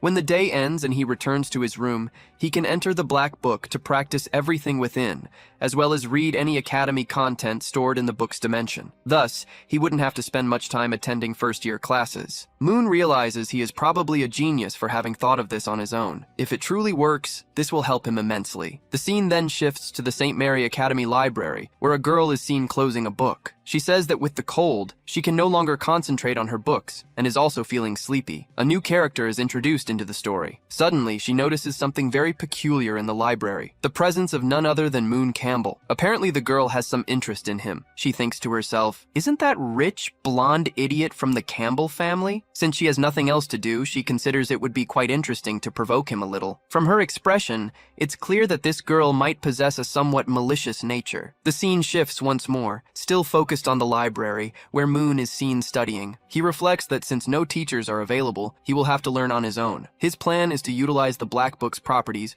to record all the knowledge from other works. Afterwards, he will enter the book's dimensional space and use his remaining time to study all that content within. This way, he will become unstoppable. However, after 5 minutes, the only thing visible is the Black Book fallen across Moon's face. He is, in fact, inside the book's dimension, testing his new method, absorbing information from the library's books to study within the dimensional space. However, he is terrified, as the plan isn't working. The training space indeed has a different time flow from the real world, passing much slower. The problem is that the location is also dark, and there are no illumination spells, which prevents Moon from being able to read the books. And that's not even the biggest obstacle. The main problem is that Moon cannot use much magic within, as the environment makes it more difficult. Furthermore, every time he moves, the Black Book summons a character for him to train against. Moon cannot control this power, so whenever he tries to read, someone appears to attack him. He even tried to read while fleeing during training, but it's impossible to learn that way. We then see that the adversary pursuing him, be it Roach or Colt, is trying to kill him. Moon then reasons and comes to the conclusion that he will need a real teacher, but he wonders who he could approach to take on that role. He remembers that the Academy's rules are clear. Teachers are forbidden from giving private lessons in secret. Moon considers the possibility of hiring an outside teacher, and even leaving the Academy occasionally for tutoring. However, he knows that if he leaves the Academy grounds, some evil god will likely try to kill him. Since he is on the evil gods list,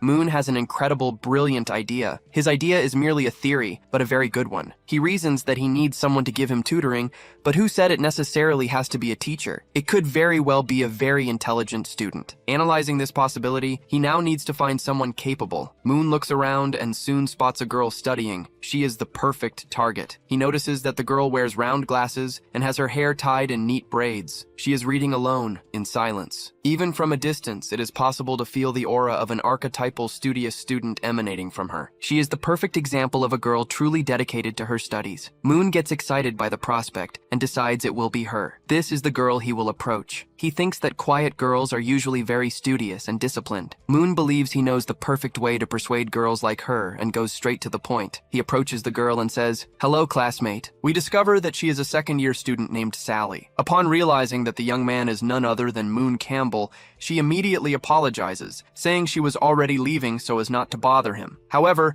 Moon asks her not to leave because he has something very important to tell her. He reassures her, stating that he doesn't want to harm her and that she doesn't need to be scared. He explains that he only approached her because he needs very important help. She replies, curious, "Help with what exactly?" He moves a little closer and says, "Do you need money? I have a very good side job that might interest you. You just need to give me some private lessons after hours or on weekends, and I'll pay you a very generous amount every month." "What do you think?" Sally becomes confused. Moon Campbell wanting private lessons? She thinks. Her mind immediately imagines that these lessons might have something to do with indecencies and perverted things, something she definitely doesn't want. Then, Moon speaks with confidence, asking her to name the price she desires. He states that the amount doesn't matter her, as he will pay, but only if she accepts the lessons. In response, Moon receives a strong slap across the face, not understanding anything. The girl replies that money isn't everything and that, within the academy, the Campbell family holds no power, calling them corrupt. She continues, accusing Moon of being a pervert and claiming to know that he already has 13 girlfriends. Declaring that she doesn't want to be a part of it, she leaves, very angry at him. Moon thinks there's no problem with being called a pervert, as he admits to being a little bit of one, but not as much as she suggests. However, he is confused by the story of having 13 girlfriends at the same time. What kind of story is that? Not even Moon knows where that came from. While he is still on the ground, someone calls out to him. A girl approaches, coming very close to him. She warns him, saying that fights or noise are not allowed in the library. Moon then realizes that the girl is Anna, the librarian of St. Mary's Academy, and asks, Anna senpai? She confirms that he is correct. At the same time, Moon notices that Anna has a very pleasant scent. In a somewhat provocative manner, Anna asks Moon what happened. So,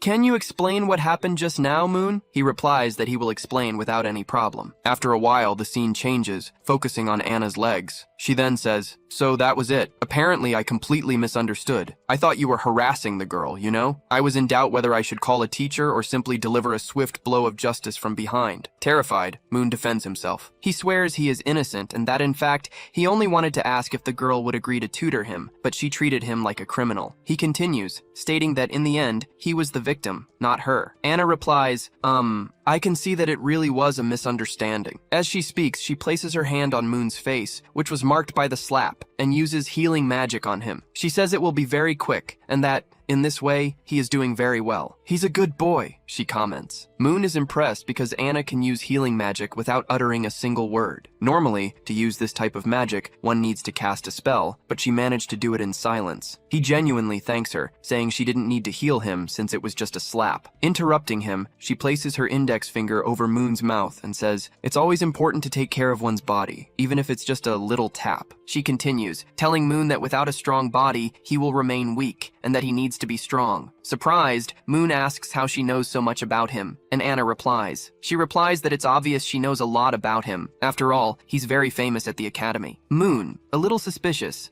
asks why she suddenly approached him, given that she knew his reputation. Normally, girls get completely scared and run away when they hear his name, but Anna didn't do that. Anna replies that it's obvious they run away because he has a reputation for being a very bad guy. Girls are afraid to date Moon Campbell, and because of that, keep their distance even if they find him handsome. However, Anna moves even closer to the MC, bringing her body closer to his and saying that she likes him a little. She touches Moon's hand and asks very close to his ear if he really thinks he can fool her because she knows him very well. Then, Anna leans over him. If she discovers the truth, things will get very bad for Moon. Moon goes into shock, thinking to himself, it can't be. That girl, Anna, has straight black hair, wears beautiful black-framed glasses, and is also the Academy's librarian. She's simply the perfect combo. But there's one detail. She's extremely strong and, on top of that, masters the art of seduction. Moon continues thinking that Anna is in fact a senior, and her skill level is extremely high. Meanwhile, Anna watches him with a happy smile on her face. She moves closer and asks, Moon, why did you suddenly pull away? Are you embarrassed? Weren't you the famous playboy who had 3 girlfriends at the same time? Looking at you now, it even seems like you're quite innocent. Moon replies, it's because I was never the Moon Campbell that people know. That's just a rumor they invented about me. Anna replies, is that so? What a shame. In her characteristic way, she says that she finds bad men very interesting, but she's already met several. She wanted to know what it would be like to be close to Moon, since he's known as the legendary scoundrel of St. Mary's Academy, the scoundrel who makes most girls run away in fear just by hearing his name. However, she tells Moon, what a shame, because Moon Campbell isn't like that at all. He's just a polite and proper little angel. It's truly a waste. Moon coughs twice and says he'll be very honest with her. Although I may seem like an innocent freshman who probably never had a girlfriend, the truth is behind this handsome face, there's a true pervert. He continues, and knowing that you, Senior Anna, have this kind of concern, I, as a freshman, couldn't just stand by, so you can leave it to me. Having said that, Moon starts to take off his clothes, but Anna stops him with a flick. In his mind, it was to prevent him from doing that. Moon then says, Senior, you shouldn't have done that. All I was doing was simply trying to provoke and scare you. However, Anna interrupts him and says that she has also never had a boyfriend. She reveals that she only approached guys who were bad, but that she never actually wanted to date anyone. Moon yells at her, saying that she is a very bad senior, a wicked woman who is playing with his feelings. She, in turn, gives a small smile and confirms that she is indeed, that she plays with the feelings of the wicked. However, she is acting cute with Moon, and, according to her, cute girls win over any man. Anna then winks at Moon and states that bad girls in fact win any heart. Moon, however, retracts, saying that everything he said was just his first impression of her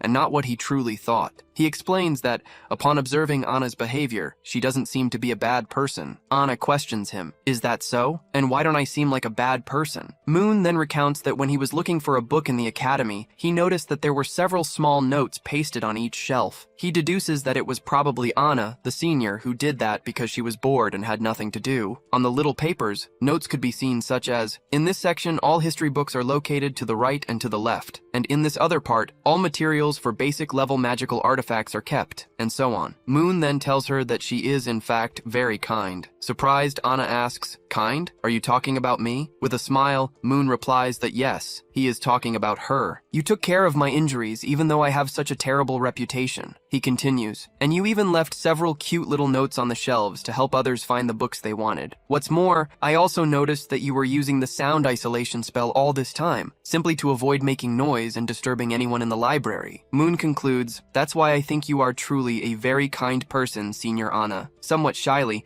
Anna replies that almost no one has ever told her that. With a more serious tone, Moon asks, "Is that so? And how do others describe you?" Anna, however, interrupts his question and says, "So you, Moon Campbell, are trying to make me talk, is that it? What a cheeky freshman." Meanwhile, Moon simply enjoys the touch of her hand, which is probably very soft. But Anna decides to answer, saying that since he asked and gave her such beautiful compliments, she will speak. She then reveals, "People say I'm a snake." Moon is shocked. "A snake?" he repeats. Anna then teases him. "So, are you scared? Because I'm a snake." Moon replies, "Scared? Not at all. In fact, I even think it's cool. After all, snakes eat rats, and I'm terrified of rats." If that was a pickup line, it was terrible. Anna then says to Moon, "It seems you really do have the potential to be a canary, but all this smooth talk, this attempt to understand my concept, deep down, you just want those private lessons, don't you?" Moon replies, "So, Senior, does that mean you could, perhaps?" Anna interrupts him, asking if he has a lot of money. Moon replies that he has up to 1,000,000 coins and asks if that's enough,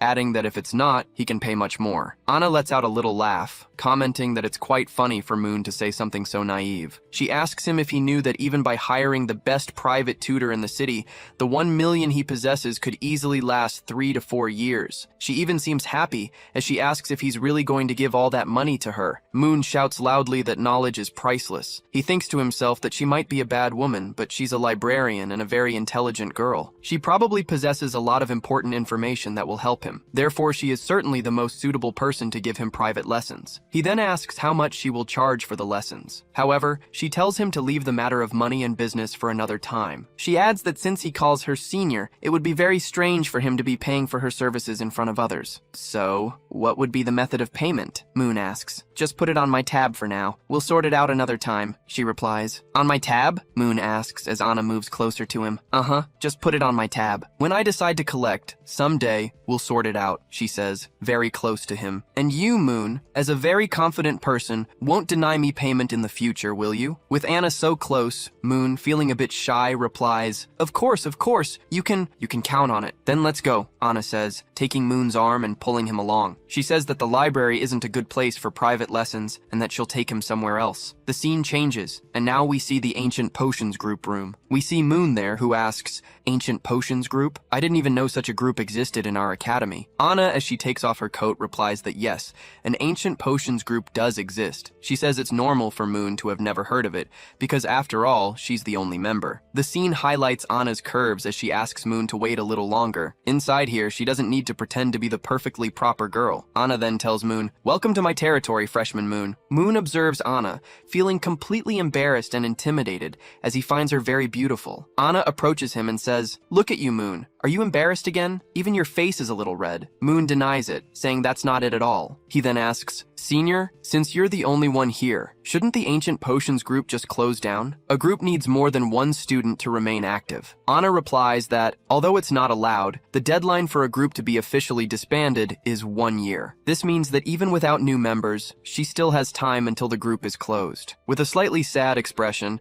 she tells Moon that a group with only one person is so lonely, so solitary, so easy, and so cold. In a somewhat cute and romantic way, she asks, Freshman Moon Campbell, how about joining our ancient potions group? Moon, surprised, replies, what do you mean? After this conversation with Anna, the scene changes. Hours passed, and Moon is thinking about everything that happened that day, especially Anna's invitation to join the ancient potions group. He feels very happy to have finally found someone who can truly help him. Senior Anna, a super qualified genius to assist him in any study. Moon doesn't care much about the group itself. What truly matters is having her help. While Moon was lost in his happy thoughts, a sound echoes through the school. It was a magic rune used to communicate with the academy's students. The rune announced that Moon Campbell should report to the student council room as soon as possible. Moon realizes that when the student council calls someone, it's usually not for a good reason. The scene changes to the student council room, where we see Moon and Celia. She is drinking a cup of tea, and the two remain silent. Moon notices that ever since he entered,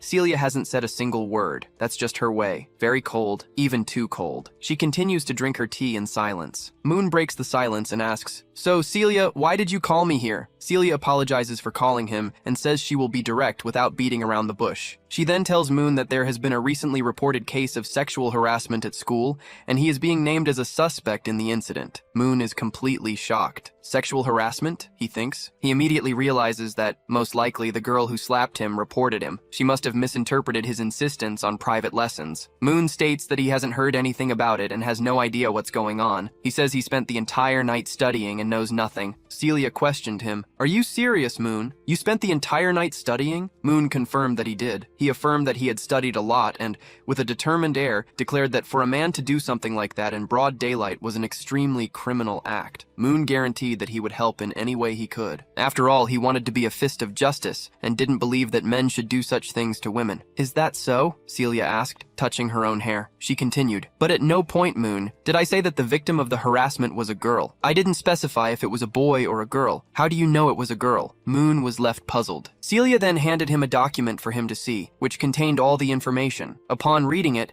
Moon saw that it stated the incident involved someone's underwear. Celia explained that since Moon now lived in the male dormitory, she thought he might know something. That's why she called him, as he seemed to have many contacts. Moon replied that he had no idea this had happened, and that he truly had no involvement with the case, finding the whole situation very strange. However, he commented to Celia that it was relatively normal for the academy's boys, after a while, to try and steal girls' clothes. According to him, it was a guy thing. Unexpectedly, Celia changed the subject and asked if Moon wanted something to drink. He was confused, as they were in the middle of a conversation about a complaint, and suddenly, she was offering him a drink. With her serious demeanor, Celia insisted, repeating the question of whether he wanted something to drink. She then added that, unfortunately, she didn't have that reddish black tea from his family. Moon immediately apologized for what had happened that day when he offered her the tea. He said he would drink whatever Celia was going to drink as well. Celia decided they would have coffee. After a while, the drink was finally ready. Moon was very impressed, commenting that Celia's coffee was delicious. She, however, downplayed the compliment, saying that anyone could make coffee.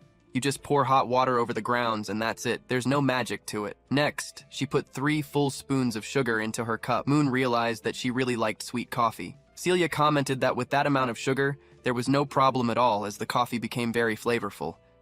Moon observed that for a girl who took such good care of her health, she used quite a lot of sugar when it came to coffee. He then simply took the opportunity to drink his beverage. He also thought that since Celia put so much sugar in her coffee, she probably liked sweet things. Next time, he would bring her some chocolate or another treat to eat. That way, he could get a little closer to her in a relaxed manner. Suddenly, Celia simply said, "Sorry, Moon." He was surprised once again. Sorry for what? Somewhat embarrassed, Celia explained that she was apologizing for having pulled him out of the room earlier that morning without first hearing his explanation. Moon, however, said that she didn't need to apologize, as what happened with Professor Fran had just been a misunderstanding. He also said that she didn't need to apologize for such a silly thing. However, Celia stated that she had done something wrong and naturally needed to apologize, as that was how she was raised. Celia then added that she had one more thing she wanted to tell Moon. She asked if he wanted to participate and join the student council. Moon, once again, was left puzzled. Are you serious? You want me to join the student council? Celia confirmed that she did, and Moon asked why. Celia explains that many people have enormous prejudice against Moon because of things he committed in the past, and that he is trying to change. In this way, if he participated in the student council, he would publicly become a much more respected person, as he would be part of the Empire's student council. Thus, people would realize that he had truly changed completely. It was Celia's way of helping him through this process of change in his quest to become a better person. Moon, however, argues that he read the entire school manual. It stated that for a student to participate in the student council, they would need to have several privileges, and furthermore be among the top 20 students in the entire academy to be eligible to apply. What Celia was offering was special treatment. She would simply be bypassing all the academy's rules if she placed him on the student council. Celia responds that all this academy bureaucracy doesn't matter. If Moon truly wants to become a better person, he has to demonstrate it, and if he does, she will accept his entry into the student council. Celia then directly asks Moon if he has truly become a better person. In response, Moon almost shouts at her, stating that he is becoming a better person, but that participating in the student council wouldn't help him much right now. He tells Celia that he is the most hated person in the academy, the worst student, known for being rebellious and a scoundrel. It took him an entire year to learn a single spell, and on top of that, a simple illumination spell. He also tells Celia that if he joins the council, he will end up tarnishing her image because, due to his reputation, he is seen as a person of bad character. Celia, while calmly sipping her coffee, asks Moon, "Do you think I care about what others think? They can say whatever they want. What matters is that I—" But Moon interrupts her, shouting that he cares about her very much, which surprises Celia. He continues, saying that on the day he poisoned her, it was something he didn't want to do, that it wasn't his intention. However, because of that, he ended up tarnishing her image. Moon continues, emphasizing that she is the heir to the Empire, the future queen, and that any connection with him would only bring her harm. He would end up attracting many problems, and the best solution would be to end the engagement they have, since they are still engaged to be married. After all, this engagement of theirs is fake and was not destined to last. Moon belongs to Anne. In a more sentimental tone, Moon pleads, "Please, Celia, I already involved you in a very big problem once. Don't let us cause more problems, and don't let me tarnish your image even further. I want you to be well, and being close to me won't allow that to happen." Celia watches Moon utter all those kind words, impressed by how much his behavior had changed. She coughs lightly and says, "This is just an invitation, not a literal order from the Empire. If you don't want to participate, that's fine. We can drop it." Moon thanks her. "Thank you very much for your understanding, Celia. If there's nothing else, I'll take my leave." "Yes, you may go, Moon," she replies. Then, Moon leaves the room. While sipping her coffee, Celia reflects in a low voice, "To affect me and make me feel guilty. You truly have changed, Moon Campbell." Outside, Moon sighs. The conversation with Celia was complicated.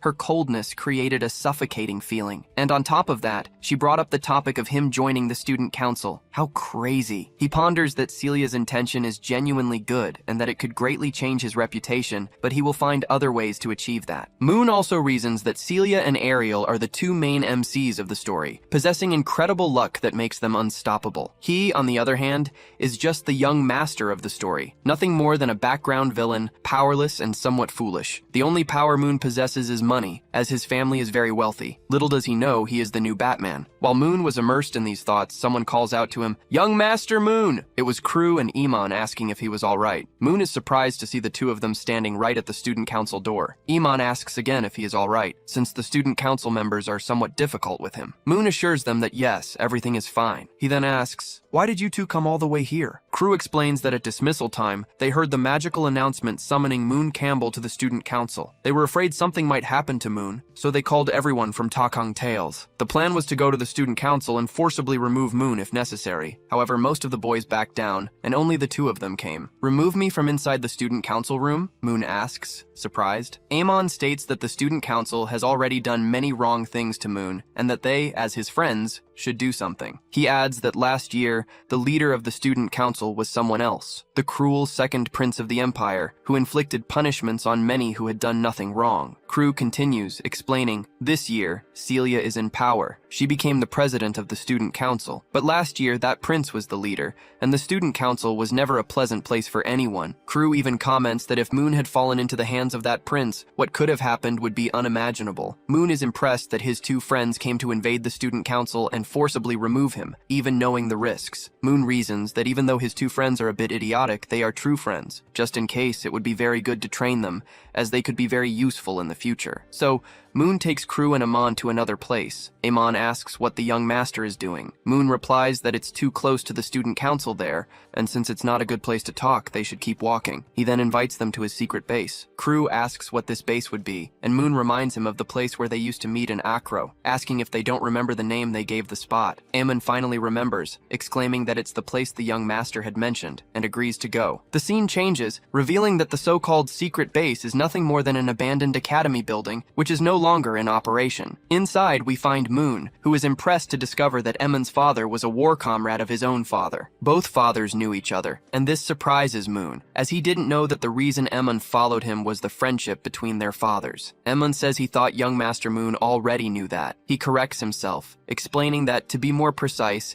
it was a relationship of subordination, not friendship. Duke Campbell was a great benefactor to Eamon's family. At his father's commendation ceremony, Moon's father not only thanked him, but also secured him an excellent title. Furthermore, Moon's father saved Amon's father several times during the wars that occurred over the decades. When Amon managed to enter the academy, his father had already instructed him to protect young Master Moon, to become his friend, and to treat him like a younger brother. Moon is happy to realize that Amon truly treats him that way, and wishes to continue this good friendship. Next, he turns to Crew and asks why he decided to follow him. Moon assures him that he can tell the truth, as there's no problem at all and he won't get angry or upset. Crew, laughing, says he already imagined Moon wouldn't remember how it all started. He reveals that their story began in a bathroom. Surprised, Moon asks how it started in a bathroom. Crew begins to recount that he was born into an ordinary family from a remote town. It was thanks to his talent with magical devices and alchemy that a professor noticed his great ability during one of the classes and sent him to St. Mary's Academy with a scholarship. When Crew arrived at St. Mary's Academy, he was a simple person. He had no influential family, no kind of power, and not much money, so he ended up becoming a target for many people. And it was precisely on the day he was about to get a severe beating that Moon appeared. Moon appeared furious, saying that that bunch of good-for-nothings was hiding in the bathroom making noise, and he hated noise. The boys who were bullying Crew realized it was Moon Campbell, and they all froze in fear. Moon then said that if they knew him, they should leave quickly. The boys ran out, full of fear. In truth, Moon was only there to use the bathroom, which is why he told the boys to leave. It was then that he noticed something disgusting on the floor. It was Crew. Crew grumbled that that bunch of clowns only knew how to bother the weak. Moon addressed him. "Hey, shorty, look here. Next time someone bothers you, just say you're Moon Campbell's partner, and your problems will be solved." From that day on, Crew started saying he was Moon Campbell's friend, and no one bothered him anymore. Crew was very grateful, as bullying was something that deeply troubled him. Because of this, he decided he would follow Moon wherever he went. Moon thought, these two loyal friends of mine, one became my ally because of the bathroom incident, and the other because his father sent him to protect me, since my father helped his. These are reasons that actually make some sense. Even the bathroom one makes a little sense. Then, Moon said, "I completely understand, guys, but now we need to talk a bit about our planning." He continued, addressing the two. "Those people from our Kanki who were only there for fame or self-interest can be cut. I don't want anyone like that anymore. I only want you two, regarding magical combat. Crew, you're quite famous at school. From now on, focus all your effort on studies and training. Every Friday we'll meet here, and you'll be my training partner, helping me with combat techniques and magical practices. And now you, Kuro, I'm going to give you 500,000 in cash on the card. You can keep it." Kuro asked, surprised. 500,000? Moon explained, "You're a student specializing in magical devices, so you must know several other talented students like yourself. And these other talented students rely on scholarships, right?" Kuro confirmed, "Yes. Most of them are from common families." Moon replied, "Precisely. I want you to seek out common people who possess great talent. Get to know these other students when you have time, outside the academy. If you find someone of good character who wants to join our team, use this money to support them and yourself." Then, Crew asked Moon, "You want me to train with all my heart and soul, and you're also sending Kuro to find common people with magical talent?" Kuro also asked, "Are you trying to form a group with talents from all areas to then overthrow the student council and take control of the academy?" Moon replied, No, that's far too little. My brothers, let me ask you something very important. What is the true ultimate goal of our lives?" Moon touches both their shoulders and says, "The academy is just one stage of our lives. What will happen after this in 3 or 5 years?" One of them asks, "What is young Master Moon implying?" And Moon replies, "It's exactly what you're thinking." Moon thinks to himself that in the future,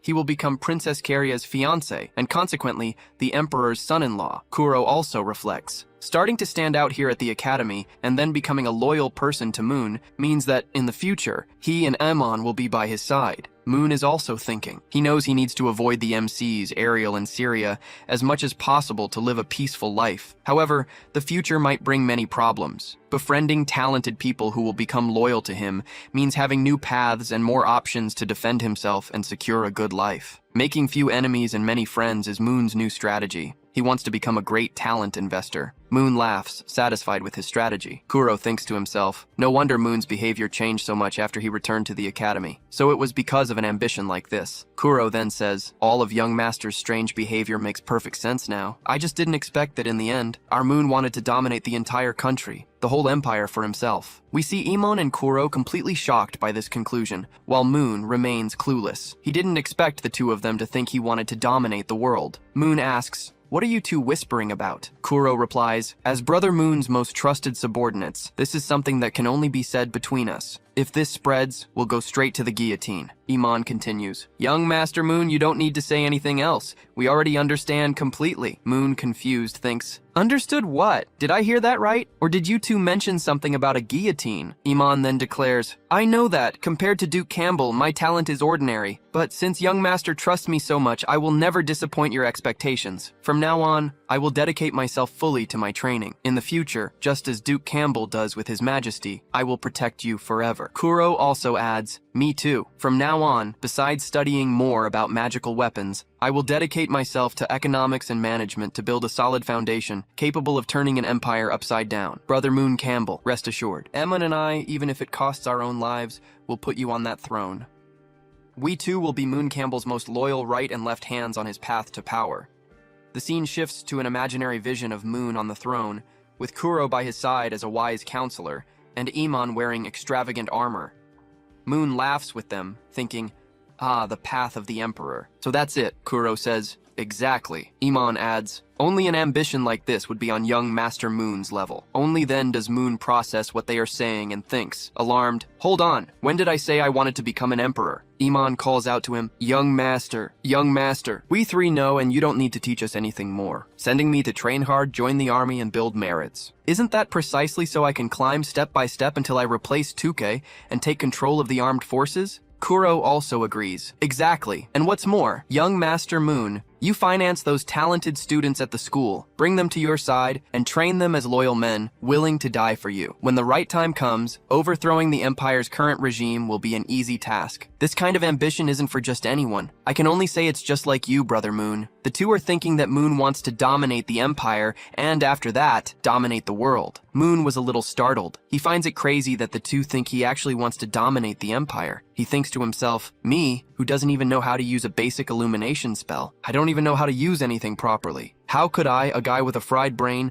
manage to govern the entire empire? Are these two really serious? Moon eventually realizes that the two are talking very seriously. He understands that even if he doesn't want to become an emperor, making them think he has this ambition will make them dedicate themselves and strive much harder. Thus, they will truly become two faithful, loyal, and good people. Moon then says, coughing lightly, it seems you've understood everything. So, let's continue shopping. It's getting late too. He takes both of them by the shoulder and says, come on guys, let's go get something to eat now. I'm paying today. And Kuro replies, let's go. The three became new brothers. It's very interesting that Emon and Kuro, who were villains, have now become Moon's loyal friends. This represents a significant change in the story. The scene shifts to the Student Guild, which is the student council. We see two maids serving Princess Celia, who is eating a piece of meat. Suddenly, someone knocks on the door, shouting, President, it's an emergency! It's Princess Celia's assistant. Celia asks, what's all this urgency about? You didn't even knock properly. The girl replies, sorry, President, it's just that this is today's new campus newspaper.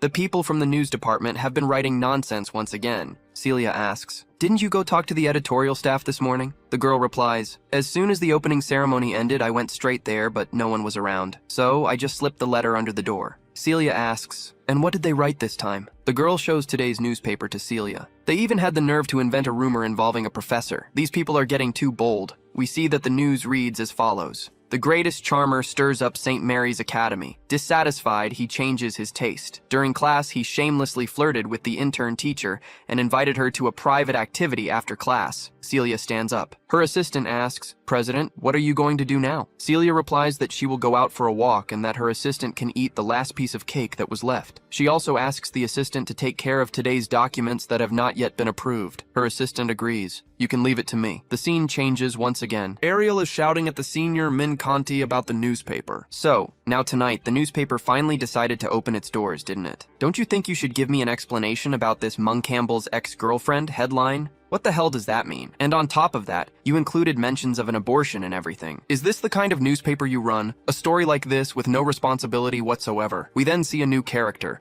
the green-haired senior, Min Conti. He replies, "Oh, that's just sensationalist gossip. Isn't that kind of news normal in newspapers these days? Besides, didn't I leave a very small note at the bottom saying that it's not true?" Ariel shouts at him once more. "That line is so small. How is anyone supposed to read that?" Min Conti replies impatiently, all right, I have more things to do later. I can't waste time with you here. So, just tell me, what's your complaint?" Ariel demands. "I want all of you to recall all the newspapers and publish an apology telling the truth. Otherwise," the senior Min Conti laughs. "Otherwise, what are you going to do?" He comments that if she wants a fight, she came to the right place. "I can promise you with absolute certainty that the newspapers will not be recalled under any circumstances. And if you challenge me, I'll always be ready to put you in your place. By the way, I still have to thank you. Thanks to your story with that blonde idiot, the circulation of this year's first newspaper is truly excellent. I was even worried about the title of the new edition I'll make tomorrow. Perhaps the name could be something like Mun Campbell's ex-girlfriend threatens and intimidates the newspaper to alter the story." Ariel snarls.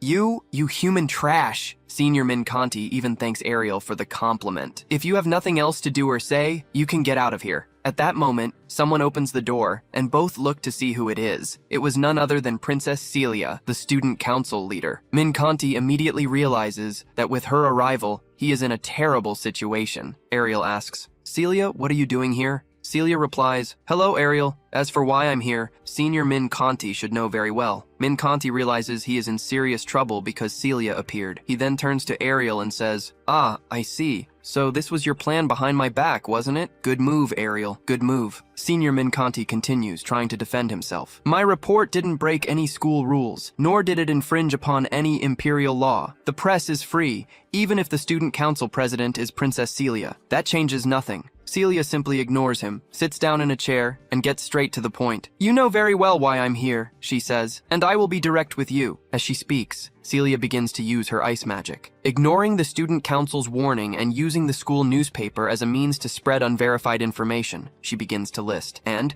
on top of that, intentionally propagating negative public opinion about the school, defaming innocent students and teachers, and causing serious damage to their reputations is not something one should do. As the ice advances, Celia stares at him coldly. "Senior Min Conti Raymond, are you asking to die? Because if you continue like this, that's exactly what will happen." The princess continues to freeze him without hesitation. The scene changes, and now we are in Mon's room. He is thinking that today he will have a special class, the martial arts techniques elective. This makes a lot of sense. Even though St. Mary Academy is focused on magic, fighting with normal weapons must be a skill for a select few, taught in additional classes for those seeking something beyond sorcery. It is noticed that the MC has just come out of the shower, probably after a run or his morning workout. He thinks to himself that this will be perfect, as he hasn't relaxed at all this entire time. He is very eager to find out what his level is compared to the other students at the academy. We also notice the mark of the corrupted king on his body. The scene changes once again. A few hours have passed, and now we are in St. Mary Academy's Grand Combat Arena. Mon is there, along with the other students who will be training martial arts. Mon thinks the situation is exactly as he imagined. Compared to magical duels, which attract both boys and girls, he supposed that this arena for raw combat would predominantly have boys and, rarely, a girl. However, Mon notices someone familiar there. It was none other than Ariel. It turns out she also trains martial arts. She also notices that Mon Campbell, our Manu Mon, is there. Ariel wonders what he is doing in that place. At that moment, someone starts speaking. It was the class instructor, Kate, the martial arts techniques instructor. He then says, "Silence, everyone. It seems everyone is already here. As is customary for the first class of the new semester, we will decide everything by drawing lots and hold duels. I want to see if you haven't slacked off on your training during the holidays." The students seem prepared as they trained a lot, which makes instructor Kate very happy. He even comments that everyone can go,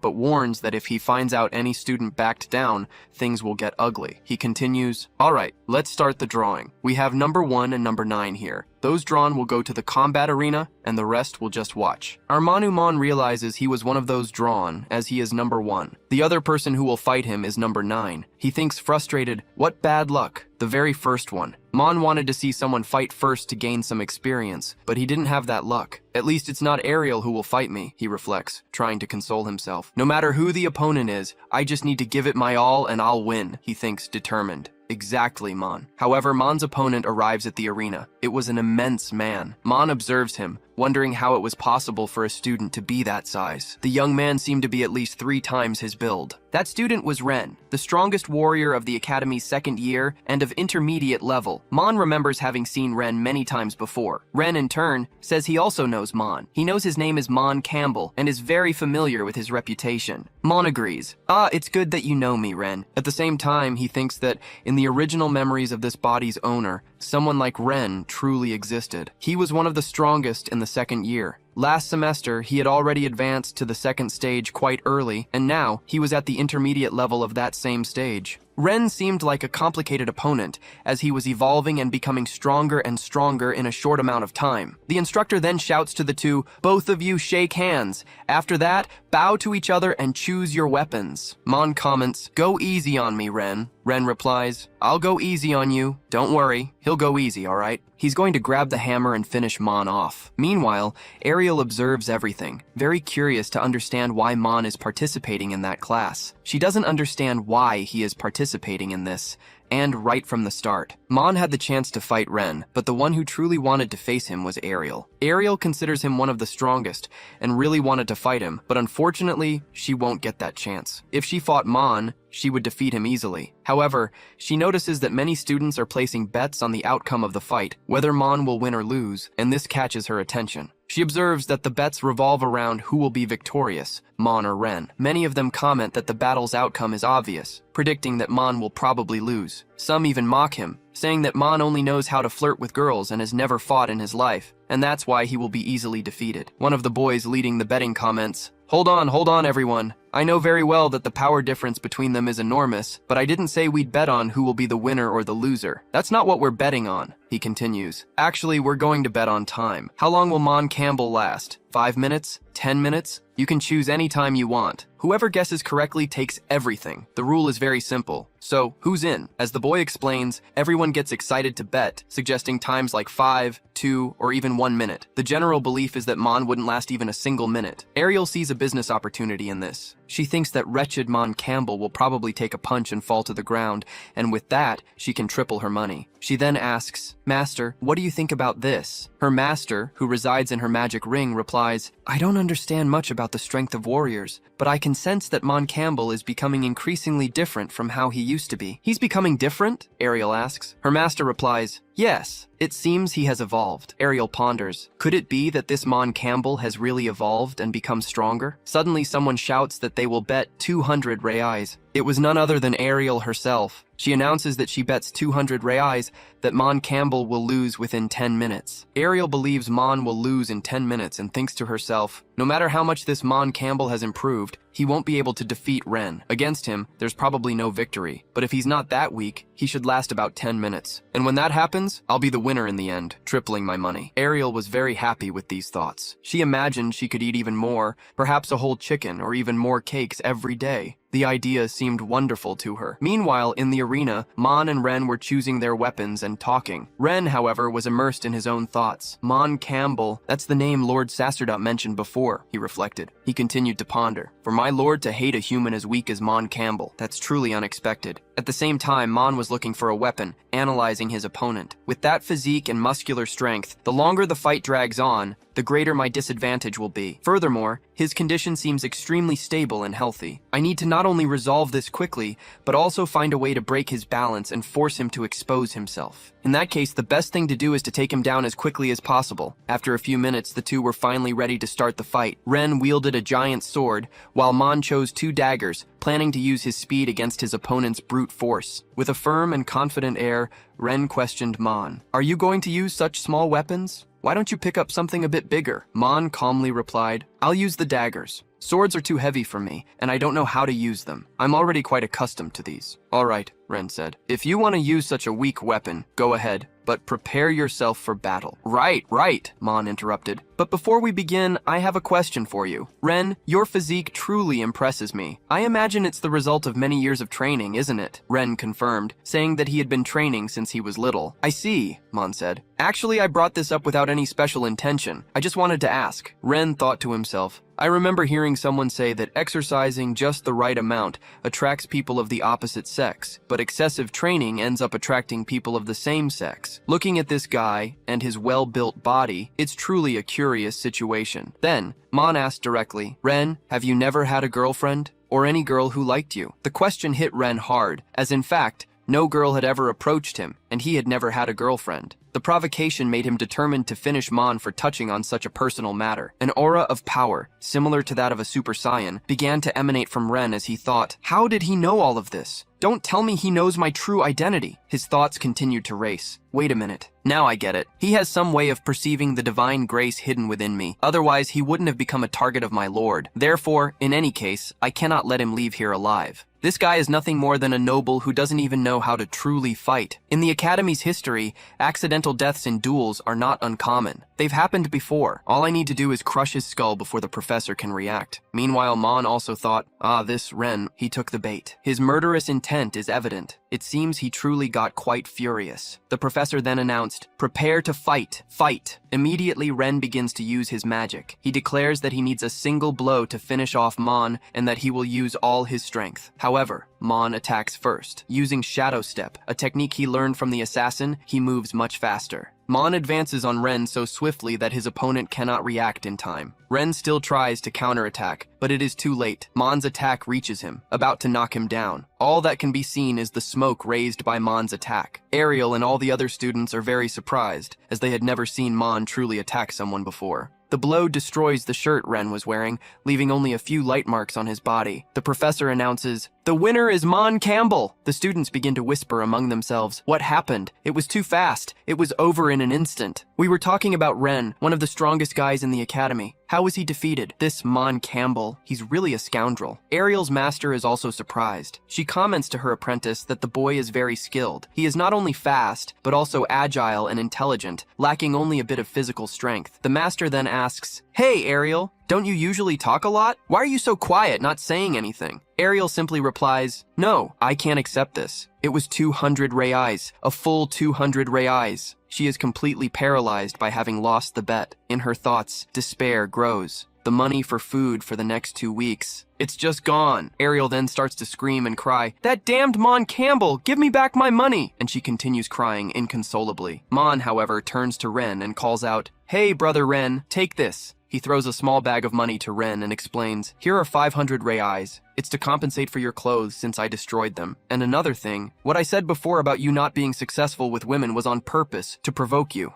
I never intended to say something foolish to you." Mon continues, "On the contrary, your muscles are well defined and are living proof that your training truly paid off. Training done day after day. Whether women like it or not, I don't know. But as a man, I see that both your beauty and your discipline are demonstrated in these muscles, and I find that very impressive. As for girlfriends and such, I understand. If you don't have one now, it's just because the right person hasn't appeared yet. Or someone appeared but didn't value you properly. In the future, someone will probably value you very well." What was that? Mon is simply winning the battle. He gave the man some money to buy a new shirt and even uttered kind words. As Mon walks away, he thinks he might have been a bit embarrassed in public. However, he gave the man the money, who would need a new shirt, and also said the right words so that he wouldn't hold a grudge and try to kill him in the future. Mon continues to reflect that, perhaps later, it would be a good idea to invite that man to join his team, as someone with such talent would be a great addition. Ren, in turn, says in a low voice, "Someone who proposes to appreciate me." He continues in a dark manner, "This Mon Campbell doesn't understand my pain. How could a spoiled rich kid by birth understand me?" The scene changes. It is already late, and several good hours have passed since morning. morning. Someone knocks on the door. It is Moon. A voice invites him in. He is in the alchemy club, the potions group. Moon says, "Senior, I've arrived for class." Then, we see that he became completely embarrassed. The reason? The senior is wearing different clothes in the room. Moon asks, "Senior, what are you doing?" She replies that she is preparing a potion and that he just needs to wait a little bit. Oh my. This woman. Moon is shy and embarrassed. He asks about her clothes and she replies, "Oh, this is a dress I wear to sleep. I've been awake until now preparing potions, so I didn't even get proper sleep. And when I finally fell asleep, it was right here, in these clothes." We see her clothes, a style that Anne usually wears. The senior continues, saying, "Anyway, I'm the only one here in the alchemy club. There's no need to wear the academy uniform." She even strikes a small pose for Moon and asks, "And this nightgown is new? I just bought it. Does it look good or not?" Moon replies that it looks wonderful. And she really is very beautiful. We cannot deny that. Moon then asks, "This potion has a very pleasant smell. It's no wonder perfumes are made with these aromas. So, do these perfumes and potions come from here?" And Anne, the senior, replies, "That's right. But not all good potions are fragrant. Some can stink quite a bit. I usually prepare those on the terrace of the classroom building,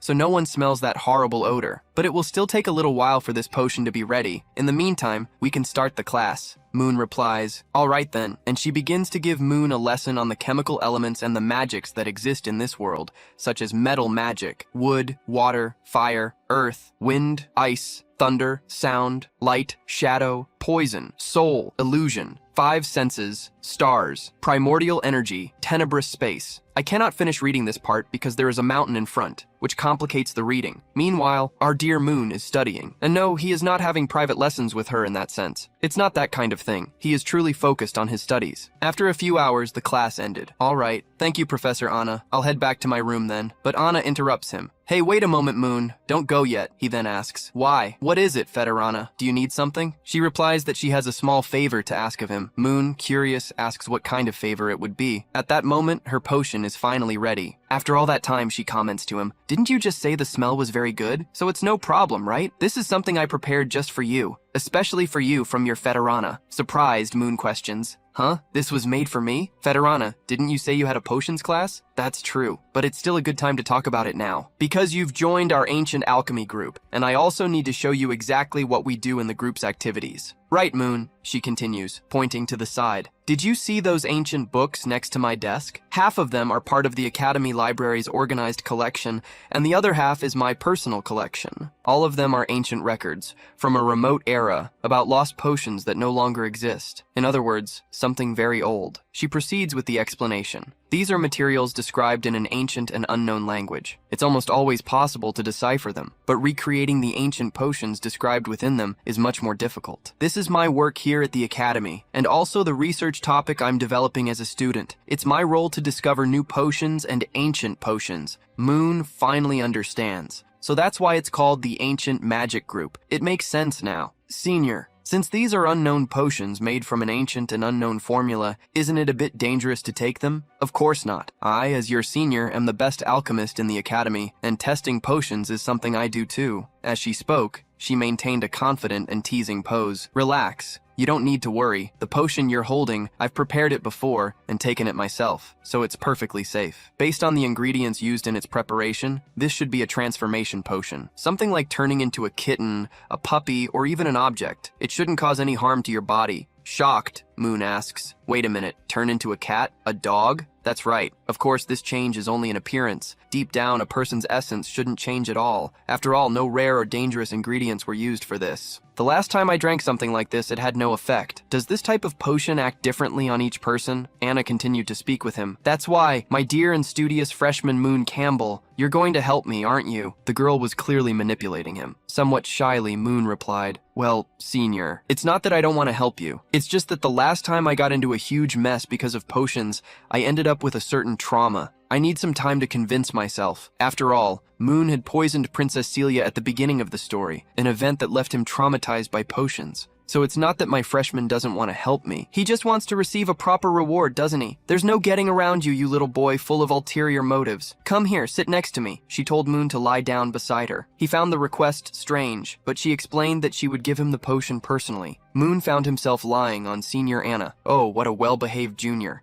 A good boy, he doesn't even get nervous. But don't worry, the senior's potion isn't bitter, it's quite sweet. Senior, relax your body and close your eyes. Next, Anna took a funnel and positioned it near his mouth. Did you know that this potion I made is different from all the others? This one, in particular, even has a fruit flavor and scent. Today's is peach. Do you like peaches, Moon? He replied that he loved peaches. Suddenly, Senior Anna poured the entire potion into Moon's mouth. Literally the entire potion. Drink the entire potion, don't waste a single drop. Moon tried to get up, feeling that he would drown with so much liquid at once. However, Anna used her feet to hold his head. Then, she used the rest of her leg to immobilize him completely, asking, "Where do you think you're going?" She held him with an impressive grip. "You can't escape or spit it out, understood?" Moon tried to say the senior's name, but he couldn't. After a few moments, Moon finished swallowing the entire potion, almost out of breath. Finally, the senior released him. Phew, Senior, you're so mean. I wasn't even prepared and you just... I warned you, didn't I? I'm a bad woman. It's your fault for trusting others too much, you cute freshman. But anyway, let's forget about that. And now, how are you feeling? Have you noticed any changes in yourself? Moon thought to himself, I don't feel any different. I don't think anything has changed, actually. Anna commented, I see. What a shame. So it had no effect at all. It was a failure. But that happens quite often. After all, restoring ancient potions has a very high failure rate. Anna stretched and told him that she had been keeping an eye on that potion all day, and now it was time to relax a bit and even get some sleep. She mentioned that she would sleep right there, and that the group's key was in the third drawer of the desk. She asked Moon to lock the door for her when he left. She lay down on the sofa and said, "Good night, Moon," and simply fell asleep there suddenly. Moon watched her for a moment, then took a coat and carefully placed it over her. He said in a low voice, "Good night, Senior. You worked hard today. I'll be going now." She replied drowsily,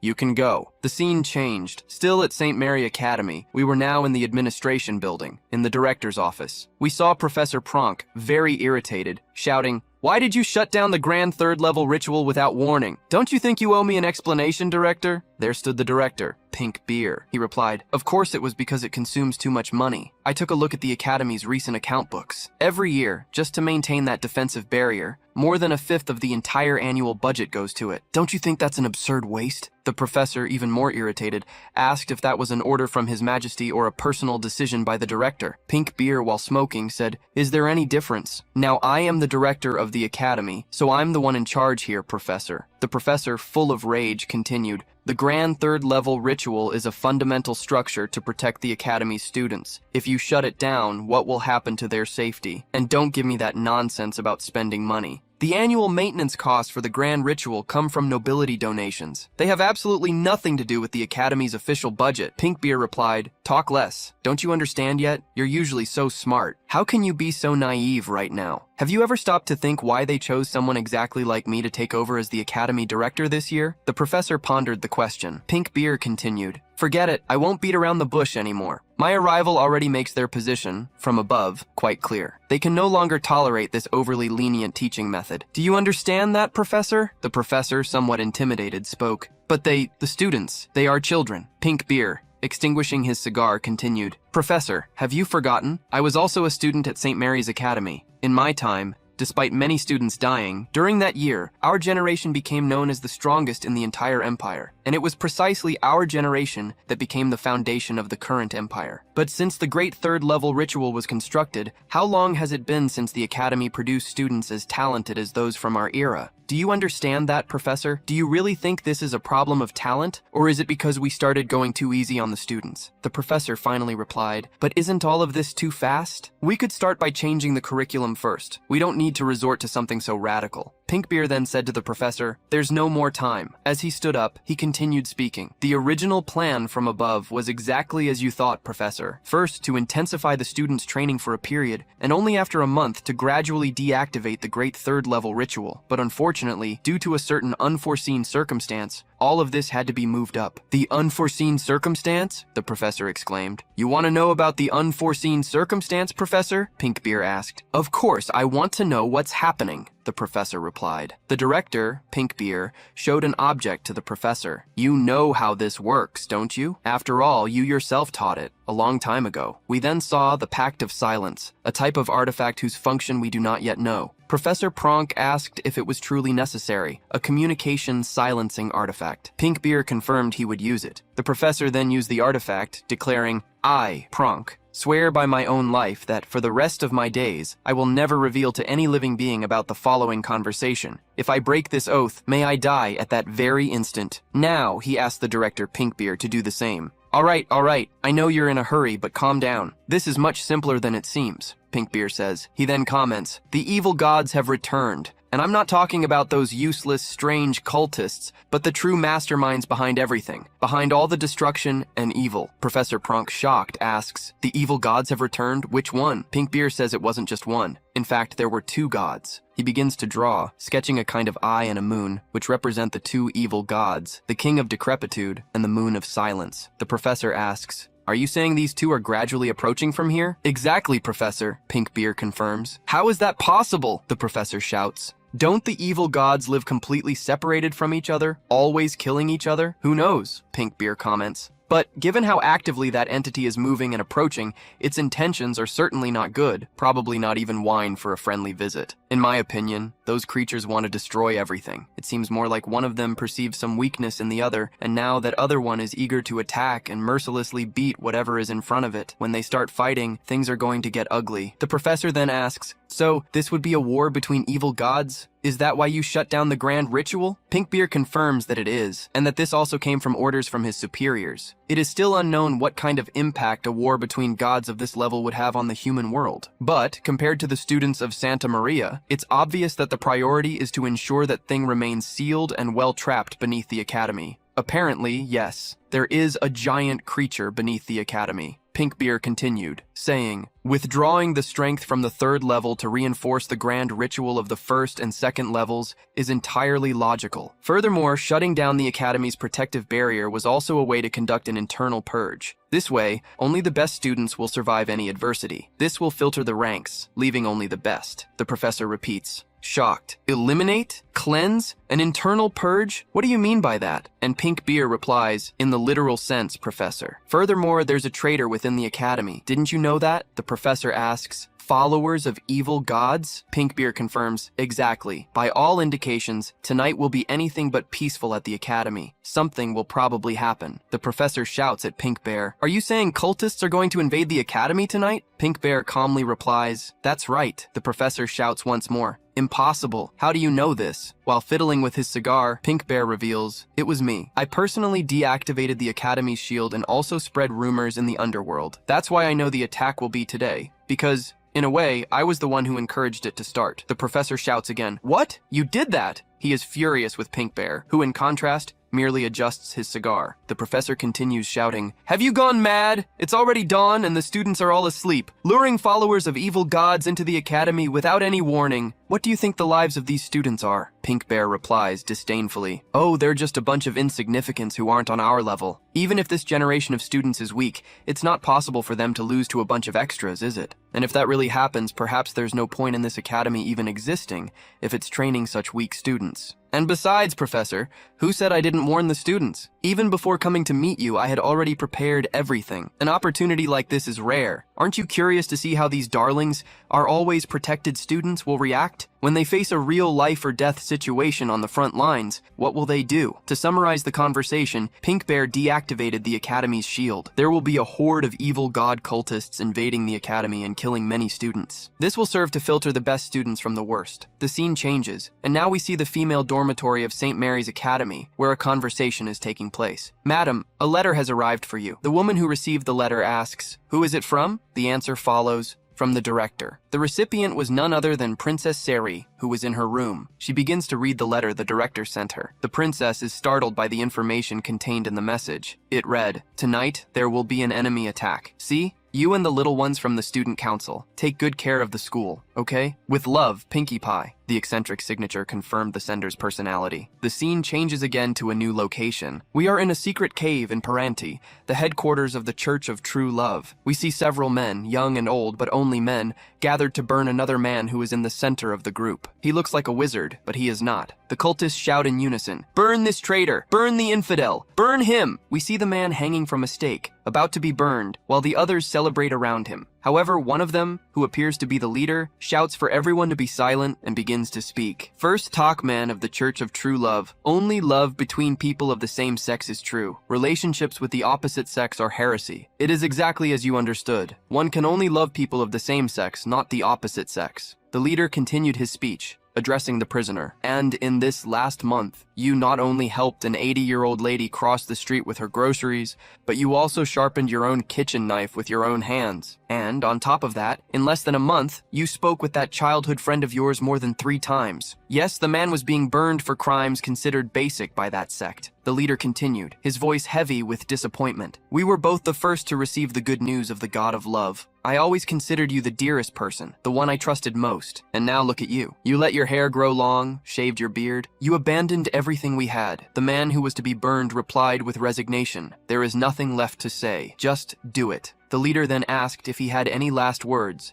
and faced with silence, gave the order to set the condemned man on fire. The man begins to catch fire, his entire body engulfed in flames. Meanwhile, the leader weeps silently, in contrast to the murmuring of the crowd. One of the men comments, "What a terrible fate for the pair." Another adds with contempt, "This heretic, may he take all his past with him and go to hell." The leader's assistant approaches and informs, "High priest, the execution has been completed." The leader, who had been weeping discreetly, raises his voice and shouts for all to hear. "Brothers, today, besides punishing the traitor Teve, I have something important to announce to everyone." He then bellows, "Ren, step forward." Ren steps forward and replies, "Understood." Ren is, in fact, the Academy's traitor, a member of this cult. The group's doctrine is peculiar. They believe in relationships only between people of the same sex. Within their society, anyone who does not follow this belief is considered an outcast and can even be executed. The leader continues with his announcement. "Not long ago, the great God of love granted me a divine revelation.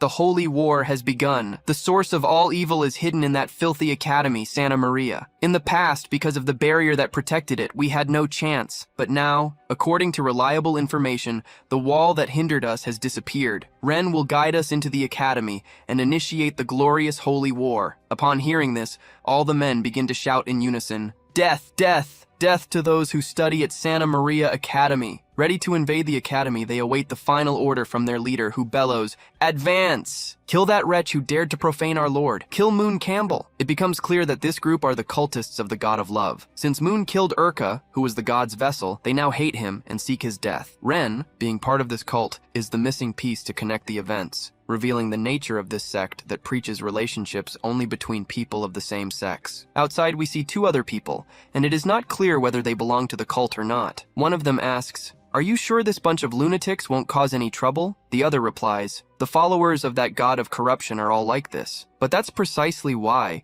when it comes to making accusations, they are the experts. The first character says, "Well, then all we can do is hope everything goes well. Let's get out of here quickly." The scene shifts. It's dawn at Santa Maria Academy, and several hours have passed. Outside, members of the cult of the God of Love are moving about. Meanwhile, Moon is lying in bed in a deep sleep. He notices his body is very hot, as if he had a fever, but suddenly wakes up in a completely different place. In this new location, it has started to rain, and he is completely naked. Before him, Moon spots a giant moon and hears someone whispering very close by. The voice says, "It all began with me. From the beginning it was false. My face, my identity, my voice. From start to finish, everything was gone. It was all just a wait until the end arrived, until death descended. It was only for a small personal amusement, nothing more." Then, a figure emerges behind Moon, holding him and continuing to speak. "In my eyes, you were like a handout, a little dog wagging its tail just for a bit of food. Someone I manipulated as I pleased. An existence I could discard at any moment whenever I grew tired. But then why? When I deliberately tried to drive you away, when I intentionally shamed you, when I even showed you my darkest side, you still chose to stay by my side. Human feelings. I don't understand." The creature behind Moon has scales all over its body, resembling a mermaid. It holds him firmly as it continues. "Even if I don't believe, you know, don't you, that day when I told you that no matter what I became, no matter what I was, whether human or monster, that you wouldn't hate me, that you wouldn't abandon me, I was truly happy. So I did what I should have done." Suddenly, the woman plunges her hand into Moon's chest, tearing out his heart while he is still alive. She then says, "This is the greatest return, the greatest gift I can give for my love for you." We see Moon falling to the ground without his heart. We also see a part of this mermaid's tail, and she continues saying, "I cannot change my destiny. The only thing I can do is devour your heart." Then, we see the woman's entire body. She has a very long mermaid body with features that somewhat resemble a dragon. She says, "Let's go together, under the glow of this moon. Let's sink together." Moon then wakes up from this nightmare with a start. Yes, all of it was a nightmare. He dreamed of a murderous mermaid, but we soon realize that Moon's body is different. His physical appearance, his body structure, no longer corresponds to that of a young man. He then says to himself, "Again, that damned prophetic dream again. Last time I dreamed I was being dismembered, but now they tore out my heart. Am I going to go through every form of torture within my dreams? How will I endure this?" He gets up, and the camera remains focused on his body. Never mind. I'll look into this later and research it in the black book. It will probably help me. Moon continues walking towards the bathroom, thinking aloud, "I'm completely soaked, all wet. I'd better take a shower first, otherwise I might even catch a cold, and that will give me a headache." Upon finally looking in the mirror, Moon was startled. He was now a woman. And you must be wondering, how did Moon turn into a woman just like that? Was it the dream? The nightmare? It was the potion from Senior Anna that he drank yesterday. The potion took effect today and temporarily transformed him into a woman. He brought his hand to one of his breasts to check if it was real and then shouted, Is this me?" He let out a very loud scream that echoed through the female dormitory in a feminine voice, and only then realized that he had truly turned into a woman. This body, these wonderful golden curls. Who would have thought? Even I, a young master, look adorable as a girl. Capriel, are you there? Moon touched his own breasts again, noticing that they were quite heavy and large. He thought, the touch feels like a water balloon, but my body feels nothing. It's as I imagined. It's all fake. But then Moon started to reason and understood what was happening. He remembered Senior Anna, who had given him that potion. Suddenly, Moon heard the sound of a distant explosion and realized something was wrong. An explosion inside the academy? She opened the door, thinking, this is St. Mary's Academy, one of the safest places in the Empire. If there's an explosion, it can't be good. Looking at the door, Moon was startled. It was the cultists of the evil god, and they were there to capture him. The invaders threw her onto the bed where she landed in a delicate position. Moon asked, "Who are you?" At that moment, the prominent curves of her new body were noticeable. The cult leader's assistant spoke. "Didn't they say this was Moon Campbell's room? Where is he?" The man behind him confirmed, "This is room 526. "That's right. This is the place." The assistant, who seemed to be the group's leader, retorted, "I don't care if it's right or not. The question is, where is he?" "All I see here is a pretty blonde girl," Moon quickly reasoned. Their target was him, but they didn't recognize him because he was now a woman. One of the men said he already understood the situation and approached Moon, stating, "This girl is probably Moon Campbell's girlfriend. That guy is a big womanizer. He's dated over 50 girls according to the school newspaper, and it's fake news." The assistant grabbed Moon tightly, pointing at her face and saying, "Miss Blonde, tell us where Moon Campbell is. Or else," Moon replied, "I don't know." The assistant questioned, "You don't know? So you're not his girlfriend, are you? Why are you in this room?" Moon, disguised, replied that she was Moon Campbell's cousin. Funny, isn't it? She explained that she entered St. Mary's Academy this year, and her dormitory wasn't ready yet, so she would stay in Moon's room for a while. Until her dormitory was ready, the assistant said, "You're his cousin? If that's the case, tie her up. We'll use her as a hostage to lure Moon Campbell out." Moon reacted, surprised. "What?" She ended up in such a cute position. I love it when the story makes characters look cute, especially Moon, who is a woman at this moment. The scene shifts and we see the outside of St. Mary's Academy, with several cultists and the academy students fighting against them. Some use swords, others, magic. We also see Pinkbeer and the training professor, Tarina. Pinkbeer commented, "Phew!" The students reacted quickly after all. Apparently, St. Mary's Academy isn't as useless as I thought. Professor Tarina reprimanded him. "Why did you do something so risky without informing any professors beforehand? If a student had gotten hurt, how would you take responsibility for that, Director?" Pinkbeer replied, unconcerned. Calm down. They're just some second-rate fanatics. You can look at this as training for our students. I trust that girl can handle everything. And besides, if there were a worse unforeseen event, all of you are here. The best professors in the Empire. All of you are supreme authorities in your areas of magic. You're not going to tell me you're afraid of some small fry like those down there, are you? We see that there are many different professors, some who haven't even been introduced yet. Pinkbeer leaned his foot against the wall and said, "Since nothing else happened, I, as the Academy Director, will go back to my beauty sleep." And with that, the director prepared to go to sleep while the students were fighting against the cultists. Pinkbeer jumps down from above, bidding farewell. See you later, teachers and my dear students. Professor Tarina turns to another professor. How could you not stop such an absurd thing? You let Pink Beer toy with the students' lives. Do you realize that? Prong replies, do you think I didn't try to go against him? He came at me much earlier. At that moment, someone shouts Moon Campbell's name. The teachers, students, and everyone in the academy hear the call. The one shouting using a loudspeaker, which is quite strange considering they are in a somewhat medieval era with magic, is the leader of the cultists. He announces, second-year student of St. Mary's Academy, Moon Campbell, appear here immediately. We see that the one captured there is Moon in his female version, and if you notice, Moon's chest is larger than his head. The cultist leader continues, look who I have here in my hands, Moon Campbell. It's your cousin. If she's important to you, then come save her. And if you want to save her, stop acting like a coward and come out from where you're hiding. We only see that Moon is somewhat embarrassed, shy, not knowing what to do. The leader insists, if you're a real man, then appear here in front of me. I'll be waiting for you. But in his mind, Moon is thinking, waiting for what? The Moon Campbell you're looking for is right here. Damn it, I should have reacted much earlier. I thought this was a stupid prank among students, but who would have thought someone would actually have the guts to invade St. Mary's Academy? At that exact moment, someone landed a powerful punch on one of the cultists' men. It was none other than Leah. Beside Leah was Ariel, her sister, and one of the main MCs of the story. Leah asked if Ariel hadn't gotten hurt, and she replied that she was fine,